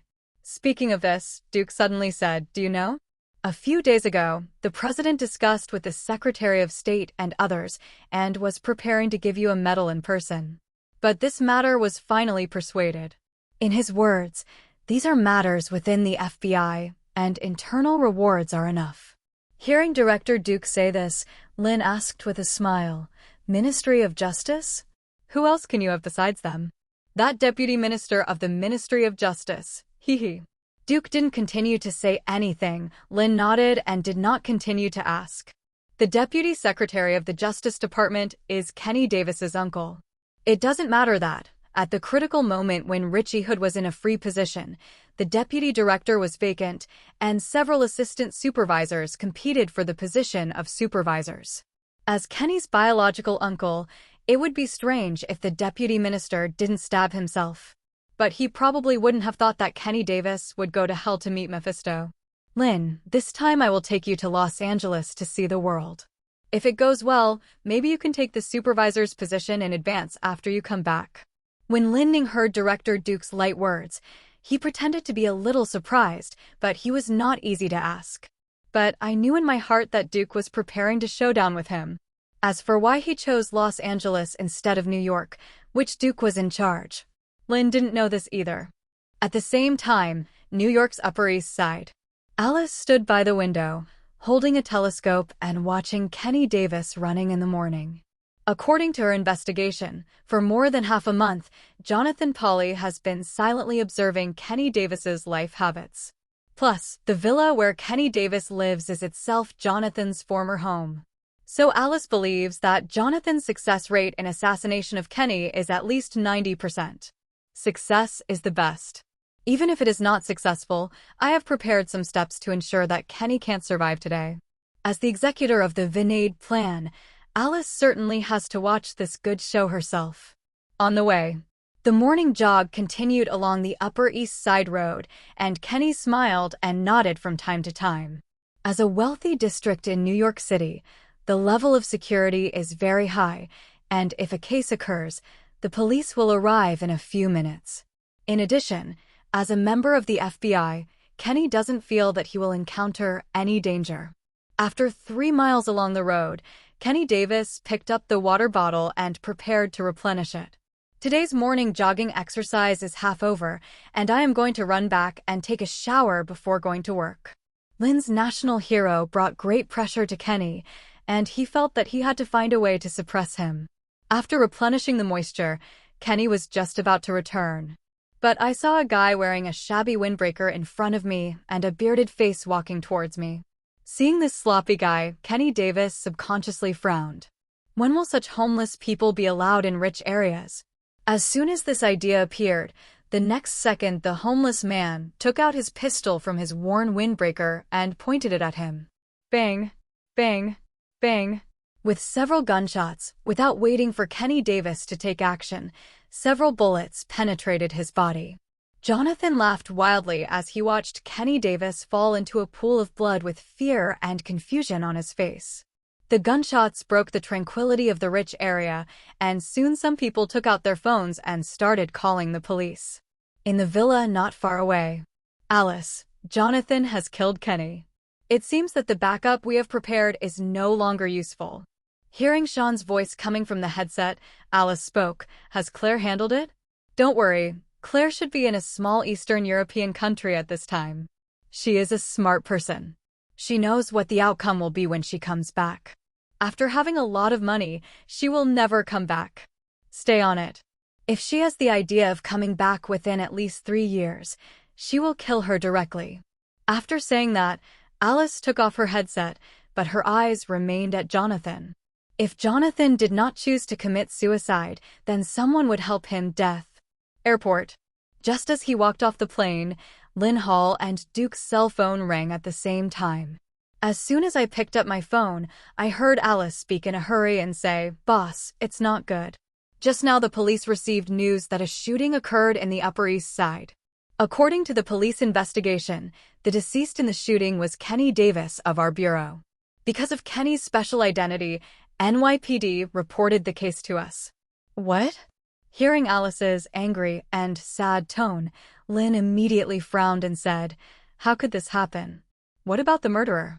"Boss, the murderer committed suicide directly after shooting Kenny Davis. It is not clear whether there is someone behind the murderer." "I know." After hanging up the phone, Linn turned his head and looked at James Duke. At this moment, James Duke frowned, and his expression was obviously a little ugly. It would be okay if an FBI agent died. The key is that the person behind Kenny Davis is the Deputy Minister of the Department of Justice. And the FBI happens to be under the jurisdiction of the Department of Justice. Director, you have also received the news that Kenny Davis was shot, right? Should we rush back now? Seeing that the director's expression was very ugly, Linn asked. Don't worry, I'll make a call first. Signing Linn to wait for him, James Duke took out his mobile phone and walked aside. A few minutes later, when Duke came back, his expression was obviously much more relaxed. I have contacted the Department of Justice. We must get to the bottom of Kenny Davis's case. Hearing the director's words, Linn nodded solemnly and said, We must investigate thoroughly. Kenny is from the New York FBI after all. If someone kills him, it's like slapping our FBI in the face. Seeing Linn's determination to get to the bottom of the matter, Duke smiled and patted Linn's arm. That's it, but before that, we have more important things to do. With that, Duke took Linn out of the airport. Outside the airport, a black Chevrolet was parked outside the airport. When Duke came out, a group of people wearing black suits who looked like bodyguards immediately stepped forward. Mr. Duke, everything is ready. Yeah. Nodding with satisfaction, James Duke motioned Linn to get in the car with him. In a restaurant not far from the airport. Watching Linn and Duke get in the car, Polaris put down the food in his hand and left the restaurant. Looking at the convoy going away, Thinking back to the tracking method that Linn had taught him, he quietly followed. Driving along the road, the convoy gradually passed through the bustling downtown area and entered the slums. When he got off the car, what came into view was a building more than 10 stories high. Compared with the surrounding slums, this building stood out here. Especially the security around the building was extremely strict, and there were not even homeless people around. "Let's go, I'll take you to see some good things." Patting Linn's arm, Duke walked in first. Following Duke, Linn walked into the building together. But when others didn't notice it at all, Linn's thumb gently tapped the ring on his middle finger. On the other side, after seeing Linn and being dragged into the building by the group of people, Polaris felt 2 vibrations from the sensor in the ring. He observed the surroundings and then found a place to hide. The 2 vibrations from the sensor mean that everything is safe. This is the way to convey information, agreed with Linn. Only when the sensor vibrates 3 times does it mean that he is in danger. Originally, Linn did not plan to bring Polaris with him. After all, according to Linn's current hidden ability, even if Hydra wants to imprison or even kill him, he also has the ability to escape from them or even kill them. Moreover, this time, Linn thinks that Duke is ready to show his cards with him and then formally recruit him.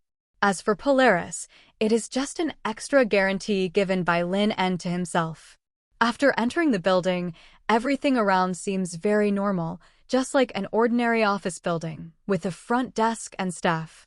However, after entering the elevator, Duke scans with fingerprints and pupils. There are some hidden buttons on the elevator buttons. Sometimes, secrecy and security are the most important. Linn, people like us, no matter how glorious we are in front of others, we need to learn to lie dormant before the future comes. As the elevator descended rapidly, James Duke looked at Linn meaningfully. Listening to Duke's meaningful words, Linn showed a very puzzled look. This expression fell into Duke's eyes, and he smiled and said, "Soon, you will understand." After the voice fell, the elevator door slowly opened. Following Duke out of the elevator, Linn saw huge transparent jars. The inside of these jars was all orange-red liquid, and each jar was connected to countless wires. In front of these transparent jars, technicians in white coats were operating something one after another. On the central console, several researchers were observing various sets of data.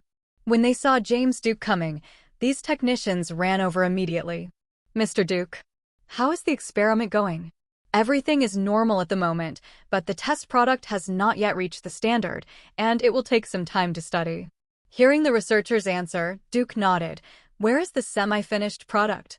"Mr. Duke, the semi-finished product has entered the stage of human testing. All the subjects who have taken the blue and red semi-finished products have all briefly possessed various supernatural powers. It's a pity that the supernatural power takes effect for too short a time. The blue semi-finished product can ensure that the subject has supernatural powers for 30 minutes to an hour. And the red semi-finished product can extend the power to 2 hours." Speaking of this, the researcher pushed the frame and said, "But the side effects are also obvious. When the supernatural power disappears, the blue semi-finished product subjects will experience weakness, dehydration, and a large-scale decline in body function. And 70% of the subjects who have taken the red semi-finished product died of exhaustion." After hearing the researchers' report on the results, James Duke nodded with satisfaction. Turning his head to look at Linn, who was surprised, Duke smiled and said, "Surprised? But this is only a small part, follow me." Speaking of this, Duke continued to walk forward with Linn. Following Duke into the base, Linn was silent for a moment and then asked, "Director, I don't understand something here." "Linn, what do you think of this country or even this world?" Before Linn finished asking, Duke suddenly asked back. Seeing Duke staring at him, Linn was about to answer, but heard Duke continue, "In fact, this country is not as good as imagined. Poor people think that they can get rich as long as they work hard, and people of humble origins think that they can change their fate as long as they study. But what is the reality? This country is full of corruption, bureaucracy, capital, and the upward path of ordinary people is always controlled by a small group of people. They are greedy, tyrannical, and look down on young people who want to make progress one after another. At the same time, for the sake of profit, they provoke civil wars in one country after another. Speaking of this, Duke took Linn in to continue walking forward. Linn, compared to ordinary people in this country, you are actually very lucky. Because your adoptive father George Stacy is the director of the New York Police Department, you have seen more than others since you were a child, and your starting point is much higher than others. If the person who adopted you in the orphanage was not him, but an ordinary person, then what do you think you would be like now? Faced with Duke's words, Linn followed him and did not answer. But Duke's eyes were full of suspicion, as if he regarded him as a spy from another country. Seeing Linn's vigilant and suspicious eyes, Duke smiled but didn't care. Don't worry, I'm not a spy from another country. Pushing open a door in front of them, a long passage appeared in front of the two of them. Walking forward along the passage, they soon came to a black iron door. Stopping in front of the black iron door, James Duke looked at Linn and said, "Linn, I have always been very optimistic about you. This is also the reason why I pulled you into the Brotherhood. In fact, you should understand what I just said. As a member of the FBI, you should know that in the eyes of big men, ordinary people are actually ants that can be crushed at any time." Hearing James Duke say this, Linn's vigilance in his eyes still did not relax. "So, what is your true identity? Have you heard of Hydra?" Duke's voice just fell, and the next second, the black iron door suddenly opened. Seeing the guy opening the door, Linn subconsciously took out his pistol. The guy in front of him was none other than the vampire that Linn had ordered to let them go in Europe. When the vampire saw Linn pointing a gun at him, he did not react at all, but respectfully said to James Duke, "Hello, Mr. Duke." "Yeah." Nodding to the vampire, Duke looked at Linn and smiled. "Put down the gun, Linn. You should know that vampires are not afraid of these bullets." After saying that, regardless of Linn's actions, James Duke walked directly into the door. Standing at the door and hesitating for a moment, Linn's expression was full of dignity. "In fact, from the first time I met you, I knew you would become one of our own, Mr. Hall." The vampire made an invitation to Linn. "I know that Mr. Hall may not be able to accept the reality for a while. But Mr. Hall, you have already stepped into Hydra." After hearing the vampire's words, Linn was silent for a few seconds and then slowly put down the gun. "So the reason why Duke ordered me to let you go last time was because you are also a member of Hydra?" "I am, but the family behind me is not." Faced with Linn's inquiry, the vampire invited Linn in and said, "Hydra screening is actually very strict in order to prevent people from knowing the fact that Hydra still exists. Since John Schmidt was defeated by Steve Rogers and Hydra was eliminated by S.H.I.E.L.D., many members have been dormant. After generations of slow infiltration, Hydra has now controlled various fields in most countries. Perhaps you can't imagine how big Hydra is now, but Mr. Hall, Hydra is much bigger than you think." Following the vampire, Linn walked forward slowly with a pistol in his hand. After a moment, Linn said, "Why me?" "Because Mr. Duke thinks highly of you. In fact, it's not just you. We have developed excellent companions in various fields, but compared to them, Mr. Duke thinks you have more leadership qualities." As he spoke, the vampire brought Linn to Duke. "Come here, Linn, I'll introduce you to the real research direction of this base." Waving to Linn, Duke didn't care about Linn's defensive eyes. "In a gang base in New York." Oh my God. Looking at the bodies of dozens of gang members in front of him, the ground was covered with blood, and the walls were full of bullet holes. Peter Parker subconsciously exclaimed. After pressing the communicator under the mask, Peter Parker said as the communicator was connected, "Illusionist, is the illusionist here? I found a major case here. Oh my God, the guys from Gang 17 were all killed. There are 23 bodies here. I need you to notify the NYPD immediately. It's better to notify the leader." While speaking, Peter Parker carefully checked the surroundings to see if there were any clues that were missed. But he was worried about destroying the crime scene, so he could only search slowly with spider sense. inside the base. Hearing Peter Parker's call, Laura, who was playing the game, immediately put down the PSP in her hand. 23 bodies? Are they all members of the 17 gang? Could it be a gang fight? As far as I know, the guys in the 17 gang specialize in selling flour. Also, Spider-Woman is heading to you.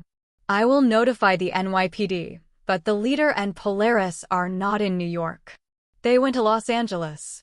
As soon as Laura's voice fell, Gwen's voice sounded on the communication channel. Illusionist, I will notify the NYPD. You keep an eye on it. Once the NYPD arrives, Spider-Man and I can evacuate the scene as soon as possible. After saying this, Gwen swung on the spider silk and landed directly outside the base of the 17 gang. Peter Parker immediately walked out when he noticed Spider-Woman coming. Spider-Woman, you may not know that this place is almost a slaughterhouse. My God, I can't imagine who killed them. But according to my inference after checking the traces at the scene, there is only one murderer who killed the 17 gang. My God, I can't imagine how he did it all. New York Police Department, inside George Stacy's office. George, has the Horn Daily published about Spider-Woman and Spider-Man again? Looking at George Stacy, who was watching the news above, holding the Horn Daily, Donald put the coffee in front of him. As the deputy director of the police station, George is also a decades-old partner. Donald knew exactly what George Stacy thought. He is a traditional old policeman who believes that a vigilante like Spider-Man is completely breaking the rules. Hearing Donald's voice, George Stacy put down the horn in her hand and reported on the Day of the Horn. In recent times, Spider-Woman and Spider-Man have appeared more active. Although they often help civilians in need and have taken some criminals to arrest, they are disrupting the normal order of society. The criminals should be arrested by the police, not them. If there are several vigilantes in every city, what else should we do? Well, there is nothing like brave to act like a brave man in the United States.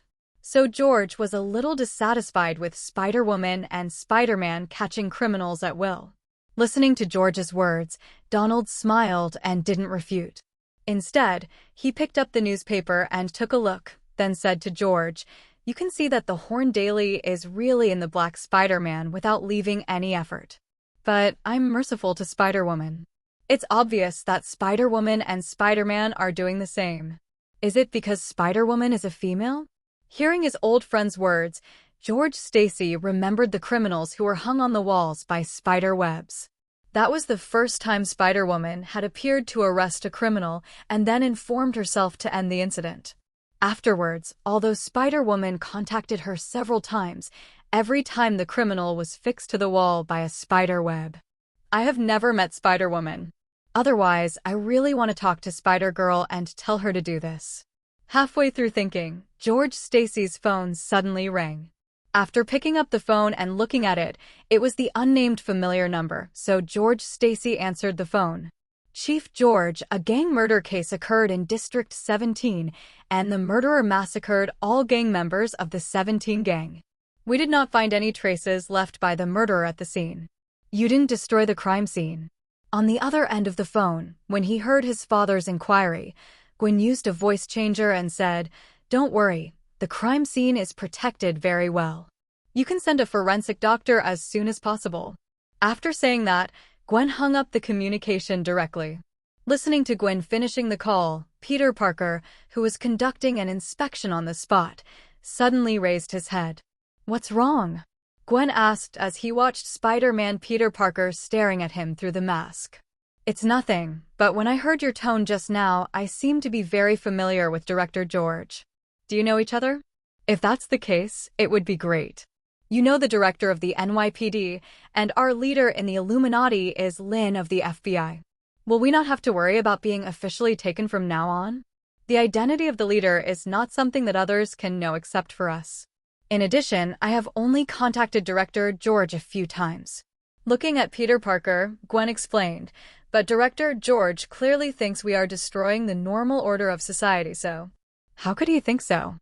We are obviously doing good things and protecting those civilians." Listening to Peter Parker being a little excited, Gwen said, "Now is not the time to talk about these things. The police will come here in 5 minutes. So, we must find the traces of the murderer as soon as possible, and I'll go to the back door to take a look." As he said that, Gwen rushed to the alley behind the gang's residence. Los Angeles. Eternal life has always been something people are pursuing. Looking at the huge screen playing, some experimental subjects were spraying flames, and some were frozen around. Some people can even lift their own heavy objects more than 10 times. James Duke looked at Linn and smiled. No one is not afraid of death, so both the rich and the political figures are exploring ways to prolong their lives. The reason why Hydra chose to cooperate with vampires is to develop drugs that can prolong life. After all, the lifespan of a vampire is extremely long. Linn's expression was still solemn when he heard James Duke say this.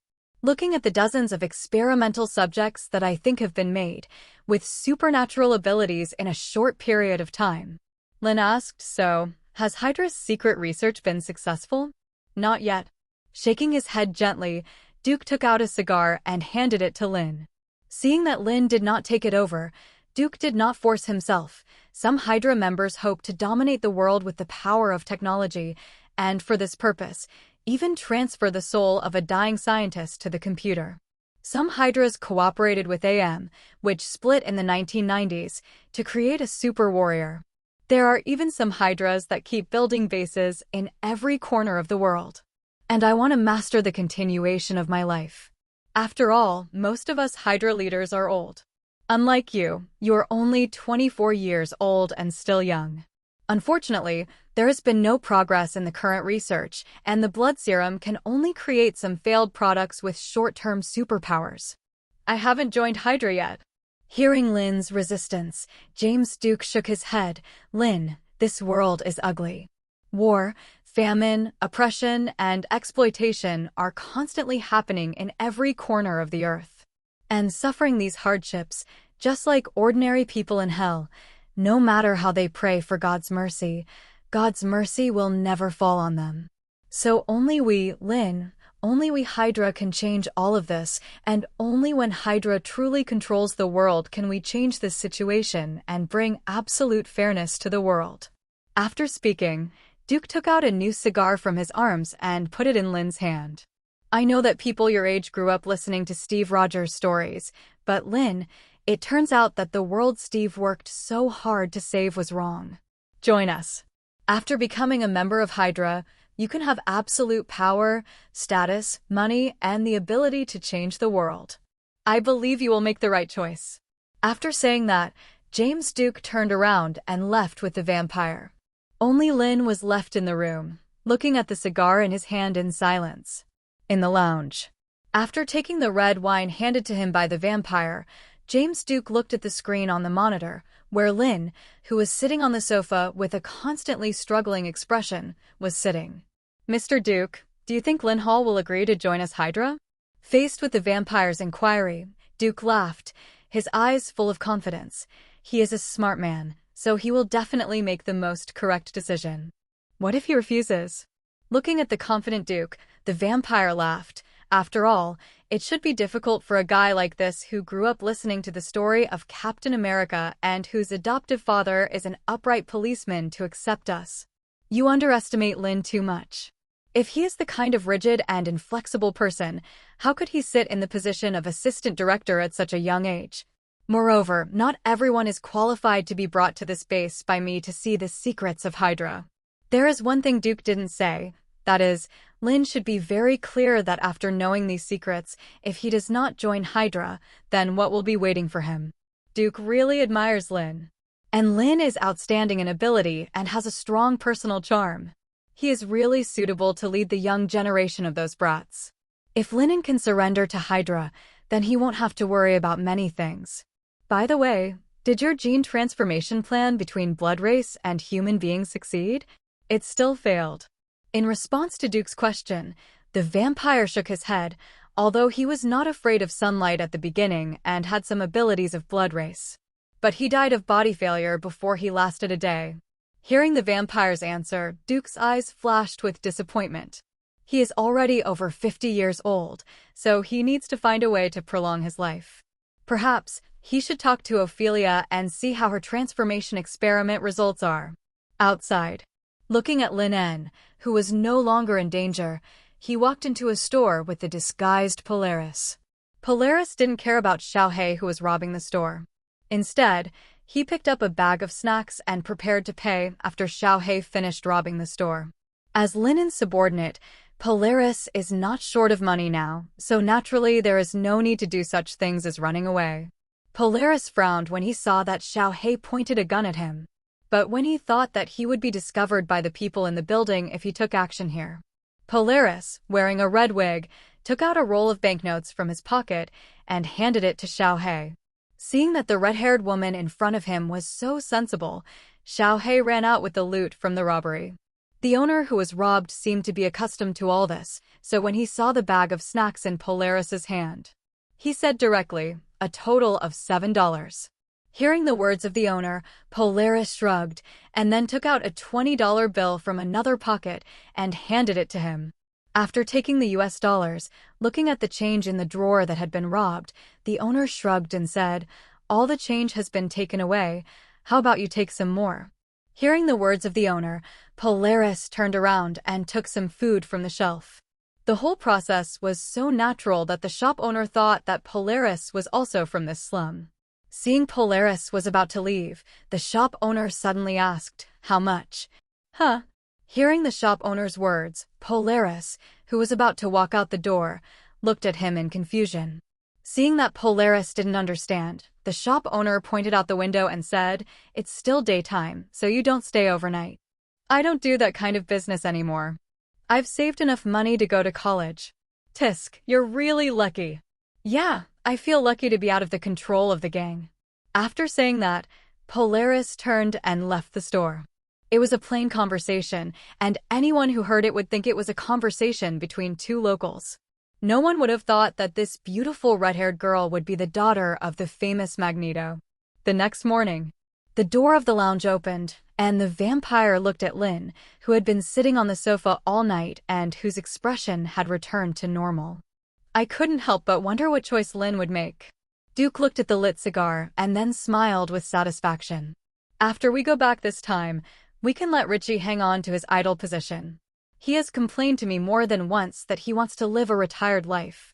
Seeing Linn make a choice, Duke smiled with satisfaction. James Duke favorability, 5. Seeing that Duke's favorability had increased to 5, Linn Hall did not show any shyness. "Thank you, Director.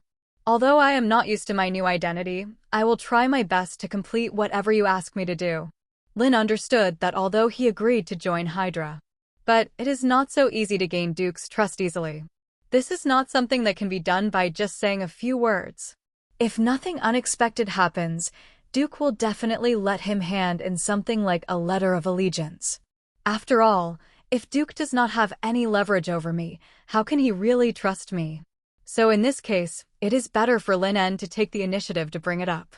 In this way, he can gain greater benefits among Hydra. Sure enough, when Duke heard Linn's initiative to volunteer, he was even more satisfied. "Linn, do you know why I must bring you to Los Angeles? Because of this base?" "No, Hydra has many bases. At least the bases I control are not limited to Los Angeles." Patting Linn's shoulder, Duke smiled and said, "The deputy director of our New York FBI is from Los Angeles. He has been recuperating in Los Angeles for more than half a year due to illness. People like this who are just sitting there are not suitable for our New York FBI."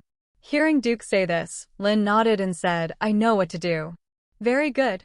Take out a cigar and hand it to Linn again," James Duke said. "After you finish this, go back to New York and be promoted to agent supervisor. Next year I will find a way to make you the acting deputy director. In this way, when I leave New York in 2 years, you can naturally take over the position of director of the New York FBI. Although you are still young and your promotion speed is a bit too fast, you don't have to worry about the audit. We also have our own people in the Department of Justice." "Thank you, Director." Listening to Duke's big words, Linn said gratefully. Standing outside the building, watching Director Duke leave the meeting in a Chevrolet, Linn Hall took out a cigarette and lit it slowly. Finally joined Hydra. For Linn, joining Hydra is definitely the most beneficial to him at present. As long as he kills the deputy director now, he can be promoted to the chief of agents when he returns. And he can temporarily take over the position of deputy director next year. When Duke leaves the New York FBI will belong to him. This is the promise made by Hydra to him, and Linn is quite satisfied. Slowly exhaling the smoke, Linn looked at the vampire standing in the building. Seeing Linn looking at him, the vampire bowed to Linn. It is obvious that after Linn joined Hydra, his position is higher than his. After crushing the cigarette and returning to the car, Linn drove the Chevrolet towards downtown Los Angeles. Seeing Linn driving away, the vampire said to his subordinates, "Always monitor Linn Hall's every move. Until the deputy director of the New York FBI is confirmed dead, then remove the surveillance." Yes! Hearing the vampire's order, the subordinates behind him immediately went to make arrangements. On the other side, watching Linn driving away alone, Polaris sniffed and said, "It seems that it is not over yet, but Linn can drive away alone, which means that his current situation is much better." As he said, Polaris glanced at the building built in the slums. After putting on his hat, Polaris looked around and then turned and left. In the evening, in a bar in Los Angeles. Haha, so you did it on purpose? I can imagine how embarrassed Tony Stark was when he faced the dark cave. Looking at Linn with a dazed look, the pretty girl, who was a little drunk, giggled, "I thought a national hero like you would be a very serious person, but I didn't expect you to be so funny." Picked up the wine glass and shrugged, Linn looked at the glowing white woman in front of him and smiled. "I don't think I'm a national hero. But I think you are, and all the people think you are. If it weren't for you, God knows how many people would continue to be eaten. That damn president didn't even give you a medal. I think his head must have been squeezed by the door."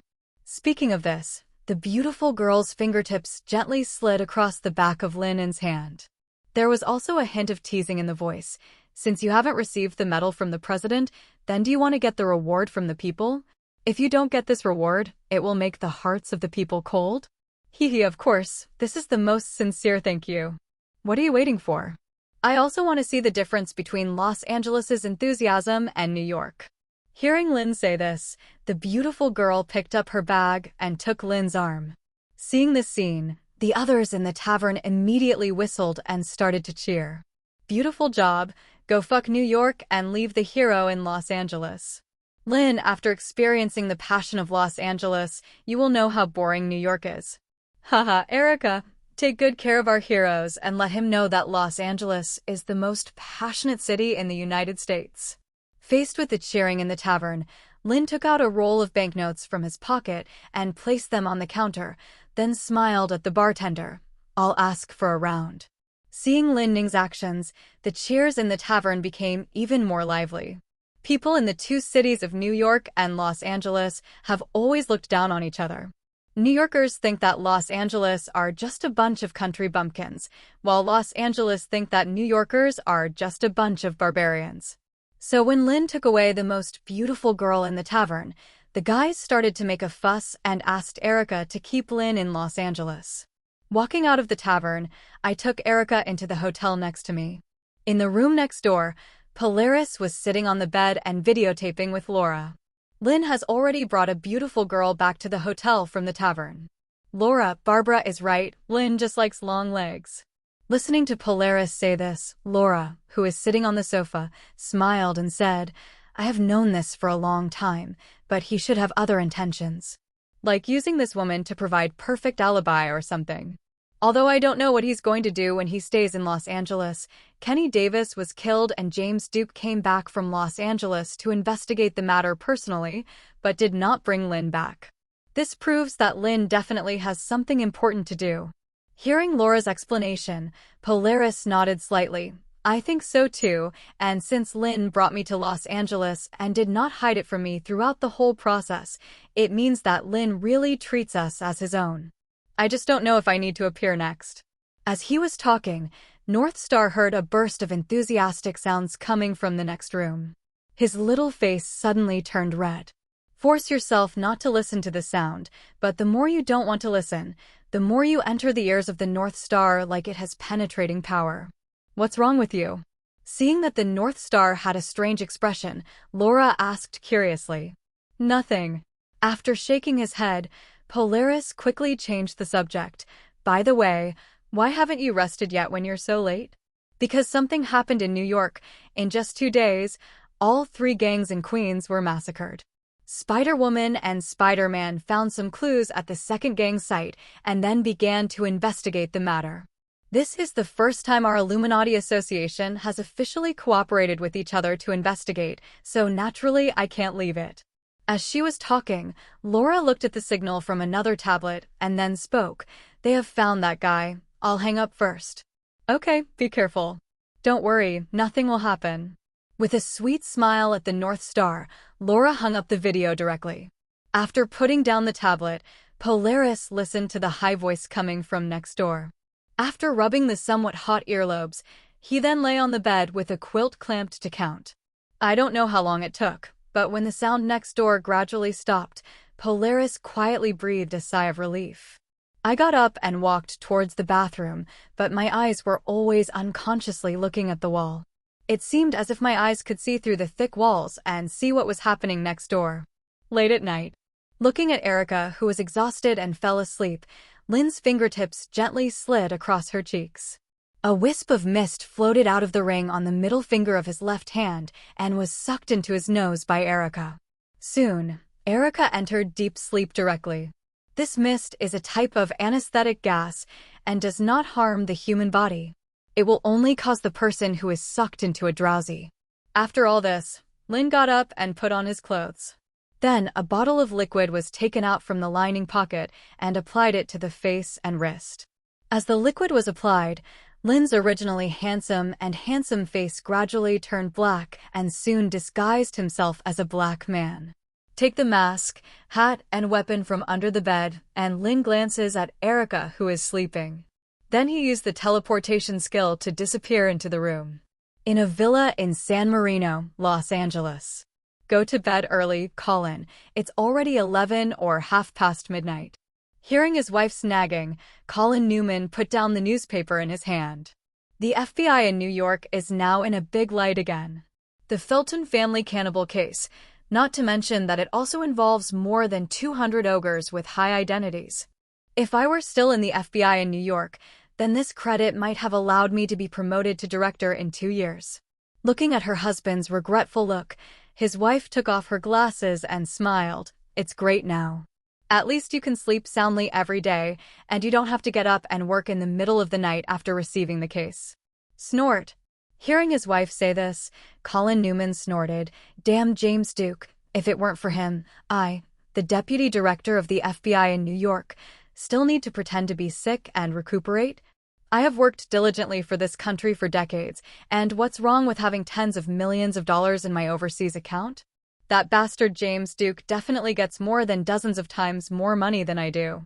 As he said that, Colin Newman pointed to the photo of Linn Hall in the newspaper. Look, this is a dog under James Duke. Maybe the Felton family cannibal case was also cracked by James Duke in command of this dog. Otherwise, James Duke wouldn't let him show off at that press conference. It's obvious that he wants to support this obedient dog. Seeing her husband becoming more and more excited as she spoke, her wife took water from the bedside table and handed it to him and comforted him. Okay, calm down. She is in her 60s, so pay more attention to her health. Snort. After a snorkeling, Colin Newman took the water cup. Just as I was about to drink water, I suddenly heard a sound of rumbling through boxes and cabinets downstairs. Hearing this voice, Colin Newman immediately sat up from the bed with caution. His son and daughter are still in the UK, and the nanny has already gotten off work. Now that there is a noise at home, there must be a blind thief who has broken eyes and rushed in. Thinking of this, Colin turned around and took out a gun from the bedside table. He was about to get up but was pulled by his wife. We should call the police now, and the police can come here in up to 5 minutes. Hearing his wife's concerns, Colin said disdainfully, It's just a thief. There's no need for those wastes. After saying that, regardless of his wife's obstruction, he walked downstairs with a pistol. In the living room on the first floor, a man with a mask and hat was constantly flipping through valuable items in the drawer. Colin Newman, who walked down with a gun, saw this scene and immediately raised his hand to prepare for shooting. But the next second, the tightly wrapped man turned around and shot Colin Newman several times. Bang! Bang bang! Several gunshots broke the peaceful community, and Colin Newman fell into a pool of blood with disbelief. When his wife, who was worried, was screaming in horror when she saw this scene. The thief who broke in seemed to be disturbed and ran out in panic. Half an hour later, inside the hotel. After washing out of the bathroom, Linn returned to his appearance. He lifted the quilt and lay in. Looking at Erica, who was sleeping and still exposing her arms, Linn thoughtfully covered her with a quilt. Early the next morning, Erica, who gradually woke up from deep sleep, unconsciously smiled after seeing Linn Hall beside her. He raised his hand to gently pinch Lin Ning's nose, but his fingertips were about to touch Lin Ning's skin, but he saw Lin Ning's eyes open and stare at her in an instant. He was startled by the sudden opening of his eyes. Erica acted coquettishly at Lin. "Are you agents so alert? You lawyers are also very good-mouthed." Raising his hand on Erica's head, Lin smiled and said, "Even you, a law student, is very good. Also, are you just going to wake me up? I think you should change the way you wake up." I didn't realize what Lin meant, but I felt the hand above my head gently pressing myself down. Erica gave Lin a straight look and then got into the quilt. At the same time, in the villa of James Duke in New York. "You mean, Lin went to the bar last night to bring a female college student who was studying law to the hotel and never left the night?" Hearing the report of Gwen Nathaniel, the vampire, James Duke nodded. "I understand, but don't worry, Lin actually chose to join us then." Before he could finish his words, Duke noticed another cell phone ringing. "You wait." After letting the vampire Gwen wait, Duke picked up another phone and picked it up. When Duke's smile gradually began to spread after hearing the news from the other end of the phone. After hanging up the phone, James Duke said to Gwen, "Remove the surveillance of Lin. He has completed his vocation." "What?" Hearing Duke say this, Gwen Nathaniel's expression instantly frozen. "Mr. Duke, do you mean Lin had killed Colin Newman last night? How is this possible?" The person in charge of surveillance did not notice that Lin left the hotel. "Ha, Gwen, this is the embodiment of ability."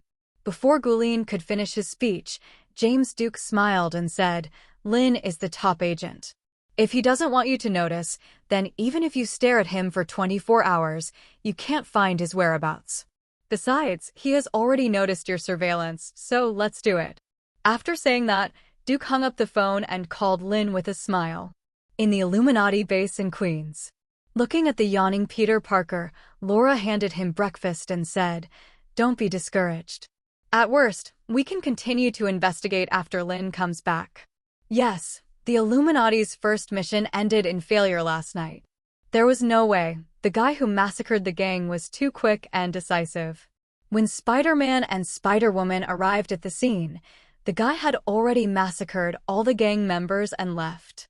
So the two of them naturally came up empty-handed. It's not that we haven't gained anything. At least we have guessed who this guy's next target is. While eating breakfast, Peter Parker pointed to the map of Queens and said, "The Slayer. Oh, that's the nickname I gave him. This guy uses Queens as the axis and then carries out the massacres in the order of gang distribution. And all the gangs he eliminated are selling flour, so his next target is likely to be. According to my speculation, the Slayer's next target should be the Blood Parrot." Blood Parrot? What a crappy name. Hearing the name of the gang, Laura complained, "Why don't they call themselves Blood Tigers?" The Blood Parrot gang has only been established for less than 2 years. I heard that it's because the gang leader has a red parrot tattoo. But none of this matters. Anyway, I plan to keep a close eye on the Blood Parrot gang in the next few days. Said at this point, Peter Parker looked up at Laura. "Where is Spider-Woman? Didn't she come this morning?" Also, Laura, you all know my true identity, but I still don't know what Spider-Woman's true identity is. This is a bit unfair. Faced with Peter Parker's question, Laura shrugged and said, "If you want to know Spider-Woman's true identity, go ask her yourself." Also, don't you have class today? If you don't leave now, you will be late today. Hearing Laura's reminder, Peter Parker immediately stood up from his chair. Oh my God, I actually forgot about the class today. It's over, I will definitely be late this time. As he said, Peter Parker picked up his breakfast and ran out while saying, I'm leaving first, Laura, I'll leave it to you here. Watching Peter Parker run out, Laura shrugged and then ate breakfast. Los Angeles. It's a black man. The one who killed my husband is a damn black man. Faced with the questioning of the Los Angeles FBI, Colin Newman's wife cried and recounted what happened last night. Listening to her story, Anthony, who was in charge of the case, breathed a sigh of relief. It was a burglary and shooting, not murder, which was the best result. After all, the deputy director of the New York FBI was shot in Los Angeles. This was a huge trouble for the Los Angeles FBI. Are you sure it was a black man who killed Mr. Newman? Yes, I'm definitely not wrong. Looking at Anthony in front of him, Colin's wife said sadly, although he was wrapped tightly, with a hat and a mask, I can tell from his exposed skin that he is a damn black man. Facing some racially discriminatory words from Colin's wife, Anthony pretended not to hear them. After taking the notes, Anthony was about to send someone to send her away, but saw Linn Hall walk in with Barbara, Sean, and Alice. Sean and Alice followed Barbara to Los Angeles using teleportation ability. The deputy director was killed in Los Angeles, and New York must not be indifferent. Hello, Mr. Hall, I'm Anthony Lewis. As the special agent supervisor of the FBI in Los Angeles, Anthony naturally knew Linn Hall, the rising star of the New York FBI. Hello, Director Lewis, I am under the order of Director Duke to assist you in investigating the murder of Mr. Newman. Understand. Hearing Linn say this, Anthony Lewis nodded. Director Lewis, what is the current specific situation? Faced with Linn's inquiry, Anthony told Linn what happened. So, this is an accident after a burglary? Hearing Anthony's explanation, Linn glanced at Colin's wife and then said, Director Lewis, do you mind if I ask Ms. Newman? Of course not. This is a formal process and Anthony cannot stop it. What is more troublesome for him now is that the headquarters will send someone over. After hearing about this case this morning, the director told him that the headquarters and New York would definitely send people over. So he must attach great importance to this case and solve it as quickly as possible. Otherwise, the Los Angeles FBI will lose face. Anthony Lewis had a headache when he thought of this. Damn Colin Newman. Couldn't he just stay in New York to recuperate? Why did he have to go to Los Angeles to cause trouble? Half an hour later, in the Los Angeles FBI meeting room. I agree with Director Bruce. Although the person who was killed was our deputy director in New York, this is Los Angeles after all, and Director Lewis is more familiar with it. So this case should be led by Director Lewis and Director Bruce, and I will assist. Regarding the leadership of this case, Director Bruce from the headquarters pushed the responsibility to Anthony Lewis, and Linn naturally followed suit. Since he killed the person himself, he naturally had to let the FBI in Los Angeles investigate. Anyway, after they can't find any clues, it's their business to deal with it. Hearing that the people from the headquarters and New York directly pushed the responsibility on him, Anthony Davis felt a headache. The surveillance footage last night did capture the damn black man, but after expanding the search range, the damn black man disappeared without a trace, as if he had evaporated out of thin air. Where the hell should we start? We can't investigate all the black people in Los Angeles. Ignoring Anthony Lewis, who wanted to say something, Linn Hall and Director Bruce walked outside together. Looking at the two people talking seriously, it seemed like they were expressing their opinions on the case. But in fact, the two people were talking about other things. Following behind the two people, Sean curled his lips and looked at Alice. It was obvious that the boss knew Bruce from the headquarters. After such a big thing happened, the two people were still, seriously, discussing what to eat for lunch. TSK. When I think of the scene in the conference room just now, the two people cooperated with each other and made Anthony Lewis, the supervisor, unable to get a word in. Sean shook his head. Well, that guy is just a guy who takes the blame. However, the deputy director is dead. Does the boss have a chance to become the deputy director? In the evening, after dinner, Linn took Polaris and a few people to walk on the street. Boss, do we have to pretend to?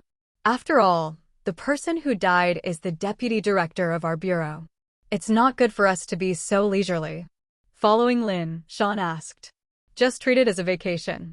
Looking at the night view around, Linn smiled and said, remember, we are just assisting in the investigation, and the person who led the case was Anthony.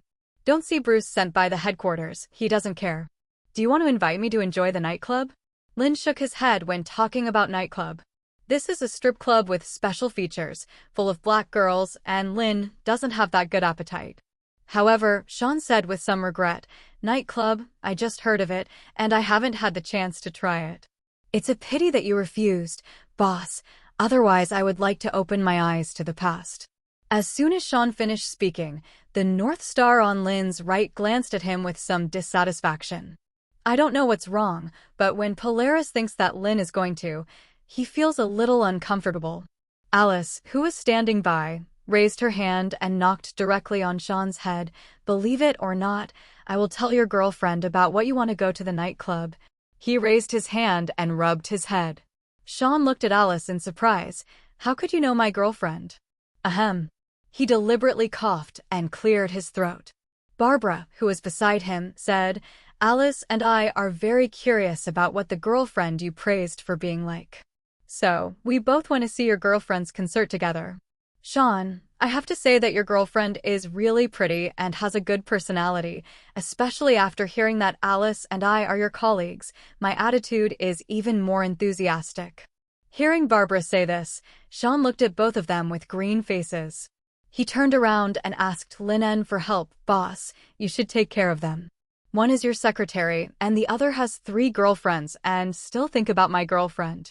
Looking at Sean's screaming look, Linn spread his hands and smiled. Although I am your leader, I don't care about the private lives of the brothers under his command. Hearing that the boss was not making decisions for him, Sean immediately bowed to Alice with his hands together and said, 2 sisters, I finally found a girlfriend. You 2 are proud. Get out. He raised his hand and punched Sean, and Alice smiled and said, Don't worry, I won't steal my brother's girlfriend. Speaking of this, Alice looked at Barbara. Don't look at me. Squeezing away Sean, Barbara stepped forward and took Linn's arm and said, If there is a need, I'll find a boss, so I won't be together with you, a fake woman. Is that? That's what you don't know about women yet, Barbara. Why don't you try it? I promise. Before Alice could finish her words, Linn raised her hand and knocked on her head. Don't snatch women with your brother. I'm going to focus on your boss's woman, right? Hee. Just kidding. Several people walked on the street talking and laughing, not caring about the death of the deputy director. When we walked to the corner of the street, a whirlwind suddenly blew around the originally calm. The fallen leaves on the ground rotated rapidly with the whirlwind, and dozens of cars on both sides of the road also made a harsh alarm at the same time. Seeing this strange scene, Sean and Alice immediately pulled out their pistols and subconsciously stood in front and back to protect Linn in the middle. Barbara used her abilities as soon as possible, ready to teleport everyone back to New York at any time. Just as a few people were alert, dozens of cars on the roadside began to fly into the air, and then a wall of cars was formed to surround everyone in the middle. Seeing that the walls formed by cars were blocked by cars in front, back, left, and right, Linn and Polaris looked up at the night sky at the same time. In the night sky, a Magneto, wearing a black dress and an iconic helmet on his head, slowly fell from the sky. As Magneto landed from the air, Alice and Sean immediately pointed their guns at him. Don't worry, I have no malice towards you. Looking at Linn with a calm face, and Alice and Sean who were full of alertness. After Magneto said something, he set his sight on the North Star. Put the gun away. After filming Alice, who was blocking her, Linn signaled the 2 of them to put away their weapons. Then he took a step forward and looked at Magneto and said, You are quite brave. Now all the official organizations are wanting you, but you dare to appear in front of me with a swagger. Eric Launchier / Marks Eisenhardt's Favorability. 3.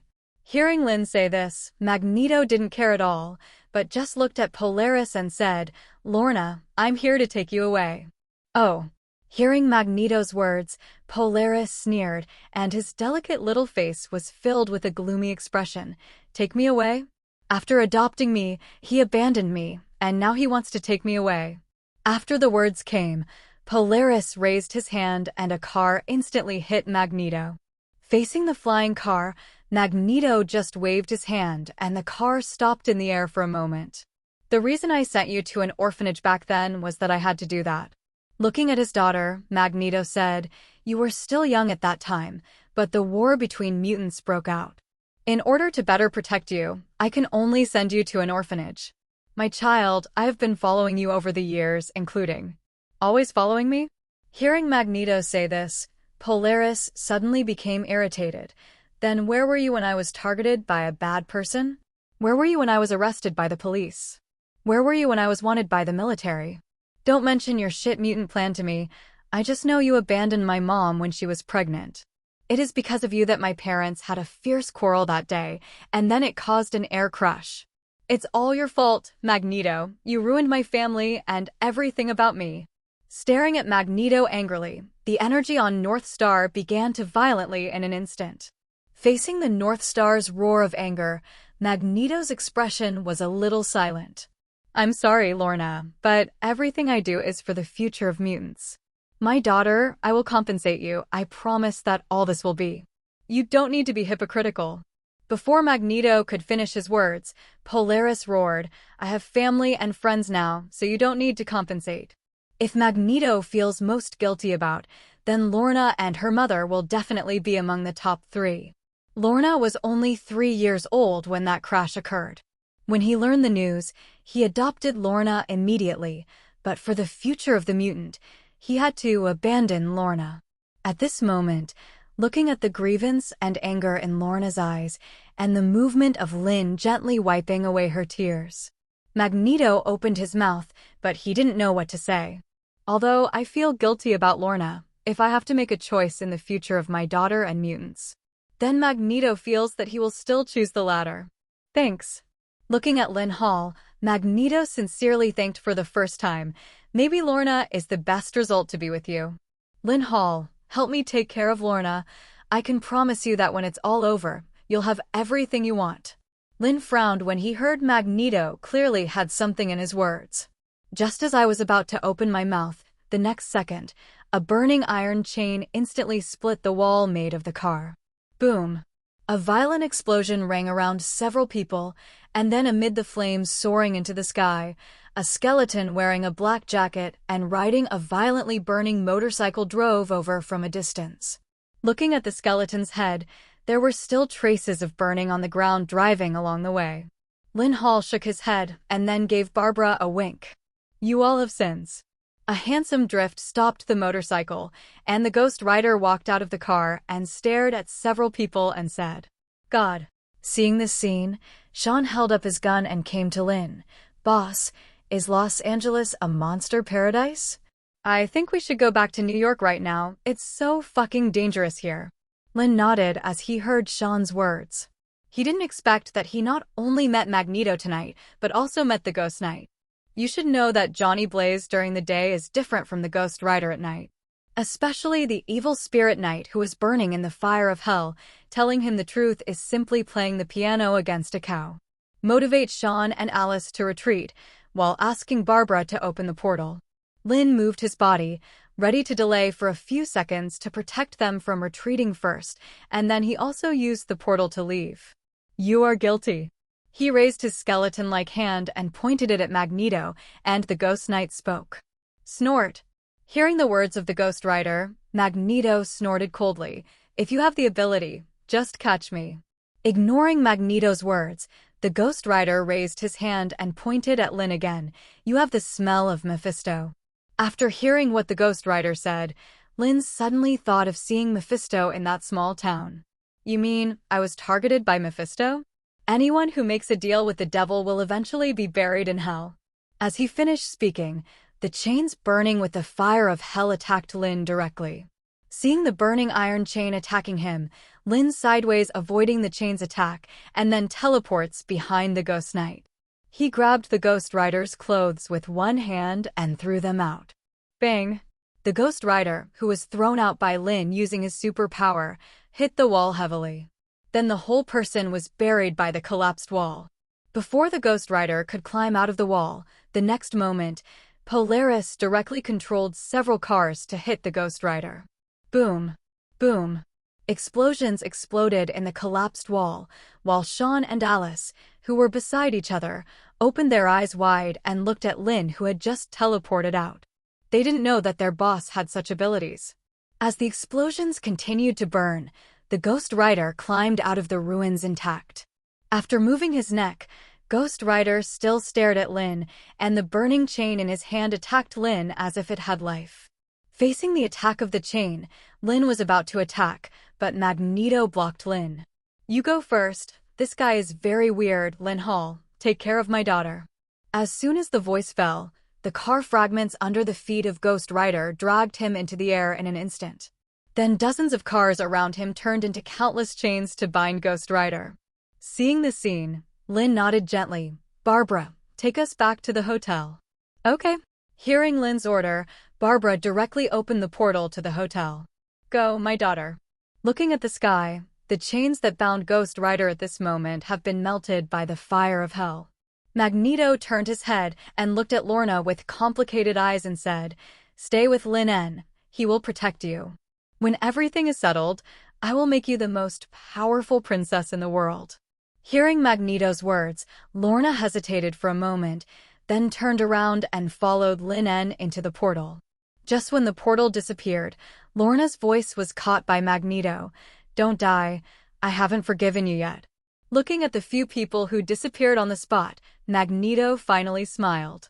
Just looking at the Ghost Rider, who rushed towards him after regaining his freedom, he snorted coldly. In the hotel. "Oh my God, what kind of monster is that burning skull?" Sitting on the sofa back at the hotel, Sean looked at Linn and said, "Boss, everything tonight is too exciting. First it was Magneto, then it was the flaming skull monster. I can't imagine what my colleagues at the FBI in Los Angeles go through every day." At this point, Sean suddenly asked, "By the way, boss, how did you just run behind the skull monster? Is this your ability? But you shouldn't be a mutant. Did you get supernatural powers by chance?"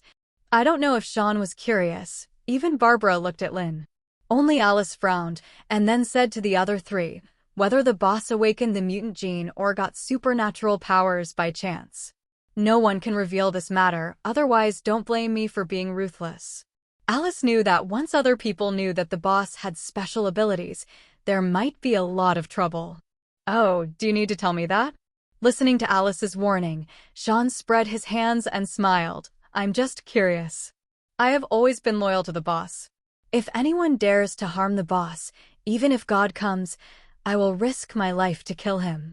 Listening to the conversation between the two, Linn smiled and waved his hands. "Don't worry, we are all family, I believe you." Yes, Sean and Alice said this deliberately to Polaris and Barbara. After all, these two people have been following Linn for a short time, unlike the two of them who have been following Linn all the time. But it is obvious that Barbara and Polaris will not betray themselves. What really makes Linn care is that the Ghost Rider said that he has the smell of Mephisto on him. Linn remembers very clearly that Mephisto lured him to sign a contract with him. He is full of covetousness for his soul. I thought that after that incident, I would never have any contact with Mephisto again. Unexpectedly, I still underestimated his desire for me.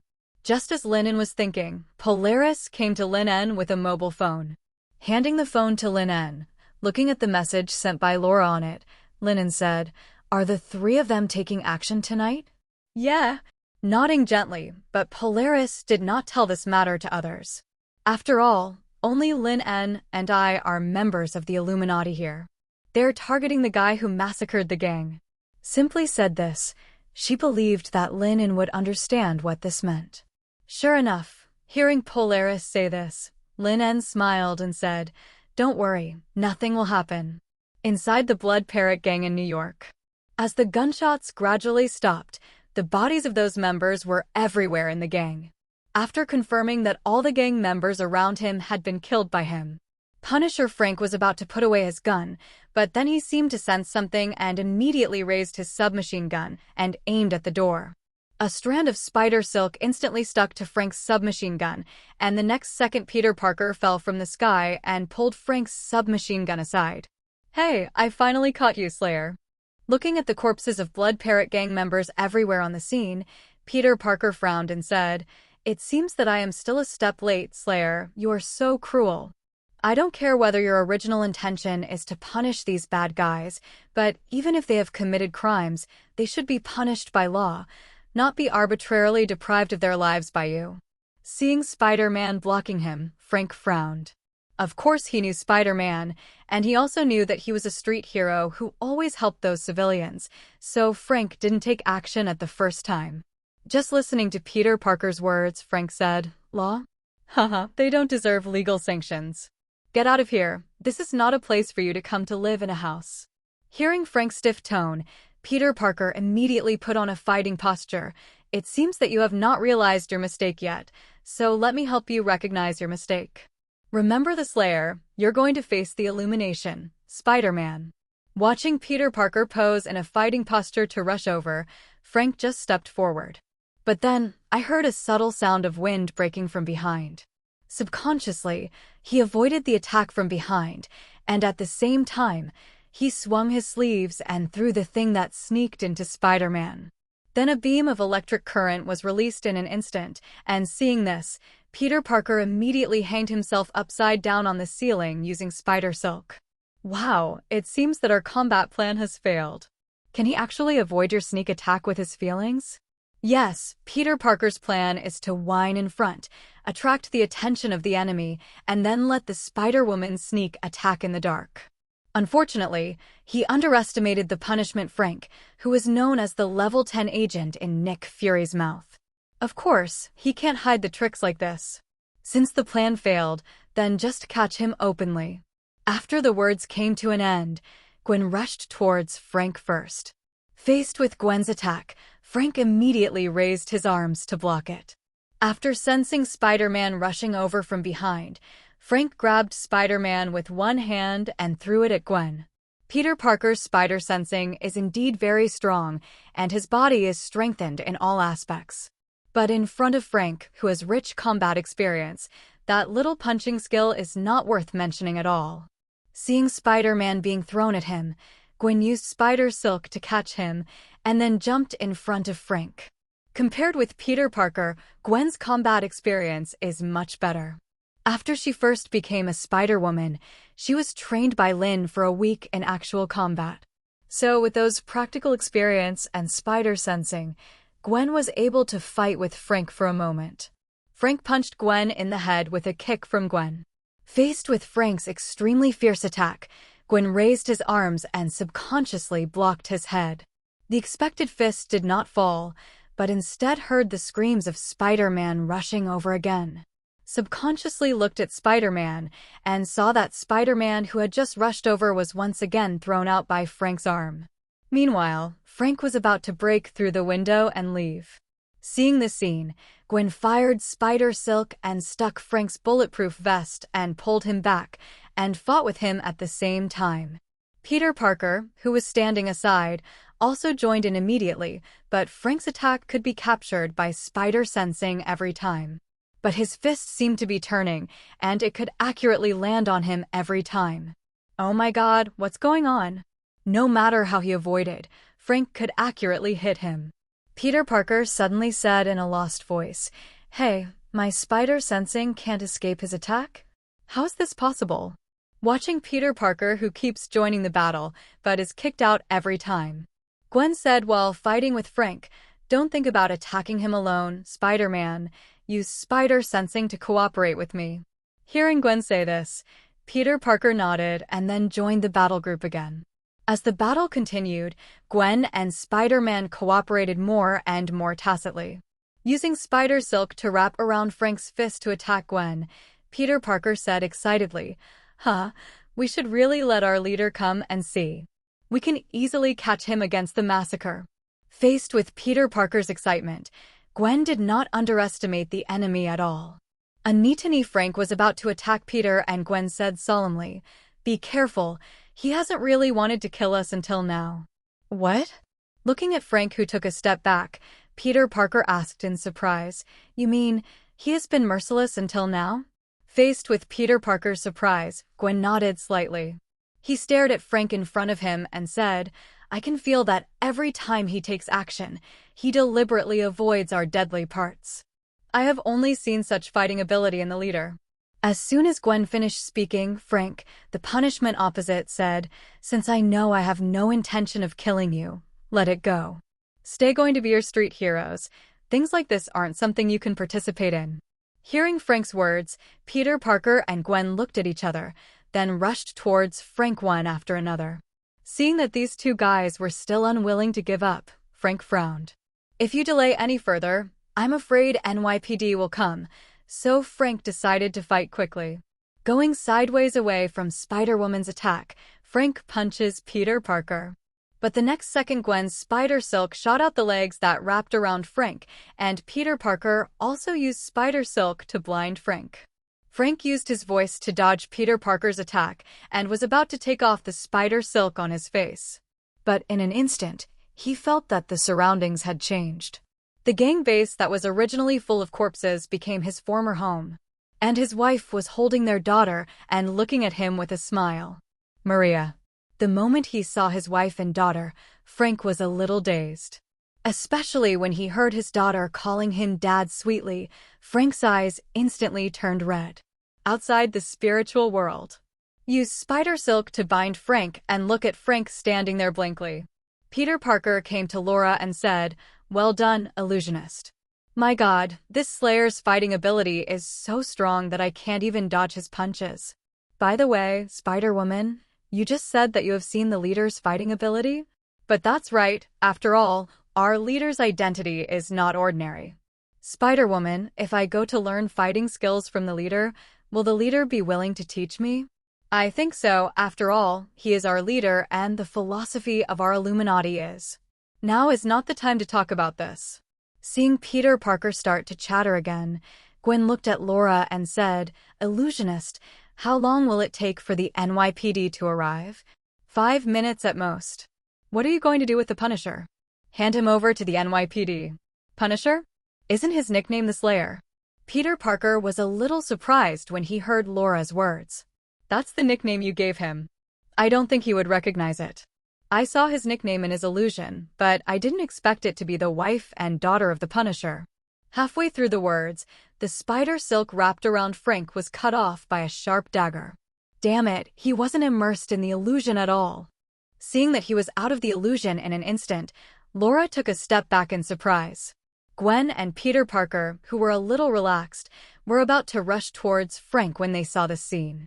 The next second, a flash bomb exploded directly in the room. At the same time, Frank, who broke free from his restraints, broke out of the window, and when Gwen and Peter Parker chased him out, Frank had already left here quickly in a car. It's over. The Slayer has escaped. I didn't expect that he actually had someone to help him, and he could even get out of the illusion created by the illusionist so quickly. You know, the last time I asked the illusionist to test me, it took me 13 minutes to see through the illusion. It seems that our Illuminati's first operation has failed. Hearing a hint of frustration in Peter Parker's voice, Gwen turned and walked towards the gang base. He had more than a dozen chances to kill us in the battle just now, but he chose to show mercy every time. So this failure is also normal. The NYPD will arrive soon. We have to take the illusionist away. At this point, Gwen paused. In addition, the illusionist said his name is the Punisher, not the Slayer. After that, Gwen went directly into the gang base and then hugged the illusionist who was covering his eyes and left the scene. Punisher? I still think the nickname of the Slayer suits him better. Shrugged, Peter Parker also left the scene swinging on the spider silk. In the car, watching Frank constantly picking the spider silk wrapped around his body, Coulson smiled and said, "According to our experiments, this kind of spider silk will generally decompose naturally within an hour. So, Mr. Frank, you don't have to worry about the spider silk problem. Hearing Coulson say that spider silk can decompose naturally, Frank nodded gently. Thank you. You're welcome. After all, Director Fury attaches great importance to you. At this point, Coulson turned his head and looked at Frank and said, Mr. Frank, you have fought with Spider-Woman and Spider-Man, so what do you think of their strength? Faced with Coulson's inquiry, Frank looked out the window and said, their strength is very good, both in strength and reaction speed are far beyond ordinary people. The only shortcoming is that they lack experience. Spider-Woman is okay, but Spider-Man is fighting completely by instinct and induction. If their actual combat experience is stronger, I'm afraid I will have to spend a lot of effort to get out. At this point, Frank thought of the illusionist mentioned by Peter Parker. She can actually make herself fall into an illusion without knowing it. If I hadn't gotten out of the illusion in time, I'm afraid I would have been caught by them. Put me down at the intersection ahead. Okay. In response to Frank's request, Coulson stopped the car at the intersection ahead. Watching Frank get out of the car, Coulson suddenly said, Mr. Frank, are you really not going to join our shield? If you join, then according to the director's attention to you, I think. Go back and help me tell Fury not to pay attention to me anymore. Waving his hand, Frank turned around and disappeared into the night. After Frank left, Coulson took out his mobile phone and dialed out. Frank has fought with Spider-Woman and Spider-Man. According to Frank's evaluation, Spider-Woman and Spider-Man are very capable. But during the battle, Spider-Man called himself a member of the Illuminati, and even Laura Belloc, who has been with Linn, is called the Illusionist. In addition, Spider-Woman and Spider-Man have mentioned the nickname Leader more than once, and they highly praised this leader. I guess the light will probably be related to Linn. Even the leader is Linn Hall. Upon hearing Coulson's report, Hill nodded and said, I understand. I will investigate here. When Linn Hall returns from Los Angeles, you can continue to contact him. Linn didn't care about the fact that the first battle of the Illuminati Association ended with failure. After all, it hasn't been long since Gwen and Peter Parker have just become good neighbors, and this time they have also picked the wrong opponent. Especially when Linn knew that the person they wanted to arrest turned out to be the Punisher Frank. Linn even felt that he should be grateful to Frank for not killing him. After all, the Punisher can do what he can do. After comforting the three people on the phone, Linn placed his target on Ghost Rider Johnny Blaze. Johnny during the day and the Ghost Rider at night can be regarded as two people. At least, Johnny Blaze is much more polite now. Yes, I've seen your previous motorcycle death stunt challenge, and I have to say, it's really crazy to fly a motorcycle to 6 helicopters. Faced with Johnny showing him with the trophy, Linn nodded and said. Putting the trophy back in the glass window, Johnny Blaze said to Linn, the reason I dares to do such a crazy thing is because I can't die at all. Don't worry, I'm not here to catch you, even if you turned into a Ghost Rider last night and attacked me. Knowing that Johnny Blaze misunderstood the purpose of his visit this time, he deliberately used the previous death stunt challenge to show himself his immortality. Linn then said straight to the point, the Ghost Rider you transformed into last night said that I have the breath of Mephisto. So I found you just want to ask clearly how to eliminate Mephisto's breath. Seeing that Linn did not have any malice, Johnny invited Linn to sit down. The person who was targeted by Mephisto cannot get rid of it, unless one day your strength can threaten him, or even kill him completely. Otherwise, you can only accept Mephisto's temptation again and again until you sign the contract with him to sell his soul. Speaking of this, Johnny Blaze signaled Linn to stretch out his arm. After Linn stretched out his arm, Johnny asked Linn to roll up his sleeves and ignited the hellfire with his right hand and gently stroked it across Linn's arm. Where the fire of hell passed, a strange dark red pattern that looked like a brand appeared on Linn's arm. Looking at this weird and seemingly exuding a powerful mark of power, Johnny put away the fire of hell and said, "It seems that Mephisto wants to get your soul more than me. I even marked you in order to prevent other Hell Lords from falling in love with you." Looking at the mark on his wrist that gradually disappeared as the fire of hell was closed, Linn Hall's brows tightened even more. It won't cause any harm to me, right? No, on the contrary, once a demon poses a threat to you, then this mark will release Mephisto's power to destroy that demon. Of course, this is limited to the products in Hell and the demons under the Lord level. The only disadvantage is that if you have used it a few times and are addicted to this power that does not belong to you, then you will fall into the trap he sets. Hearing Johnny Blaze say this, Linn put down his sleeve and smiled. This won't be. By the way, do you have any plans next? I mean, do you want to go to New York for a while? Faced with Linn's invitation, Johnny Blaze declined.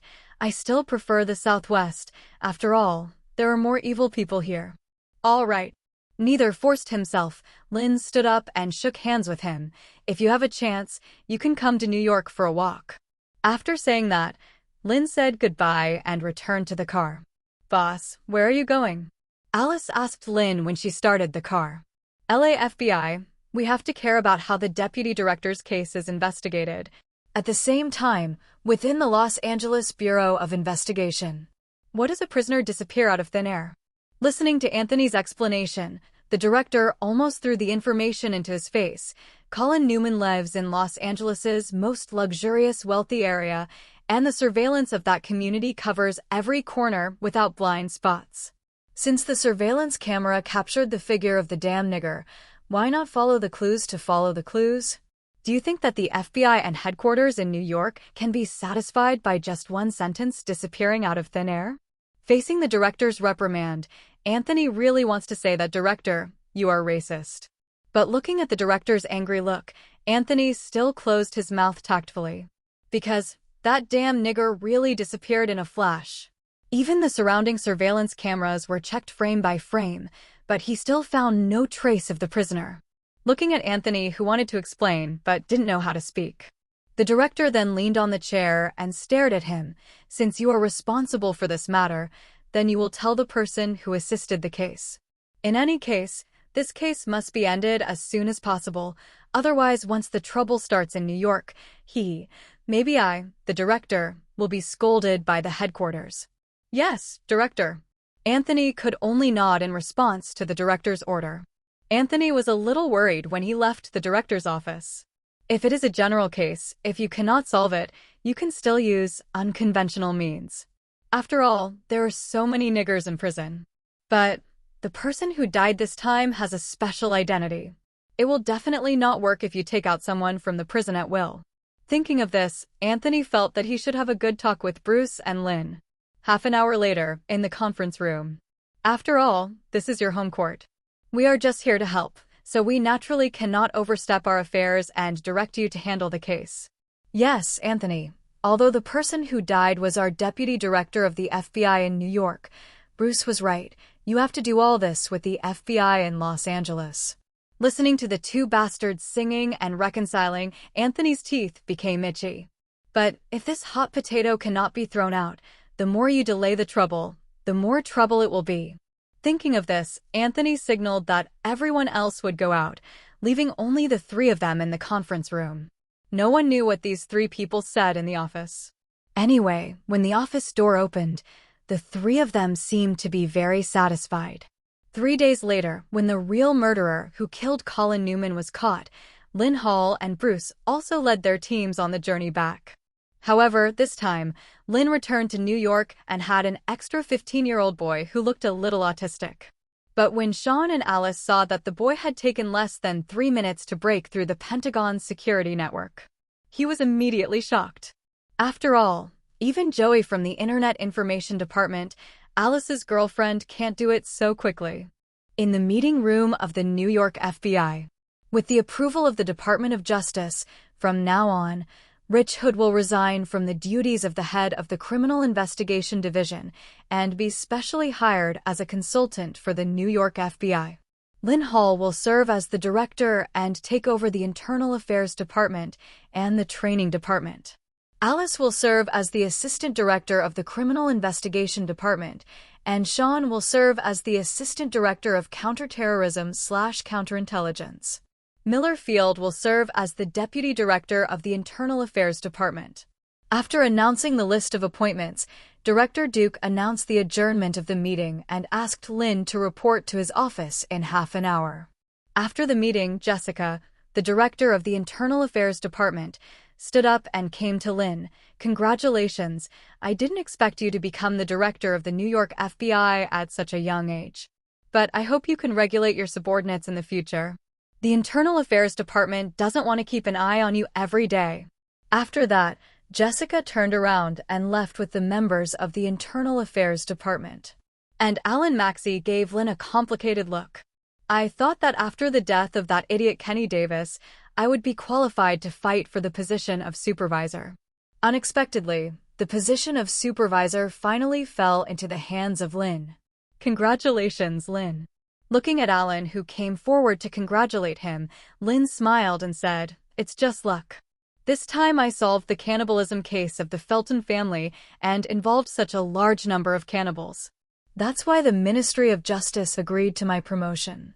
No matter what, you will be my boss in the future. Please take care of me." For Alan Maxey, who took the initiative to approach him, Linn would not believe that he really wanted to join him. However, he still had to put in some effort on the surface. "I also came from the field, so I will naturally take care of my own people." After a few words of laughter after he left, Linn looked at Miller Field. "Miller, I have done what I promised you. From now on, you are the Deputy Director of the Internal Affairs Department." Looking at Miller Field with gratitude in front of him, Linn smiled and said, "I will give you a suggestion. That is, you will completely take control of the Internal Affairs Department within 2 years. You should understand what I mean." Hearing what Linn said, Miller, who was originally somewhat grateful to Linn, suddenly brightened his eyes and then nodded heavily and said, "Don't worry, from today on, I will completely and slowly turn the Internal Affairs Department into some things you just need to know." Patting Miller's shoulder, Linn motioned Sean, Alice, and others to follow him back to the office. In the office. "Haha, boss, I didn't expect that one day I would be promoted to D2 and become an assistant director." Looking at Linn sitting on the office chair, Sean walked up very flatteringly and wanted to pick up Linn and massage his shoulders. But Barbara pushed him away and then walked behind Linn and kneaded him gently. Seeing that Barbara didn't give him any chance to show his affection, Sean smiled and looked at Alice, who was also a little excited but much calmer than him, and then blinked. "I take back what I said. It was just drunken talk when I was drunk. The boss didn't take it seriously." "Huh? Alice, what did you say?" Looking at Alice's flushed face, Barbara asked curiously while kneading Linn's shoulders. "When the boss just became an assistant director, we went to a bar to drink. The boss said that he could make me a D2 in less than 5 years. At that time, I thought the boss was bragging. After all, the boss was too young at that time, so I made a bet with the boss that if he could promote me to D2, I would sleep with the boss for a month." At this point, Alice shrugged and asked Linn, "Boss, you have forgotten about this, right?" Lorna, who was listening to the conversation between the few people, couldn't help but look at Linn. Alice should meet Linn's aesthetic standards. Not only is she beautiful, she is also tall, and most importantly, she has a pair of slender long legs. Come on, I don't want to sleep with a guy who looks like a woman, but has a man's soul for a month. Huh. Hearing what Linn said, Joey patted his chest and said, "I was scared to death. I thought the boss was going to let Alice fulfill her promise." As he said that, Joey leaned forward and laughed. "Boss, what about me? Sean and Alice have both become D2, I should also move up a bit. I don't ask for D2, even if I can be promoted to S14, at most I can let Alice sleep with 2 other girlfriends this month, and I will accompany you, boss." Before Joey finished speaking, his head was pushed away by Linn. "Get lost, I don't have such a good appetite as Alice. Tisk, isn't it just that the legs are a little short? But I have big breasts." Looking at Linn with his chest puffed out and a little proud. Barbara, who was massaging Linn's shoulders, lowered her head in inferiority. "Okay, no more jokes, Joey. Kenny Davis is dead, and the positions of Assistant Director of the Information Resources Department and the Security Department are vacant. The director wanted to promote Warren Tolan to Assistant Director, but he is Kenny Davis's direct descendant after all, not one of us, so I persuaded him not to do so. I will upgrade your level to S15.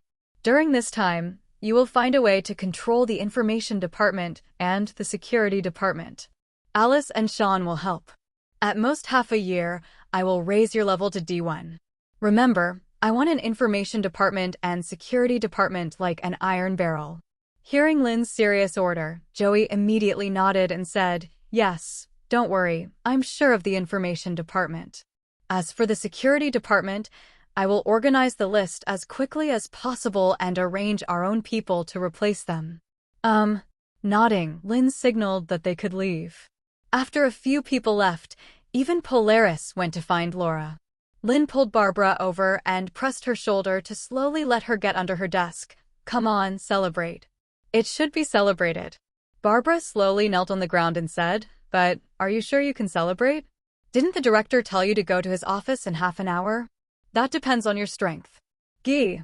After tying his hair into a ponytail, Barbara began to quarrel. At the same time, inside Alan Maxey's office, Linn became the supervisor, but the director did not announce the appointment of the deputy supervisor, and the position of the deputy director was also vacant. He received a glass of water and handed it to Jessica, the director of the Interior Department whom he invited.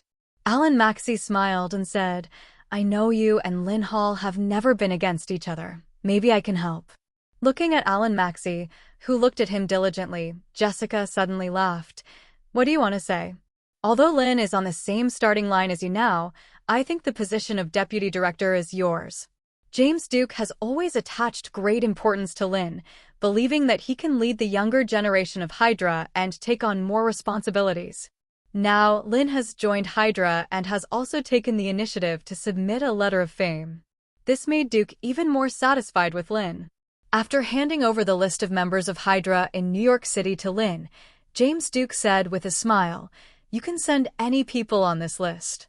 What you have to do in the future is to slowly turn New York into our city. After taking the list handed over by Duke, Linn looked at the person on the list. Although there are some important political personnel, more are elites in the business world. It is impossible for these people to turn New York into Hydra's base camp alone. There are 51 New York City Council members on the list, and only 9 belong to Hydra. There are some people in the City Hall, but these people are not at a high level. The only one who can make a comeback on the list is Deputy Mayor Chris Bell, but he is only one of the 5 deputy mayors. However, when I accompanied Duke to the cocktail party, I thought that the mayor of New York was also a member of Hydra. After remembering the people on the list, Linn put the list into the shredder. Seeing Lin Ning's cautious actions, Duke was even more satisfied. Take out 2 small boxes from the drawer. One box contains 20 blue pills, and the other box contains 10 red pills. This is a super drug produced by the Los Angeles base. You should already know the specific effects. Linn nodded slightly when he heard Duke say this. This is a medicine that can give people a superpower for a short time. This is something I'm going to save your life. After all, I've tried so hard to get you to join Hydra, so you can't die easily. Throwing Linn a cigar, Duke joked. After taking the cigar thrown by Duke, Linn also smiled and said, Director, I'm still waiting for the day when our Hydra controls the world, so if you die before that, you will suffer a huge loss. After walking out of the director's office, Linn was pulled into her office by Senior Jessica before she could return to her office. He reached out his hand to grab Linn's weakness, and Jessica sneered, You are in good condition. Why? Your little secretary didn't let you release it. Pushing to the desk, Linn sat on her chair and lit a cigarette and said, Barbara is still young after all, and her verbal words are not as good as her senior. Gee. Sitting on Linn's lap with a smile, Jessica's fingertips streaked across Linn's face. Poor. The little secretary is not good at doing things, and the people under her command will also betray you. Junior, you were not before. Before Jessica could finish speaking, Linn turned her over and placed her on the table. He raised his hand and patted her buttocks hard. In an instant, a trace of mist appeared in Jessica's eyes. Looking at the senior sister who was starting to rogue, Linn smiled and said, What, your fiancé is not good? I'm talking to you about serious matters. Aren't you curious about who betrayed you? It's necessary to be curious? It's nothing more than that idiot, Alan Maxey. He knows that your father is the deputy director of the headquarters, so the supervisor wants to surrender to you without snatching me. Pressing Jessica's neck, she lies on the desk, and Linn began to imitate King Zhao Woling's clothing and sprint. Senior sister, have you never thought about the position of deputy director? You bastard. After a while of sighing, Jessica turned her head and looked at Linn and said, my future is not here. You also said who my dad is. The higher your position in New York, the more I am at the headquarters in the future. Cross. Before he could finish speaking, Jessica's cell phone suddenly rang. Looking at the caller ID on the phone, Linn smiled and said, have your fiancé checked? That's a proof of my love with him. Looking at the senior sister who was almost rolling her eyes, Linn nodded in admiration and said, it's really loving. He glanced at Linn in anger. Jessica took a deep breath and then said, his family is my future help. Senior brother, I want to be the first official female president in American history in the future, besides Edith. This is my goal, so I need to rely on the power of his family. After saying that, Jessica answered the phone. Jessica found Linn this time because she was just one. As for Alan Maxey's resignation to her, it was just a big deal. And the real purpose is actually to show her attitude. After all, the two people are in the same position now, and the position of the deputy director above is empty. Since the Department of Justice has not directly appointed the deputy director, the candidate for the deputy director must have been born in the FBI in New York. So instead of fighting against each other and fighting each other, it is better to continue to cooperate like before. And Jessica also clearly told Linn that she would go to the headquarters in the future. Coupled with the power of the fiancé family, it might be possible to leave the FBI and run for president. Since college, we have to resolve each other's lonely relationships, and there may be some feelings. But more of it is profit. Linn naturally understood this, so from the fact that Jessica's favorability has not changed, she knows that she can still trust her. But Linn is more concerned about Peter Parker at the moment. After all, becoming a life mentor for Spider is the easiest to gain his favorability. Half a month later, the lighting meeting-based training room. Call. Peter, who was kicked out by Linn again, sat on the ground and didn't want to get up. Especially when Peter Parker saw that Linn didn't even keep calm, he was even more helpless. Linn, my spider sensing can predict your movements, but I just can't escape your fists. The same is true for the arrest of the Punisher. I can't imagine how you did it. Is there any special training method? Seeing her sitting on the ground and unwilling to get up, Linn turned around and took out 2 bottles of ice water from the refrigerator in the training room. After throwing Peter a bottle, Linn smiled and said, this has nothing to do with training, mainly because you have less practical experience. Peter, since you became Spider-Man, your opponents are mainly some gangsters on the street. With your power and spider sensing, you can easily get rid of them. But once you meet a really powerful guy, you'll be like this now. Walking to Peter Parker, Linn sat down. The most important thing is that neither the punishment nor the punishment had ever thought of killing you. Otherwise, if it was really a life-and-death battle, then you have become a corpse now. Hearing Linn say this, Peter Parker nodded in approval. Spider-Girl tells me the same way. Unscrew the ice water and drank half a bottle in one breath. Peter Parker stood up again from the ground. Come on, leader, continue to train me. Sooner or later, I will surpass you. Today's training ends here, Peter. Today is New Year's Day, so go back and spend time with your family. After all, the most important thing in this world is always family. Oh hell. Hearing Linn's words, Peter Parker instantly hugged his head. I forgot about Aunt May's buying eggs before she asked me to go out. Linn, see you next week. I have to go back immediately. As he said that, Peter Parker ran out quickly. Watching Peter Parker run out in a hurry, Linn turned to look at the North Star. At this moment, Polaris looked like a normal person, but when he looked at Peter Parker running out, he was a little envious. Since I was 3 years old, I have never celebrated New Year's Day with my family again. Even in the years when Magneto was adopted, Raven and Aunt Owl were taking care of themselves. As for the holidays after being sent to the orphanage, let alone any festivals. So when Polaris saw Peter Parker looking anxious to go home, he was envious. Just when Polaris was envious, a warm big hand was placed on top of her head. Looking in the direction of his hand, Linn Hall was looking at her with a smile. Let's spend New Year's Day together. Gwen will come here later. He patted Lorna's head gently, and Linn smiled and said, "It just happened to take you to the playground." Looking at the warmth in Lynn's eyes, Lorna Dane hesitated for a moment, then nodded slightly. "We are not children anymore. What amusement park to go to?"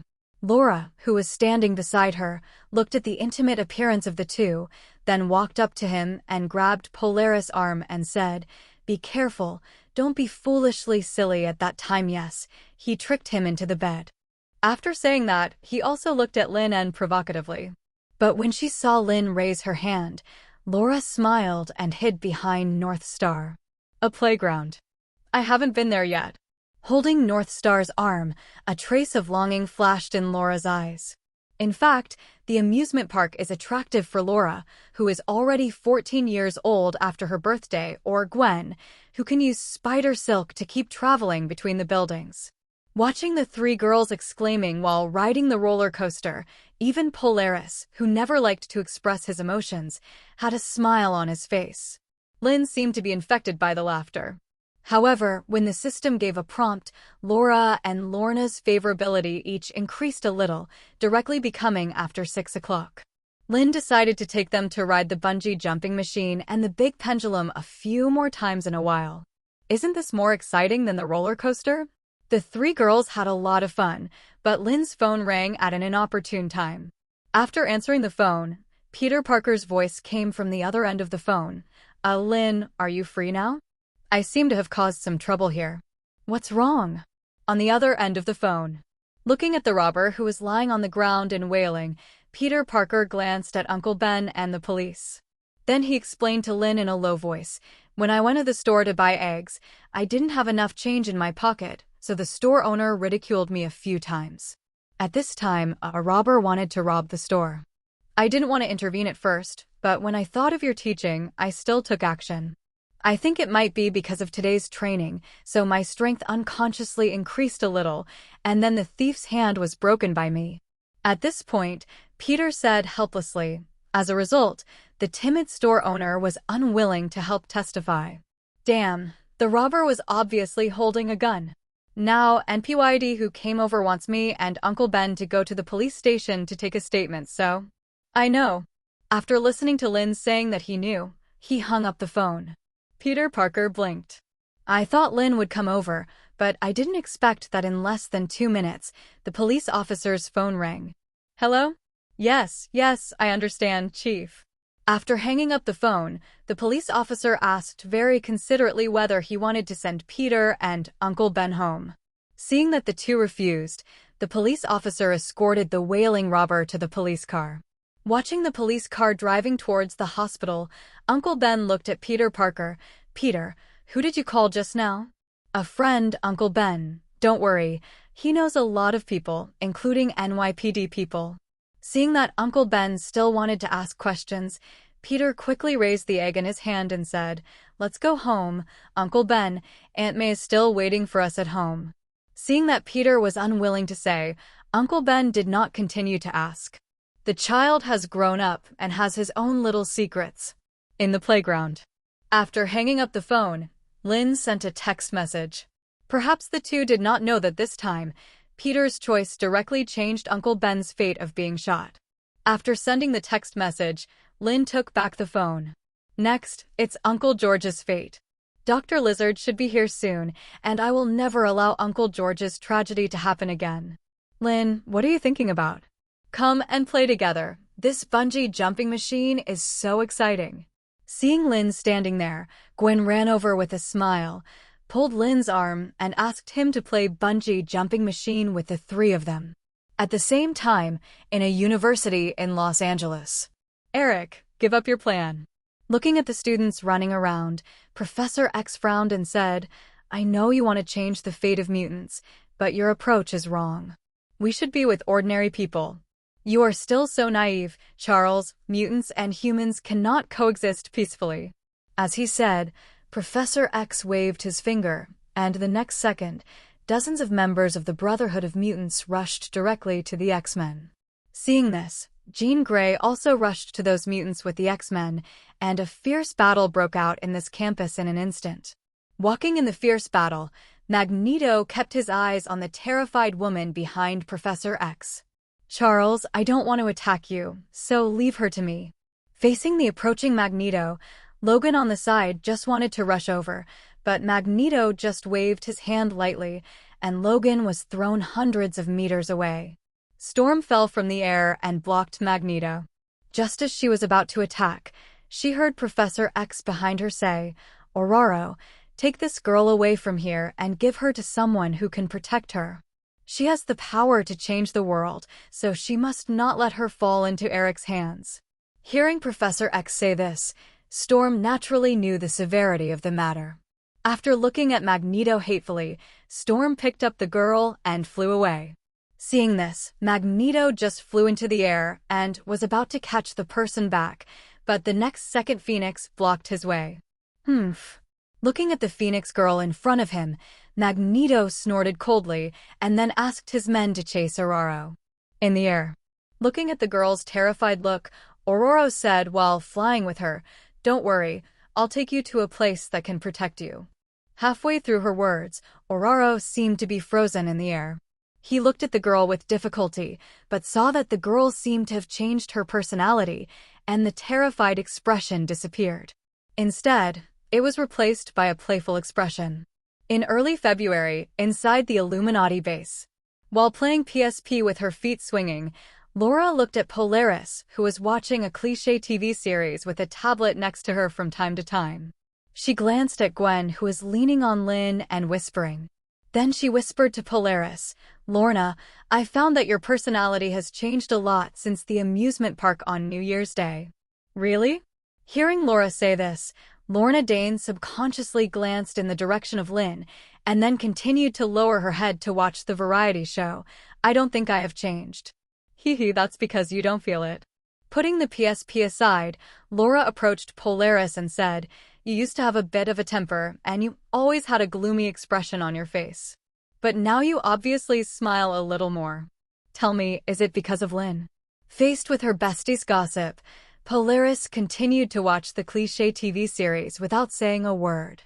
"Tisk, forget it." "Pick up the PSP again," Laura shrugged, "but I like your current state."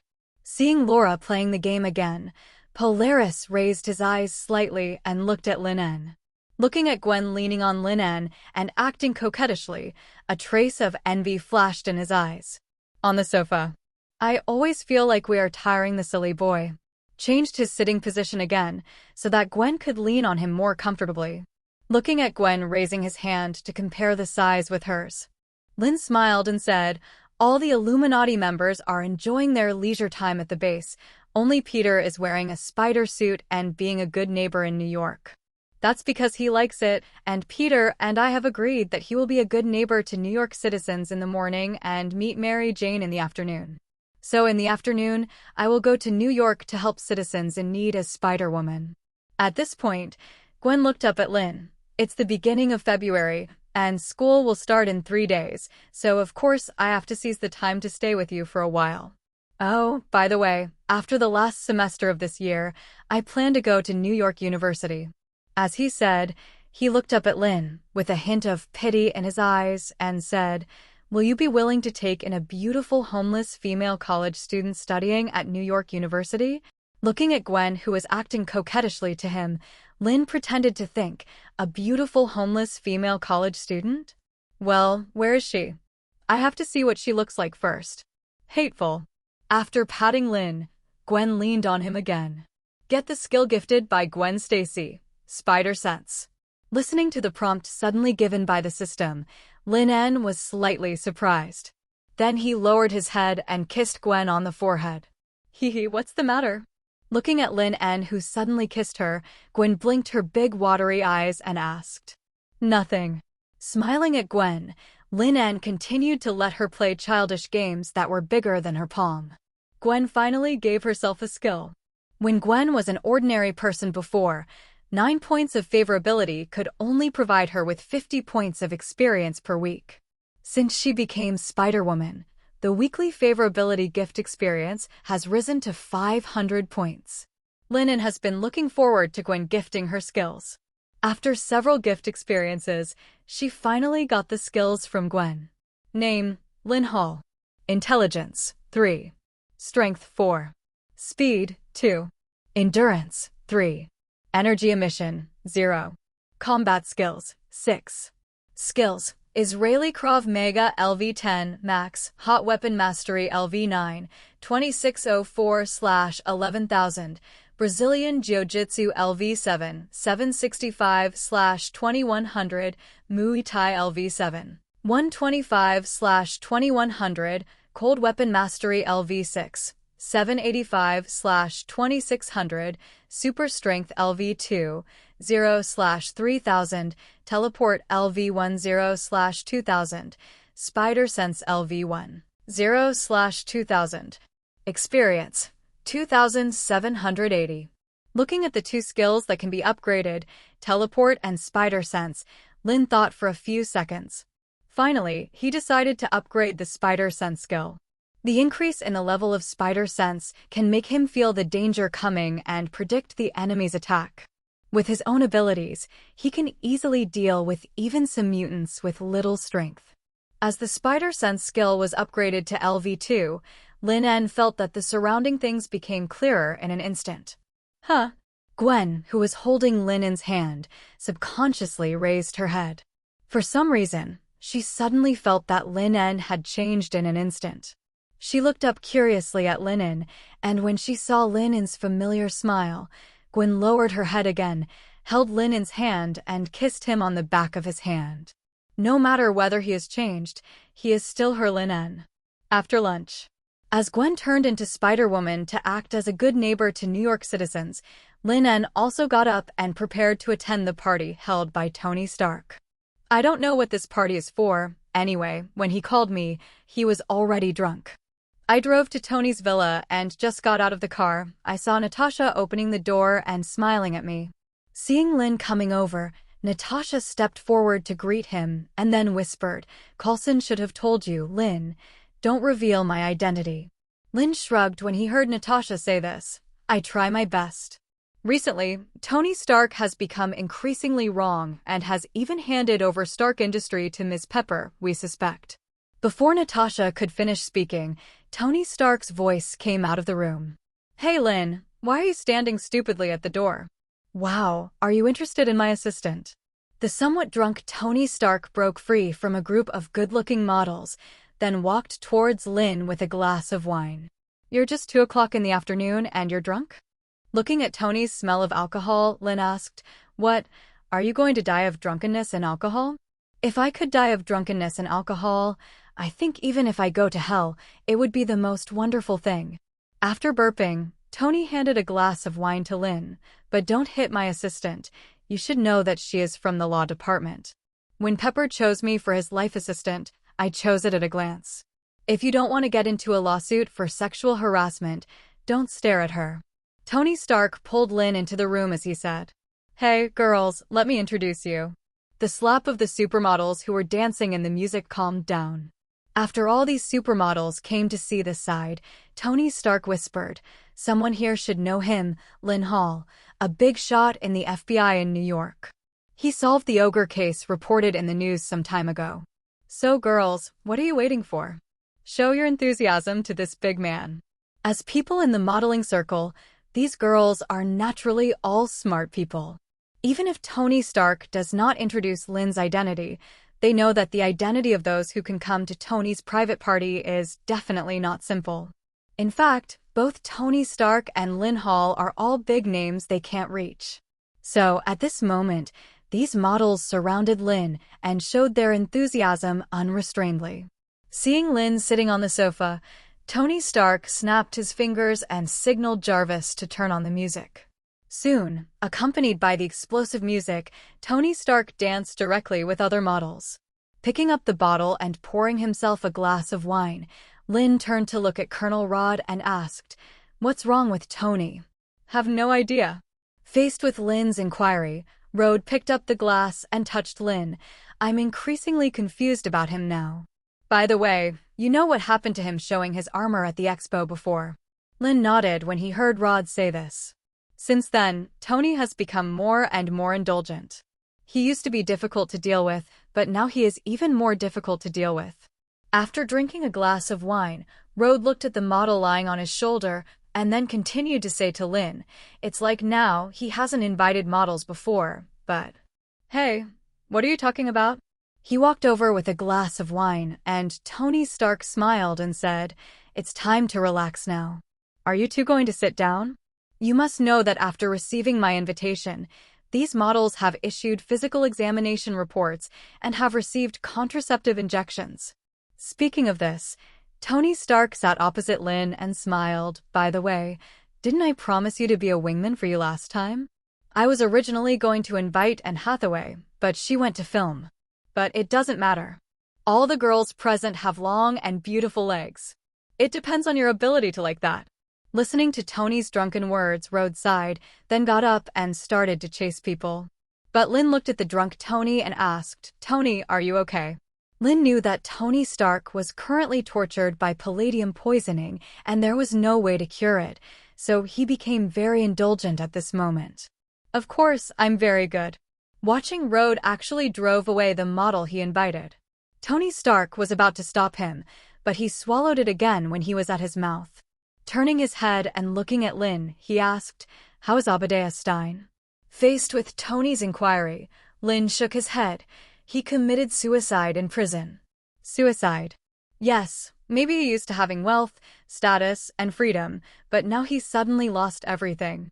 This huge gap made him unable to bear it, so he committed suicide in prison." Well, it was indeed suicide anyway. It was written in the forensic test report. Unfortunately, before his death, Obadiah Stine did not get -8 in favor of himself, otherwise he would have more experience in giving away inheritance. If you die, die. It's great if you die. At least you don't have to endure psychological torture anymore. Tony Stark said with emotion after drinking a glass of wine again. When Rhodes came back, Tony Stark suddenly said, "By the way, I have prepared 2 gifts for you this time." "Jarvis." He called out Jarvis, and then Jarvis controlled a pair of armor and appeared in front of Rhodes. "Rhodes, hasn't the military always wanted my armor? The purpose of holding a hearing cannot be achieved, and those idiots are still putting pressure on you. Now, I authorize you to have a private armor. Of course, this armor can only be used by you. I don't want my things to be used by others. Tony." Before Rhodes could speak, Tony Stark waved his hand and looked at Linn again. "Remember the account and password of the private satellite I gave you last time? Linn, it belongs to you now. Just consider it as a thank you for saving Pepper last time. Now, one of you has my armor and the other has my private satellite. I'm very generous, right?" Looking at Tony's drunken appearance, Rhodes and Linn looked at each other. "Tony, you are drunk." "Drunk? Huh. I'm very sober now." Looking at the 2 people with a glass of wine, Tony Stark said, "Shouldn't you have a toast to the generous Tony Stark? Anyway, you 2 guys must never say bad things about me again in the future." As he said that, he didn't care about Linn and Rhodes and drank by himself. Not far away. Listening to the conversation between the 3 people, Natasha Romanoff's expression remained unchanged, but she had already taken out her mobile phone to send a message to Nick Fury. Stark Industries was handed over to Pepper, the armor was authorized to Rhodes, and the private satellite was handed over to Linn. This was just like a big sale of private assets. There is definitely something wrong with Tony Stark at the moment. Half an hour later, when Pepper hurried back from Stark Industries, Tony was already drunk and unconscious. It was still Linn and Rhodes who helped him into the bedroom. He said he wanted to go to Morocco to participate in F1 racing. Looking at Tony, who was sleeping soundly, Rhodes hugged his arms and said to Linn, "I am very worried that there is something wrong with his mental state now. So I plan to find a psychiatrist for him. What do you think?" "What you can think of, Pepper should be able to think of." Looking at Pepper coming in from the door, Linn said, "According to Tony's personality, he will definitely refuse the psychiatrist. Then we can't pretend that nothing happened. After all, Tony is only our 2 friends. He is getting more and more abnormal now. I guess he is either mentally ill or physically ill." Hearing Rod's worried tone, Pepper came over and said, "I will arrange for a psychiatrist and a private doctor to diagnose Tony." Although he has refused more than once, his current situation is indeed very abnormal. But thank you for your help, Rod. Linn, Tony is a bit stubborn. If there is really a problem, I hope you can help me persuade him. Hearing Pepper's request, Linn and Rod naturally nodded in agreement. While the three were talking, Linn and Rod's mobile phones suddenly rang. Pick up the phone and answer it, and hear the urgent message from the other side. Rod's face changed, and then looked at Linn and said solemnly, "Damn, is the bear crazy?" New York Airport. When Linn drove to the airport was completely closed. Dozens of armed helicopters were hovering in the sky, and the ground was also blocked by the military. The NYPD was urgently evacuating people from the airport, and even the area around the airport was being evacuated. After showing his ID and entering the scene, Linn saw the military and CIA people on high alert, and Uncle George Stacy was talking to General Ross of the military. When she saw Linn get off the car, Alice, who led the team, ran over immediately. "Boss, something big happened. Half an hour ago, a Russian Bear's Iron Curtain plane entered the United States. After the military found that they had entered the country without permission, they wanted to drive them away, but they found that the Iron Curtain was carrying nuclear bombs. If they were forced to drive them away, it would probably cause a great disaster. As a result, the plane finally landed at the New York airport, and the cabin was never opened, and the plane did not give any response." Hearing Alice's explanation, Linn nodded. Coming to General Ross and Uncle George, Linn asked, "General Ross, Uncle George." "Linn, you're here." Nodding to Linn, George Stacy was about to speak when he heard General Ross say, "Director Linn, you should already know about the matter. What do you think?" Faced with General Ross's inquiry, Linn said, "It is impossible to make a judgment at present." "General Ross, has your military sent someone to communicate?" "We have tried to communicate, but the other party has always maintained radio silence, as if resisting communication with us. The president of the White House has already talked to the president of the Russian Bear, but the Russian Bear doesn't know why this Iron Curtain plane would carry a nuclear bomb to New York." At this point, General Ross whispered, "If this Iron Curtain was not carrying a nuclear bomb, I would have ordered it to be shot down long ago." Hearing General Ross's somewhat angry tone, Linn smiled and said, "It shouldn't be dangerous. If they want to drop a nuclear bomb into the United States, they won't land the plane at the airport." As he said that, Linn looked at the chemical defense, fire and other departments that had also rushed over, and said, "I think we should send someone in to take a look. Waiting all the time is not a solution." Faced with Linn's instigation, Ross said, "I want to, but I have to wait for the situation at the White House or the order from the Ministry of Defense." At this point, Ross instigated, "Director Linn, your FBI has great authority otherwise. I'm just a supervisor, not a director, and there is also the Department of Justice above our New York FBI." Looking at Ross, who gave him bad advice, Linn said, "Before things are clear, the New York FBI can't act rashly even if it has great authority." Seeing that Linn refused, George Stacy, who wanted to say something, nodded with relief. He was afraid that before things were clear, Linn would order the team to enter the plane for credit. After all, Linn is still young. But now it seems that he was worrying too much. As for the look in General Ross's eyes that seemed to encourage him to give the order, George Stacy simply chose to ignore it. The Iron Curtain plane did not communicate, and the radio remained silent. For a moment, everyone froze here.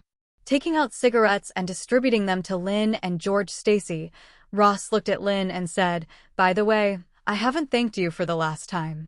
"Huh, it's about Stryker." Hearing General Ross mention Stryker, Linn lit the cigarette. "It's nothing, after all. I always like to be kind to others." Since he realized his mistake and took the initiative to come to the FBI to apologize to me, I naturally won't hold him back. Hearing this, George Stacy on the side also nodded gently. "Of course, I know the child I raised very well. Linn is not the kind of petty person." Seeing Linn's generous look, General Ross almost laughed out of anger. Was he praising him? And the police chief next to him looked like he approved. "TSK, they are really a family." Looking at the still silent Iron Curtain, Ross crossed his arms and said to Linn, "I just saw Rod came in your car. You guys have a good relationship." "Yes, we met through Tony. It's great to be friends, after all, whether it's our military, the police, or you FBI. They serve this country, so." "General Ross, you can make it clear if you have something to say. Private relationships are okay, but you should understand some things if I don't say them. Actually, nothing big is going to happen." After looking around, Ross whispered, "Isn't it the matter of Bruce Banner back then? That hatred has been locked up, but your headquarters. I can't help this, after all, I'm just a little supervisor." Before General Ross finished speaking, Linn interrupted with a smile.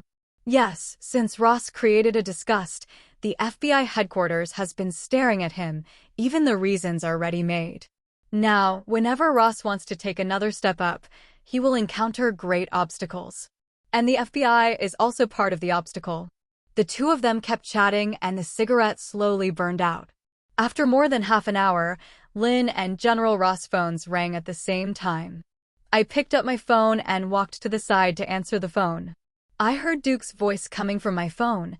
"Linn, the White House communicated with the Mao Bear ineffective, and things cannot be stalemate here all the time. So the Ministry of Justice believes that this matter should be taken over by our FBI.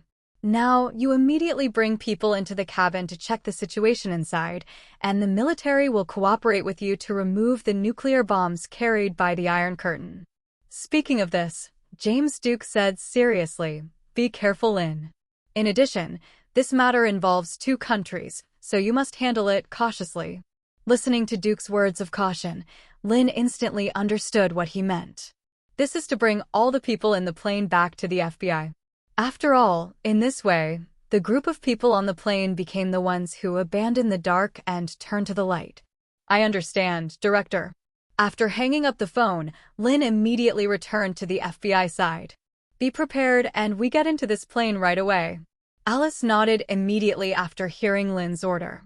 The members who were commanding the operation team were moving slowly towards the plane, and Alice also said, "Boss, you are not wearing a bulletproof vest, so I'd better lead the team in.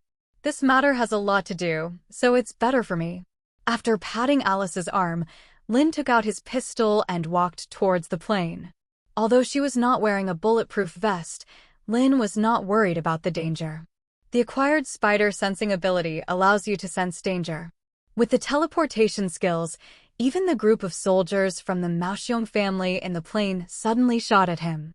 Linn wouldn't be in the slightest danger. Inside the cabin, seeing the FBI members who were armed with live ammunition and the military surrounded the crisis, the deputy captain who had just woken up raised his hand tremblingly and opened the cabin door. Linn, who was originally planning to use unconventional means to break the door, saw that the cabin door suddenly opened, took his weapon and boarded the plane. "Don't move, FBI. Raise your hands and let us see your hands. Surrender immediately otherwise." With the roar of the members of the operation team, after entering the cabin, they found that there were more than a dozen people who were lying on the ground and were unknown to their lives. Seeing this scene, Alice squatted down and touched one of the soldiers' neck. After discovering a weak pulse, he immediately said to Linn, "Boss, they are still alive, but they are already in a coma." Hearing Alice like this, Linn immediately ordered them to be sent to rescue. "I came to the cab with my weapon, and the cab was covered with blood. The captain fell on the seat, his head was penetrated by bullets, and his chest was also sieve." The deputy captain said in a weak voice, "Boris Alexei." As soon as he said this name in a faint voice, the deputy captain fainted again. Seeing the blood flowing from the deputy captain's abdomen, Linn immediately asked someone to take him to the ambulance. After sending all the people to the designated hospital, Linn took someone to carefully check the interior of the cabin. After carefully checking the inside of the cabin, Linn found no traces of fighting. This shows that the dozen soldiers who fainted should have been paralyzed by drugs. Only the captain and the deputy captain had signs of being shot. After asking the information department to collect all the flight logs and other information, Linn walked off the plane. No wonder the radio is always silent. We sent people to communicate with each other and didn't respond. It turned out that they all fainted. Seeing soldiers being carried down, Ross came to Linn and said, "Leave them to our military. After all, we are. I'll leave the nuclear bomb to you, but we have to take the people away." Faced with General Ross, who wanted to take credit, Linn directly rejected. "You should know that in the face of terrorist organizations that endanger the country, our FBI has always had the highest priority." Terror organization? Looking at the soldiers who fainted from Mao Xiang's family, Ross frowned and said, "Do you think they are terrorists? If it weren't for terrorists, which country dared to carry nuclear bombs into New York? I think they must have terrorists put on the clothes of the bear soldiers. Don't worry, we will notify you after we thoroughly investigate it." After saying that, without giving General Ross a chance to speak, Linn and Uncle George said a few words and then immediately led people back to the FBI in New York. In the car, "Let the people from the Ministry of Information and the Ministry of Intelligence investigate a man named Boris Alexei." Hearing Linn's order, Alice immediately notified Joey. Half an hour later, in the hospital surrounded by the FBI. "Director." Seeing Duke coming, Linn stood up from the chair. "What's the situation?" "The co-pilot is still rescuing, and as for the dozen soldiers who are still in a coma, the doctor said that they inhaled a lot of anesthetic gas, and only a few people have a chance to wake up." At this point, Linn said, "Director, under normal circumstances, even if it is a military fighter, it must receive special instructions if it wants to carry a nuclear bomb. But this Iron Curtain flew to New York with a nuclear bomb.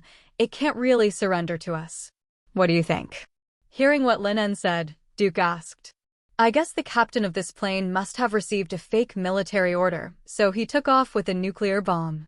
According to the flight log found on the plane, the destination of this Iron Curtain fighter was tampered with during the flight, and it was set to automatically fly to New York. In addition, the soldier was in a coma, the captain died, and the co-pilot was shot and woke up. When he saw me, he directly said the name Boris Alexei. I think all this should be related to him." Hearing Linn's guess, James Duke nodded. "It's about the same direction as I guessed." "No, but no matter what, they are all persecuted people who finally choose to turn to the light, so we must treat these people who yearn for the beacon of democracy and freedom well." Listening to the director's earnest words, Linn smiled and said, "I understand. I will reveal this news to the media." Patting Linn's arm with satisfaction, Duke said with a smile, "Since there is a target, then go and investigate, and make sure to find out what the man named Boris Alexei is doing." "Yes, Director." After seeing Director Duke leave, Linn waved to Alice. After giving the order, Linn sat back in the chair and waited for the investigation of the Intelligence Department. At the same time, at the Mexican border. Bang! Bang bang! After Boris Alexei cleanly shot and killed the Mexican gang in front of him, he searched some money from them. He drove their vehicle to the airport. The fake passports have been prepared long ago, and now the energy of various departments in New York is attracted by the plane carrying nuclear bombs. Now is the chance to avenge my parents. Inside the Mutant Academy.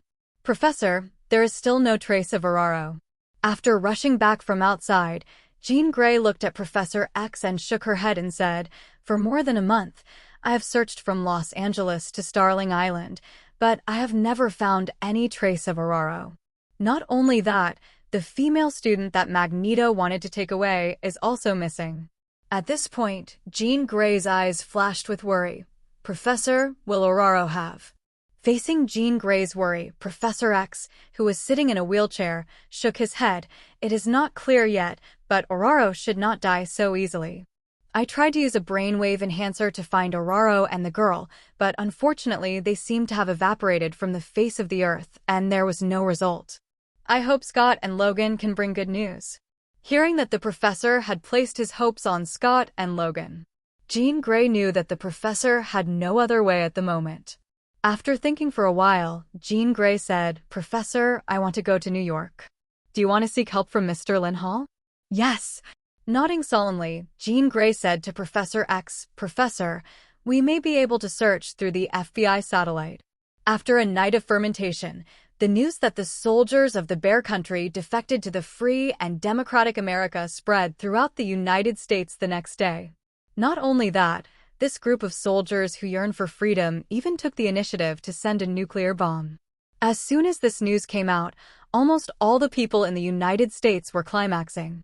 Major TV stations across the United States rushed to report this incident, and some media even blocked the door of the hospital from early morning, wanting to interview those who abandoned the dark and joined the light. In the New York airport. At this moment, an interview with Linn was being played on the display in the airport hall. In the interview, Linn stood outside the hospital and said that those soldiers who had abandoned the dark and joined the light were undergoing physical examinations. After their examination reports showed that everything was normal, they would be arranged to be interviewed. Seeing the interview video, Boris Alexei sneered and then spit the gum on the ground. He didn't believe a word of what the official said on TV. If he did it himself, the soldiers who inhaled a large amount of anesthetic gas would not survive at all. Walking out of the airport, seeing a black car parked there, Boris got in without hesitation. "Damn it, I didn't expect you to actually do it." The man who started the car and left the airport said, "That big happened yesterday. You dared to fly to New York with a swagger. I don't know if I should praise you for being brave or say you're crazy." Faced with his companion's surprise, Boris flipped out a pack of cigarettes from the car, took out one and lit it. "It was because of such a big thing that happened yesterday that I had to fly over openly. After all, they absolutely couldn't imagine that I would go through the normal channel. Is it worth it?" Looking at Boris through the rearview mirror, his companion was silent for a few seconds. "You are only 28 years old. No matter what the result is, you will be wanted by the Bear and the United States. You'll die here even if you're not lucky. Don't persuade me, Barry Auntie. The idea of revenge for my parents has been lingering in my heart for 20 years.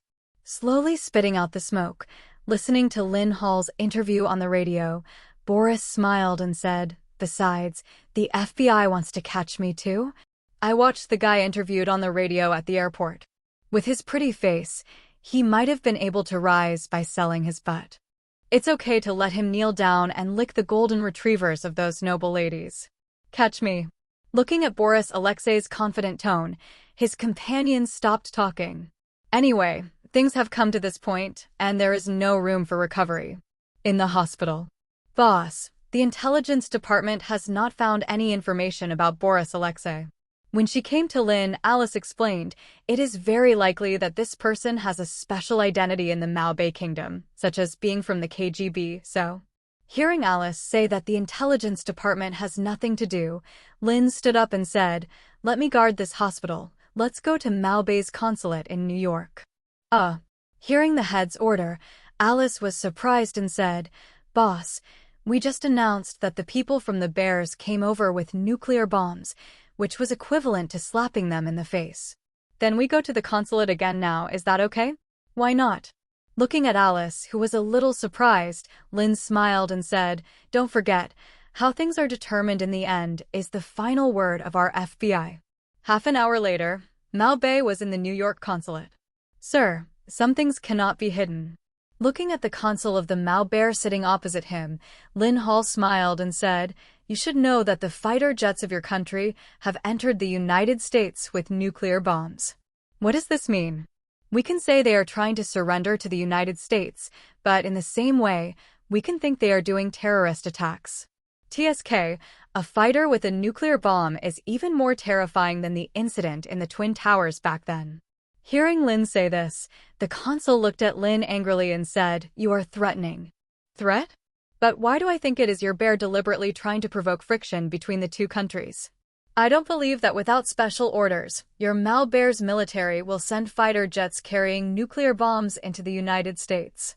Speaking of this, Linn leaned on his chair and spread his hands and smiled. "So, I think you should be happy with the definition I made for those soldiers, aren't you?" Hearing Linn's words, the consul was silent for a moment. Indeed, although the Maobei soldiers rebelled and surrendered to the United States, this was a scandal. But compared to terrorist attacks with nuclear bombs, although the scandal is a bit unpleasant, it is not fatal. Thinking of this, the consul waved and then asked the secretary to hand him the information that Linn wanted. After taking Boris Alexei's information and taking a look, Linn almost laughed in anger. Except for the name, photo, and date of birth, all the others above have been artificially erased. Is this the sincerity of your consulate? Linn asked with a frown after raising the information in her hand. This is the most detailed information I can give. Faced with Linn's dissatisfaction, the consul said, Boris Alexei's identity is extraordinary, and there are many secrets involved. Since that's the case, then what will happen next? I hope you are mentally prepared for the consul. After saying that, Linn got up and left with Alice and others. Inside the car. That's it. Looking at the photos on the profile, Alice said a little annoyed, "Damn it, they are completely perfunctory to us. Boss, let's just let it go. Of course I can't just forget it, but there is a photo that's already pretty good. I have a hunch that lets the information department track Boris on the photo. He is in New York at this moment." Alice nodded immediately after hearing Linn's order. New York, in an apartment. Damn it, even if these are deliberately slander by the Americans, it is an indisputable fact that those soldiers are flying the plane and landing at New York airport smoothly with nuclear bombs. Looking at the news reports, Andrei Romanlasov said angrily. Seeing her husband's angry look, the wife stepped forward and comforted her. "Dear, we must find a way to calm this matter no matter what. If things go, our country will probably become an international laughingstock." Hearing his wife say this, Andrei took a deep breath and took out his computer and was about to contact his superiors. The living room door was kicked open. When Andrei saw the gunmen suddenly breaking in, he just raised his hands. But this guy shot his wife 3 times in a row. Seeing this scene, Andrei was stunned and wanted to rush forward, but a bullet penetrated his abdomen. Back in the FBI car. Boss, my brother who was guarding the hospital called and said that the deputy captain had woken up after rescue. After listening to the report on the other end of the phone, Alice immediately said to Linn, according to the deputy captain, he was once the commander of Boris Alexei when he served. Later, Boris Alexei left the flight force after being selected by the KGB. As for the Iron Curtain fighter jets that were on the nuclear bomb, they did receive this order. At that time, they thought they were going to carry out some special mission in secret. But unexpectedly, shortly after the fighter took off, Boris Alexei magically appeared in the fighter and then used anesthesia gas to make the soldiers inside the fighter fall into a coma. Even the automatic voyage to New York was set up by Boris Alexei. Hearing Alice's story, Linn looked at the photo of Boris obtained from the consulate and asked, "The deputy captain said he didn't say anything. What is the purpose of Boris Alexei doing this?" "It should be revenge, boss." According to the deputy captain's description, Boris Alexei's parents were killed when he was 8 years old. "When I was serving in the army, I said many times that I wanted to avenge my parents, but the specific deputy captain was not clear." Alice was talking, and the intelligence department had already discovered the clue that he appeared from the airport and was picked up by a black car based on the photos of Boris sent back by Linn. Although the license plate used by that black sedan is fake, even the car may have been stolen. But according to surveillance, the black sedan directly carried Boris Alexei to an apartment in the Bronx. After receiving the news from the intelligence department, Linn led the team directly to the Bronx. Half an hour later, when Linn led the team to the apartment, the couple living in the apartment had been shot to death. After taking a look at the corpse on the ground, Linn asked the forensic doctor to perform an autopsy on the body and asked someone to investigate the entire information of the couple. "I took the people to search carefully in the apartment, but I didn't find any unusual clues." Until Linn came to an inconspicuous room on the 2nd floor. Opening the door to this room, Linn discovered that this room was a storage room. And the floor and various machines in the storage room were covered with dust, and it seemed that no one had cleaned it for a long time. Following Linn into the storage room, Alice reached out and touched the scrap washing machine. Looking at the dust on the washing machine, he immediately said to Linn, "Boss, almost all of this place are scrapped household appliances and the like.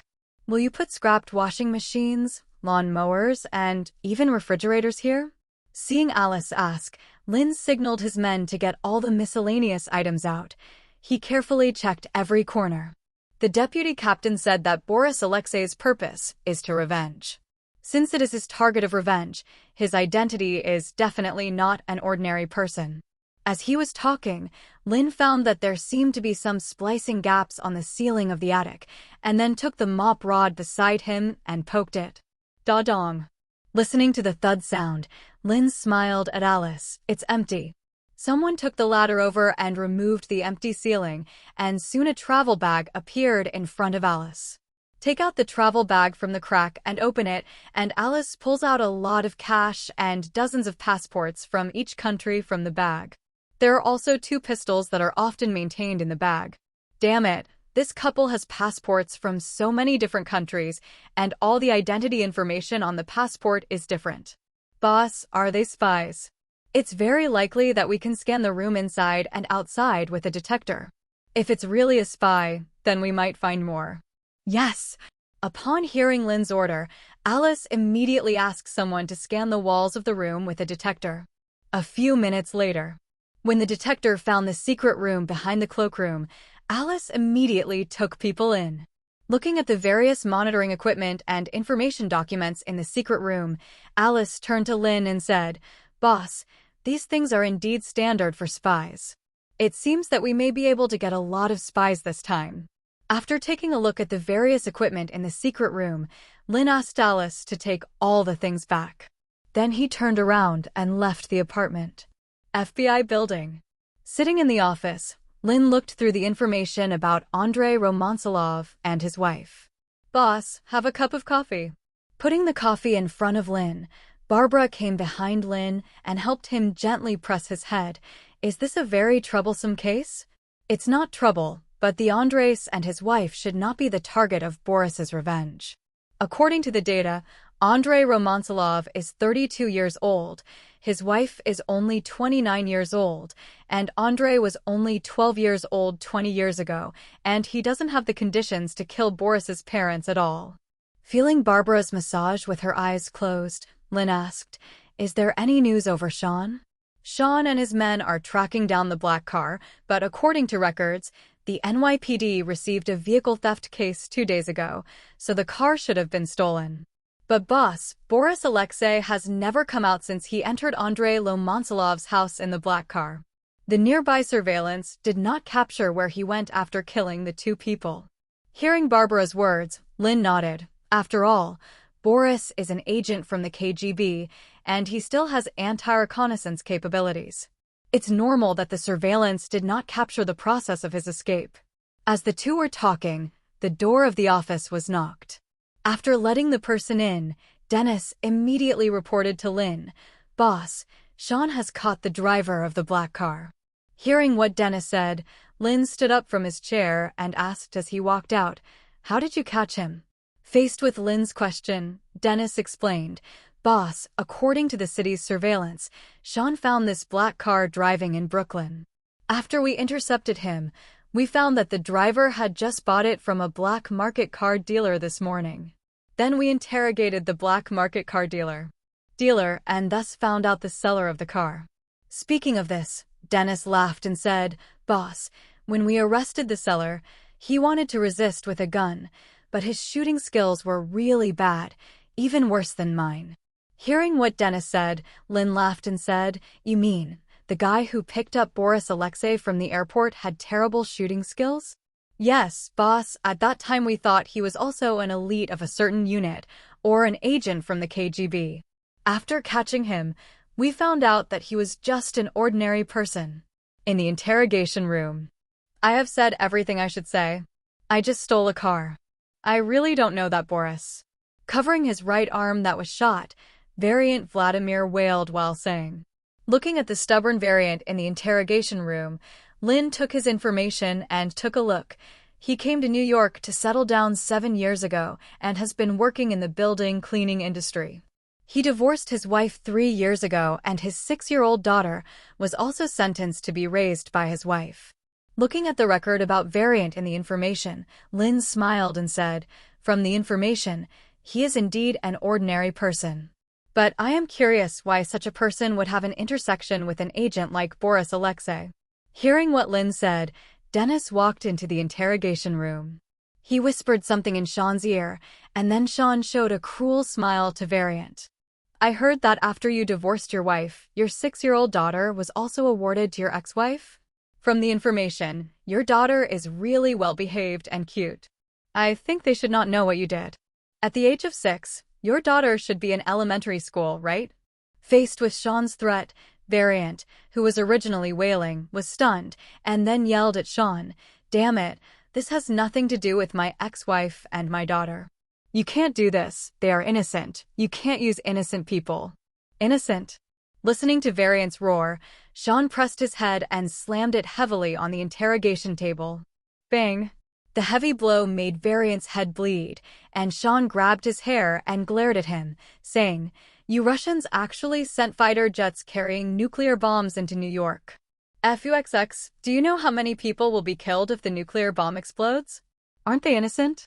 Hearing Sean's roar, Variant, with blood on his head, trembled and said, "This has nothing to do with me." "TSK, you are quite courageous."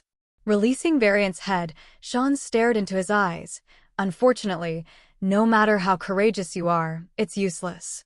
We have already found out that Boris killed the spy couple Andrei and his wife. The FBI has issued a warrant for him, and what he did betrayed the Russians. Variant, you are a Russian, so you should know how they will treat traitors. Now you are also an accomplice, so I am going to implement humanitarianism and send your ex-wife and daughter back to the Bear Country." Hearing Sean's threat, Variant's whole body trembled. "No, you can't do this. This matter has nothing to do with them. Whether it is related or not, I have the final say." Pushing open the door of the interrogation room, Linn looked at Variant and said, "I am responsible for this matter, so if I say it is related to them, then it must be related." Sitting opposite Variant, Linn took out a cigarette and threw it to him. "Of course, if you tell me what I want to know, then maybe I will forget about it."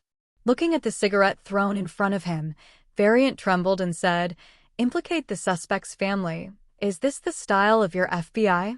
Damn it, I should have listened to Boris, and I shouldn't have sold the car to the black market for the sake of those few $100s. Listening to the regret of this pig teammate, Linn didn't speak, but lit the cigarette and threw the lighter to him. After a moment, Variant picked up the lighter and smiled bitterly. "You have to promise not to hurt my wife and daughter." "Of course, the premise is that what you explain can satisfy me." Hearing Linn say this, Variant looked up at Linn. If I can help you, the FBI crack down on spies who have been lurking together for decades, with a number of more than 30 people. Where's the case? Then can I get a commutation of sentence? I don't want my daughter to see me in prison. Current sentence?" Looking at Variant's somewhat eager eyes, Linn smiled and said, "Do you know? We have a lot of informants in the FBI. In many cases, we rely on these informants to provide evidence to crack it. If you can help us find dozens of spies, as you said, then I can assure you that I will turn your identity into an informant of the FBI, and there will be a big bonus." Speaking of this, Linn looked at Sean. "How much did we give to the last time we cracked the informant fee for Mexican drug dealers?"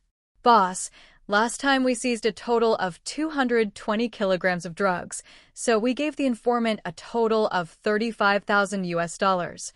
Here? I think more than 30 spies who have been lurking for decades are definitely more harmful than drugs." Looking at Varianti, Linn smiled and said, "If I guess correctly, you sold the few $100s in that car, probably to give your daughter support. I can make the decision.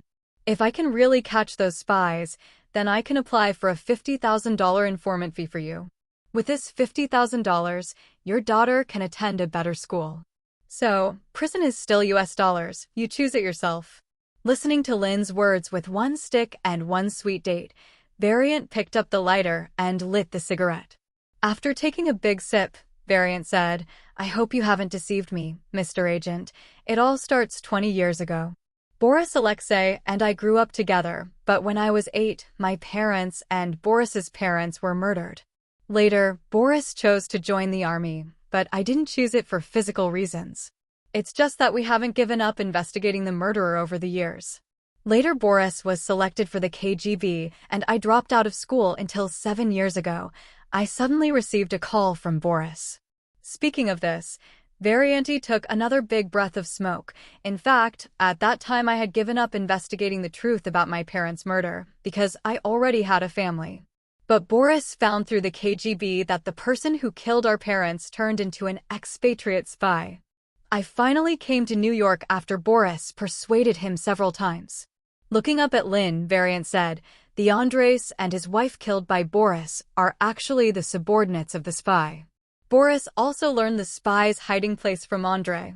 After getting the list from Variant, Linn Hall asked Dallas to call out the identity information of these people. As the list was displayed one by one in the notebook, Linn discovered that some of these guys were teachers and some were doctors. Even a spy actually works in the city hall. Looking at these people, Linn closed his notebook and said to Variant, "Are you sure that the people on this list are all spies from Maubert?" "Certainly." Faced with Linn's doubts, Variant said very seriously, "I have a very good memory. These people are all told by Boris Alexei, and I will never remember them wrong. The boss of these spies is called Antarina and has been working in the New York consulate. Boris said it was she who killed our parents." Motion for Sean to continue the interrogation, Linn stood up and left the interrogation room with his notebook. A few minutes later, inside Duke's office. "I didn't expect that there were so many spies from New York. I'm afraid there would be more spies from Washington." After taking a look at the people on the list, Duke said to Linn, "You did a very good job in this, Linn. As long as we can capture these spies, your and my resume will be better. And it will also be beneficial for me to compete for becoming the director of the FBI, and your future takeover of the FBI in New York will be smoother. Now, you will immediately lead your subordinates to arrest all these spies." "Yes, Director." Hearing Duke's order, Linn nodded. "However, Director, according to Variant's explanation, Antarina has always worked in the consulate. If we forcefully break into the consulate and arrest people, it may cause Maubert diplomatic protests. If the Ministry of Justice blames you, I'm afraid you will be under pressure. Should we arrest you after Antarina leaves the consulate?"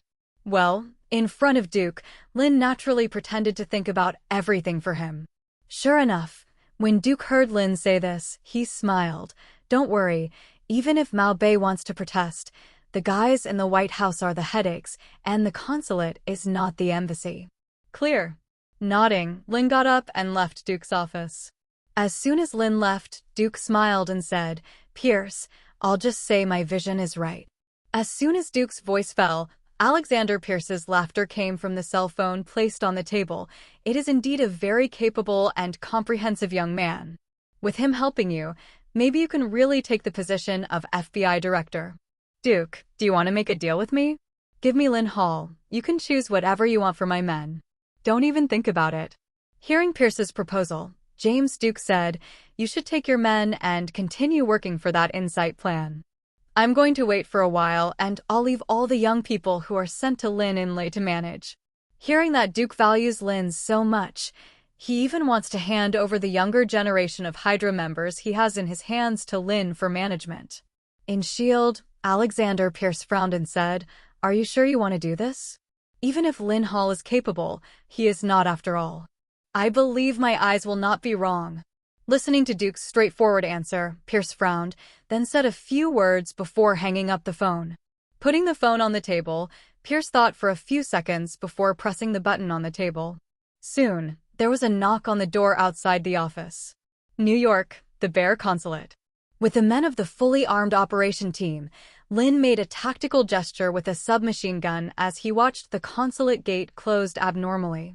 After seeing Linn's tactical gesture, the members of the action team immediately approached the gate outside the consulate in an offensive form. The leading tactical team aimed at the surroundings and would attack at the first sign of any disturbance. The other group of members took out professional instruments and broke the abnormally closed iron gate. As soon as the iron gate was opened, the first tactical team rushed into the courtyard. Sean kicked open the monitoring room next to the iron gate and found the body on the ground. Seeing this scene, Sean immediately came to the monitor. The monitor screen showed every corner outside the consulate, but no abnormal situation was found. Boss, all the security personnel of the consulate security department were shot and killed, and there was nothing abnormal outside. Hearing Sean's words in the headset, Linn took a submachine gun and rushed into the consulate. After kicking open the door of the consulate, several people in uniforms were seen lying in a pool of blood in the hall. The consulate was quiet at the moment, as if everyone had disappeared. He led his men to search the first floor in a fan-shaped tactic, but no one was seen in any room. After arriving on the second floor, he saw the unfinished steak on the table and the ashes of the cigarettes that burned out automatically. Linn knew that the people in the consulate must have been attacked suddenly and evacuated in a hurry. Sean used the thermal imager to scan and find the safe room in the consulate.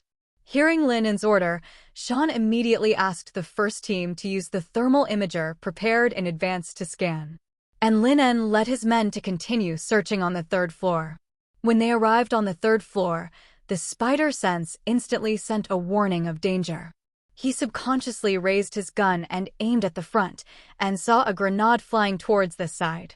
FUXX. He used the butt of the gun to smash the grenade into the room opposite, and the next moment the grenade exploded instantly. Boom! The violent explosion blew everything in the room to pieces, but Linn rushed to the direction where the grenade was thrown. When he saw a pistol sticking out from the corner in front, Linn fired without hesitation. Da-da-da. A burst of bullets hit the pistol, and Boris, who wanted to sneak attack, retracted his hand instantly. Hearing the footsteps approaching rapidly, Boris ran to the window without hesitation. Just when he was about to reach the window and prepare to jump, Linn appeared in front of him in an instant. Seeing Linn appear out of thin air, Boris Alexei held the dagger and stabbed Linn directly. Boris Alexei himself was an agent, so he was naturally very agile. But in front of Linn, who had spider sense, Boris's assassination was like slow motion. After dodging the dagger that was stabbing at his heart, Linn grabbed Boris's arm with one hand and threw it hard, and Boris was thrown out like a sandbag. Bang! The body hit the wall heavily, and the moment Boris landed, he took out the pen with poison needles and prepared to shoot. But before he could point the pen at Linn, the next second, Linn rushed over, grabbed his arm, and broke it hard. Gotcha! A crisp sound rang out, and Boris's arm was directly broken by Linn. The intense pain made Boris scream subconsciously, but Linn's fist hit him like a storm. Linn's attack seemed extremely fierce, but in fact Linn was holding back his strength. If Linn used his full strength to attack, I'm afraid that Boris Alexei would have turned into a puddle of mud at this moment. When the members of the action team rushed over, Boris Alexei had already fainted. Waving his hand, signaling his men to suppress him, Linn looked around and then waved to Dennis.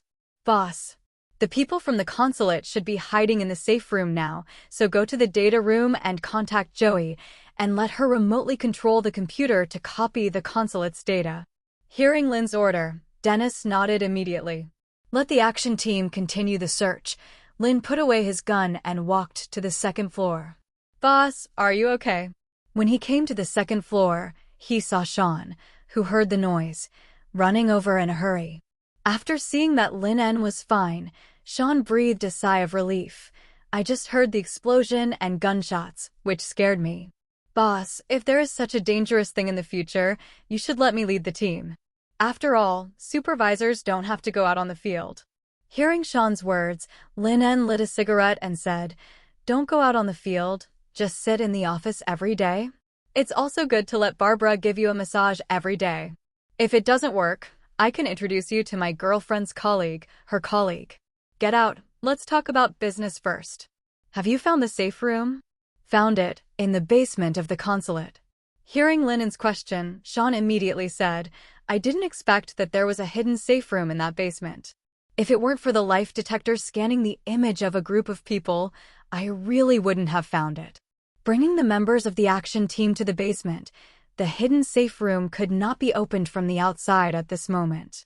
Take out your cell phone and dial it to the consular officer in the security room. After the phone is connected, Linn said, "Mr. Consul, Boris Alexei, who attacked you, has been caught by our FBI. You can now take your men out of the safety room." The consul was relieved to hear Linn Hall's voice on the phone. Thinking of Linn Hall leading someone to come to him and ask to investigate Boris's files. "I tried every means to make it difficult, but now my group of people almost died at the hands of Boris Alexei." In the end, Linn Hall, who was troubled by himself, was rescued. Thinking of this, the consul couldn't help feeling ashamed. When the security room was opened, the consul took the initiative to step forward and stretched out his hand to Linn, thanking him in a sincere tone. "Thank you, Mr. Linn Hall. Thank you for saving us. I am willing to apologize to you for the Boris Alexei archive incident and hope you don't mind." "I don't mind, of course I won't mind." Looking at the consul who expressed his sincere thanks, Linn said with a smile. After saying that, Linn waved his hand, and the next second the people from the action team stepped forward and forced Antarina and all the 7 people on the list. Seeing this scene, the consul immediately looked at Linn. "Why is this?" "Mr. Linn Hall, you ordered someone to forcefully take away our consulate to be deliberately provoked a conflict between the fur bear and the United States. I hope you can give me an explanation or I will." "Mr. Consular Officer, based on the evidence we have in the FBI, the 7 people led by Antarina are spies as real identities and have been stealing government secrets. So, I have the right to arrest them." Asking his subordinates to take the people away, looking at the consul who glared at him with his eyes, Linn Hall smiled and said, "I don't need to thank you for saving your lives. Of course, if you are willing to write a thank you letter, I'm happy to accept it. By the way, this guy Boris Alexei has made your consulate mess, so I suggest that for the sake of the Mao Bear country, you'd better send someone to clean it up." After saying that, Linn led the team away. "Fuxx." Looking at Linn's back as he left, the consul cursed angrily. "Fortunately, I was a little ashamed of the fact that I was making things difficult for him just now. Now it seems that I think it is right." As expected, there is no fucking good person in the official American organization. Inside the car.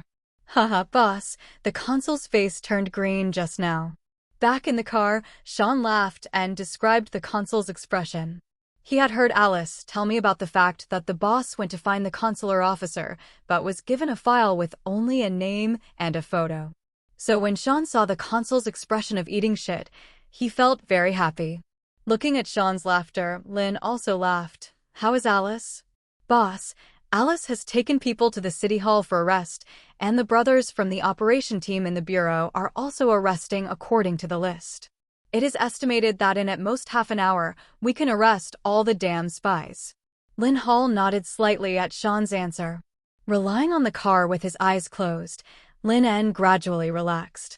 Unexpectedly, the Iron Curtain, which was equipped with a nuclear bomb, would actually lead more than 30 spies this time. This should be the biggest spy case solved this year. Back at the FBI building, the agents who went out to carry out the arrest mission were also rushing back.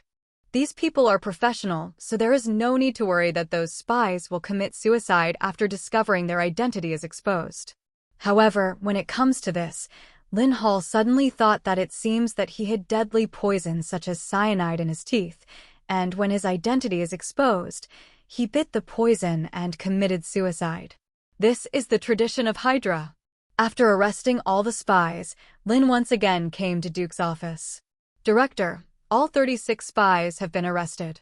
"Well done." Hearing Linn's report, James Duke handed Linn a cigar with satisfaction and said, "Select 16 criminals with hundreds of years in prison from the New York prison. Anyway, they will never come out in their lives, so it would be better to make up a list of 52 spies for us." "Clear."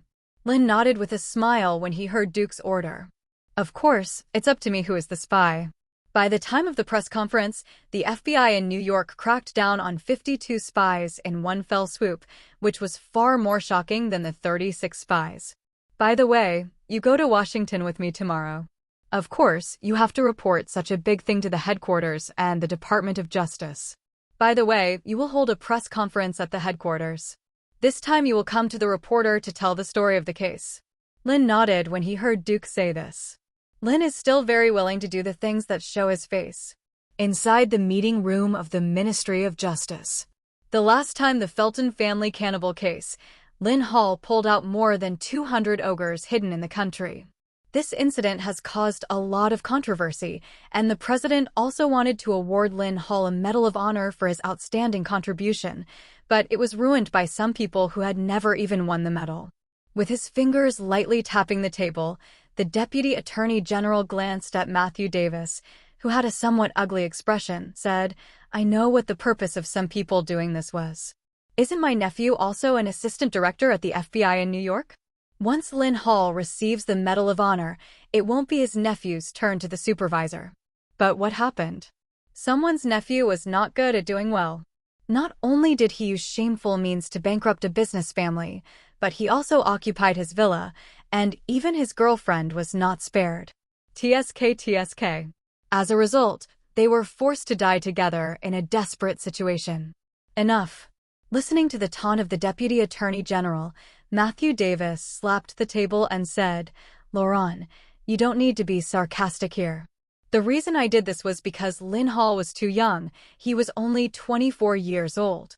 If he made a mistake after receiving the Presidential Medal of Honor, wouldn't it make the entire FBI a laughingstock? If you have any dissatisfaction, you can definitely raise it to the minister." Oh. Hearing Matthew Davis's righteous words, Laurent Conley chuckled. Yes, for the FBI's face, you, the deputy secretary, is worried. It's a pity that the young man who was worried about making the FBI a laughingstock successfully took up the position of supervisor, and then once again cracked the huge spy case, and even directly pulled out the Maubert spy organization. All spies were arrested. And someone's nephew whom he hopes for is given a lot of money, hee. Facing Laurent Conley's sarcastic tone, Matthew Davis kept slapping the table in anger.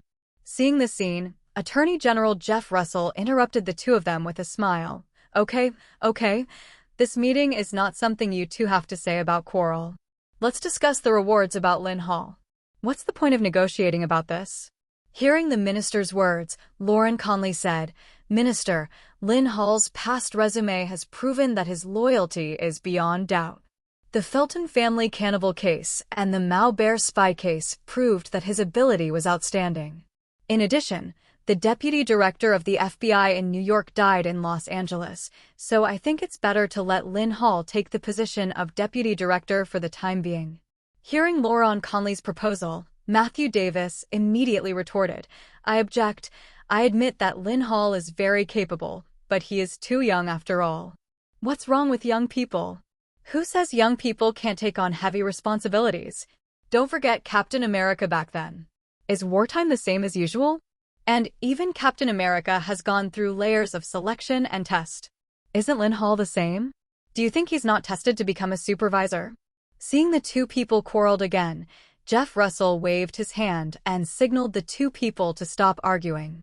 After the two stopped arguing, Jeff Russell spoke. "Laurent's words make sense, but Matthew's words are not wrong. Linn Hall is indeed very good, but we also need to consider his age." Tapped the table gently and Jeff Russell said, "Let's do this. The position of Deputy Director of the FBI in New York is temporarily vacant, but the awards given to Linn Hall must not be missed. So, I propose Linn Hall receives the Medal of Honor this year, which is presented by the President, and also receives the Congressional Gold Medal." "I agree." As soon as Jeff Russell finished speaking, Laurent directly agreed. As for Matthew Davis, who was sitting opposite him, thought for a few seconds, then pinched his nose and recognized it. Seeing that neither of them objected, the others in the conference room naturally agreed. After seeing everyone agreeing, Jeff Russell stood up and said, "Since no one objected, then this matter is finalized. Tomorrow James Duke will bring Linn Hall to Washington, so Lawrence, you go and communicate with Congress. I go and meet the President." After saying that, Jeff Russell left the conference room. After the meeting ended, Laurent Conley glanced at Matthew Davis and then left the conference room with a smile. He had never thought of letting Linn Hall become the deputy director of the FBI in New York now. The reason for this proposal is simply to lift the roof before opening the window. After all, if everyone disagrees with lifting the roof, it will be much easier to open the window. Watching Laurenter leave, Matthew Davis snorted coldly. Matthew Davis is not actually dissatisfied with Linn Hall. And even his nephew Kenny Davis has praised Linn's ability in front of him more than once. He even said at the beginning that when he becomes the supervisor, he will definitely win over Linn Hall. But now my nephew is dead. Thinking of this, Matthew Davis looked at Laurenter's back thinking about it. The reason why Laurent did this is likely to value Linn Hall's ability and want to accumulate strength to support him for what will happen in a few years.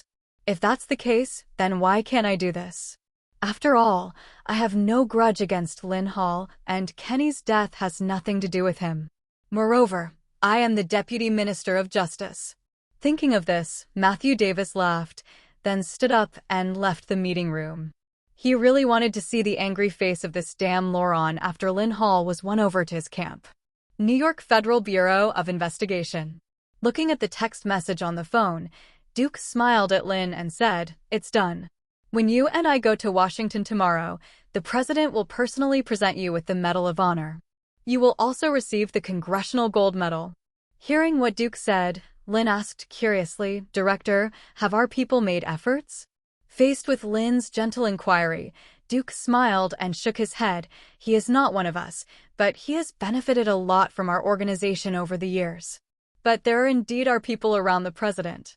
The news that the Russian soldiers drove a nuclear bomb fighter to the United States is still boiling. As a result, the news that the New York FBI destroyed the Russian spy organization in one fell swoop and successfully captured 52 spies once again set off a storm across the United States. When the name Linn Hall once again entered the public's sight through the media, almost everyone in the United States knows that the national hero who destroyed the Ogre organization last time has once again made outstanding contributions to the security of this country. Oh my God, 52 Russian spies? This is crazy. Fortunately, we have Linn Hall. God bless America. Are those guys in the CIA idiots? They can't find so many spies? FUXX. A government that only knows how to collect taxes, FUXX. Stupid president. Fortunately, we still have Linn. The Russians have spies, we have Linn. After fermentation on major news radio stations and the internet, overnight, the whole United States knew that Linn Hall would receive the Medal of Honor awarded by the president in Washington today. Many local people in Washington spontaneously took to the streets to cheer for Linn Hall, the hero. Even outside the White House, it was crowded with enthusiastic people.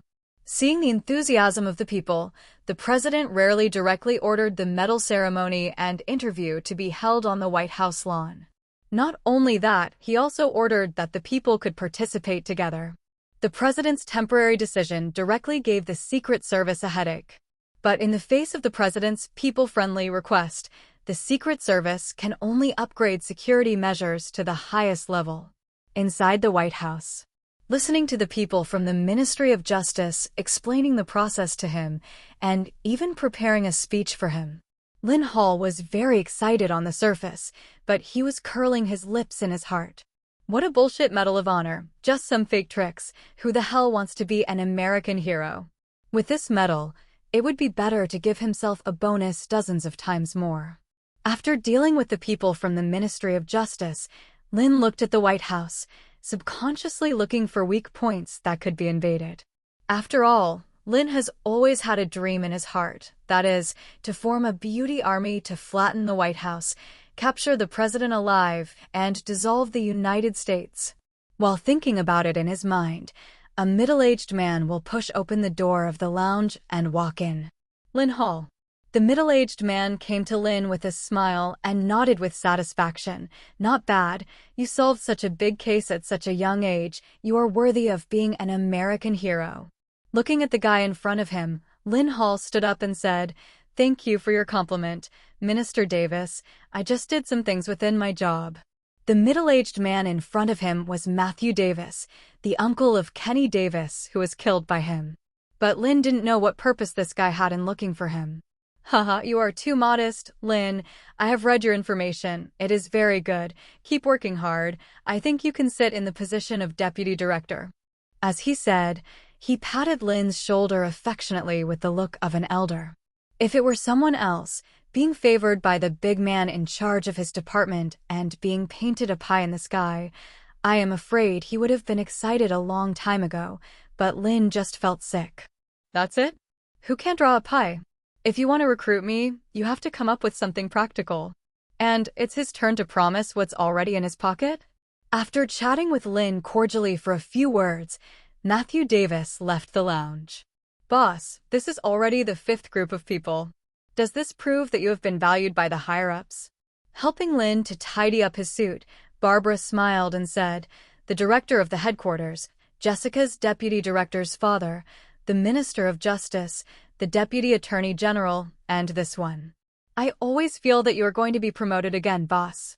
Hearing Barbara's words, Linn smiled silently. Barbara didn't know that there were many factions in the FBI headquarters and the Department of Justice. By the way, are Uncle George, Aunt Helen, and Gwen here? Facing Linn's inquiry, Barbara smiled and said, they are all here. You are receiving the Medal of Honor awarded by the President himself today.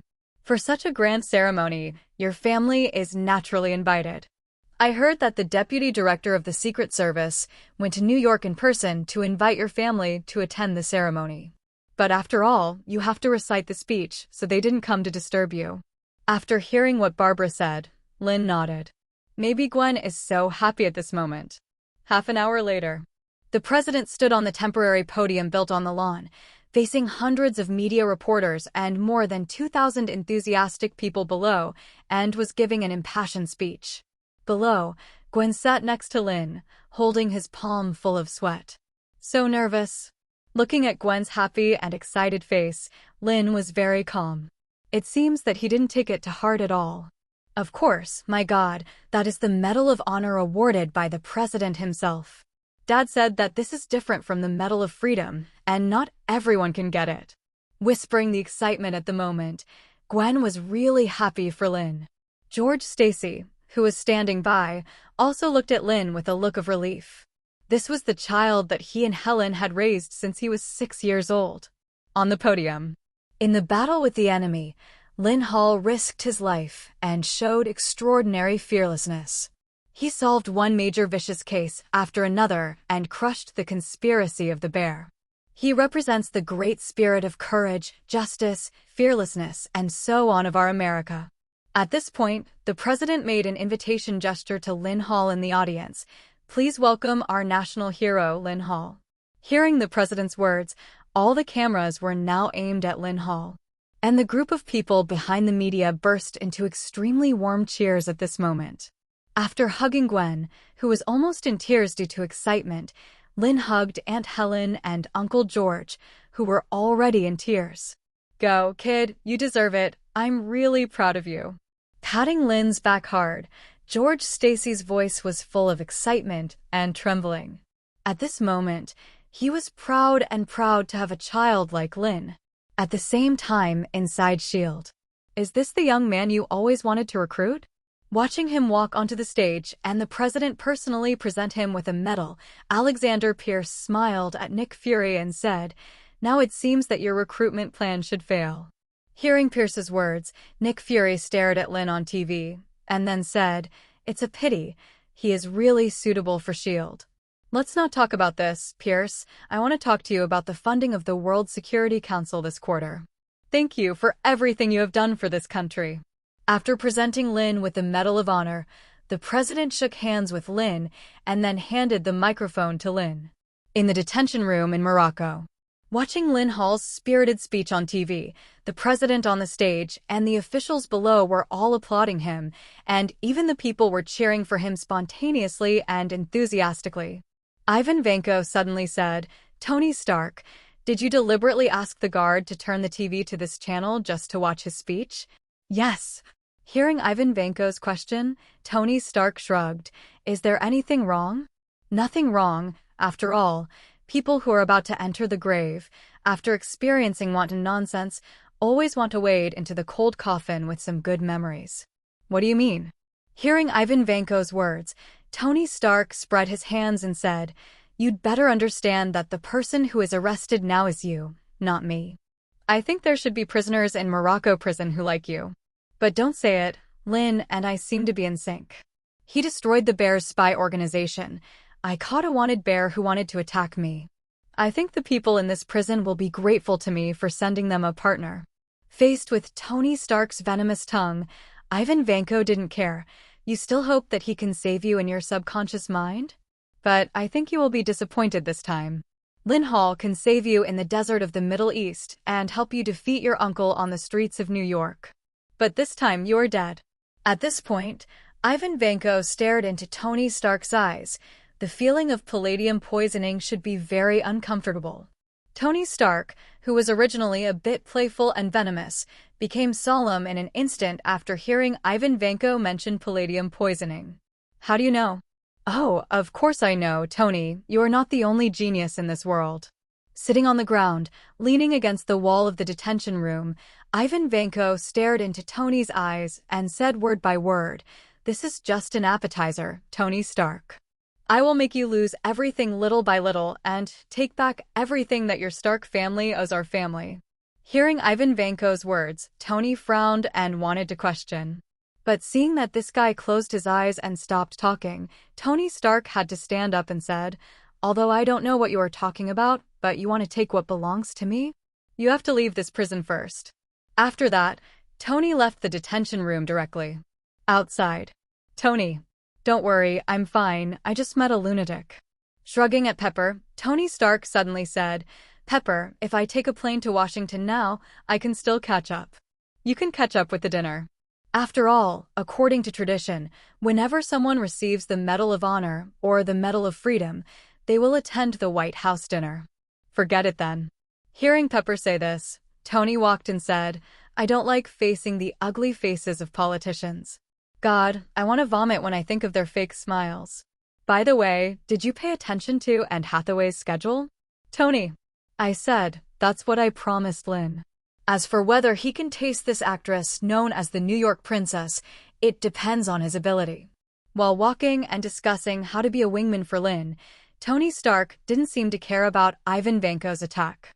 But when he returned to New York and opened his clothes in front of the mirror, Tony Stark looked at the blood vessels around the arc reactor on his chest, which were all swollen and purple, and his expression was a little gloomy. "Jarvis, how long do you think I can live?" Hearing Tony's question, Jarvis replied, "Sir, I don't think things have reached the worst point yet. Maybe we can find other ways. Also, we can change to another vegetable juice. I know that there are plants with chlorophyll that can."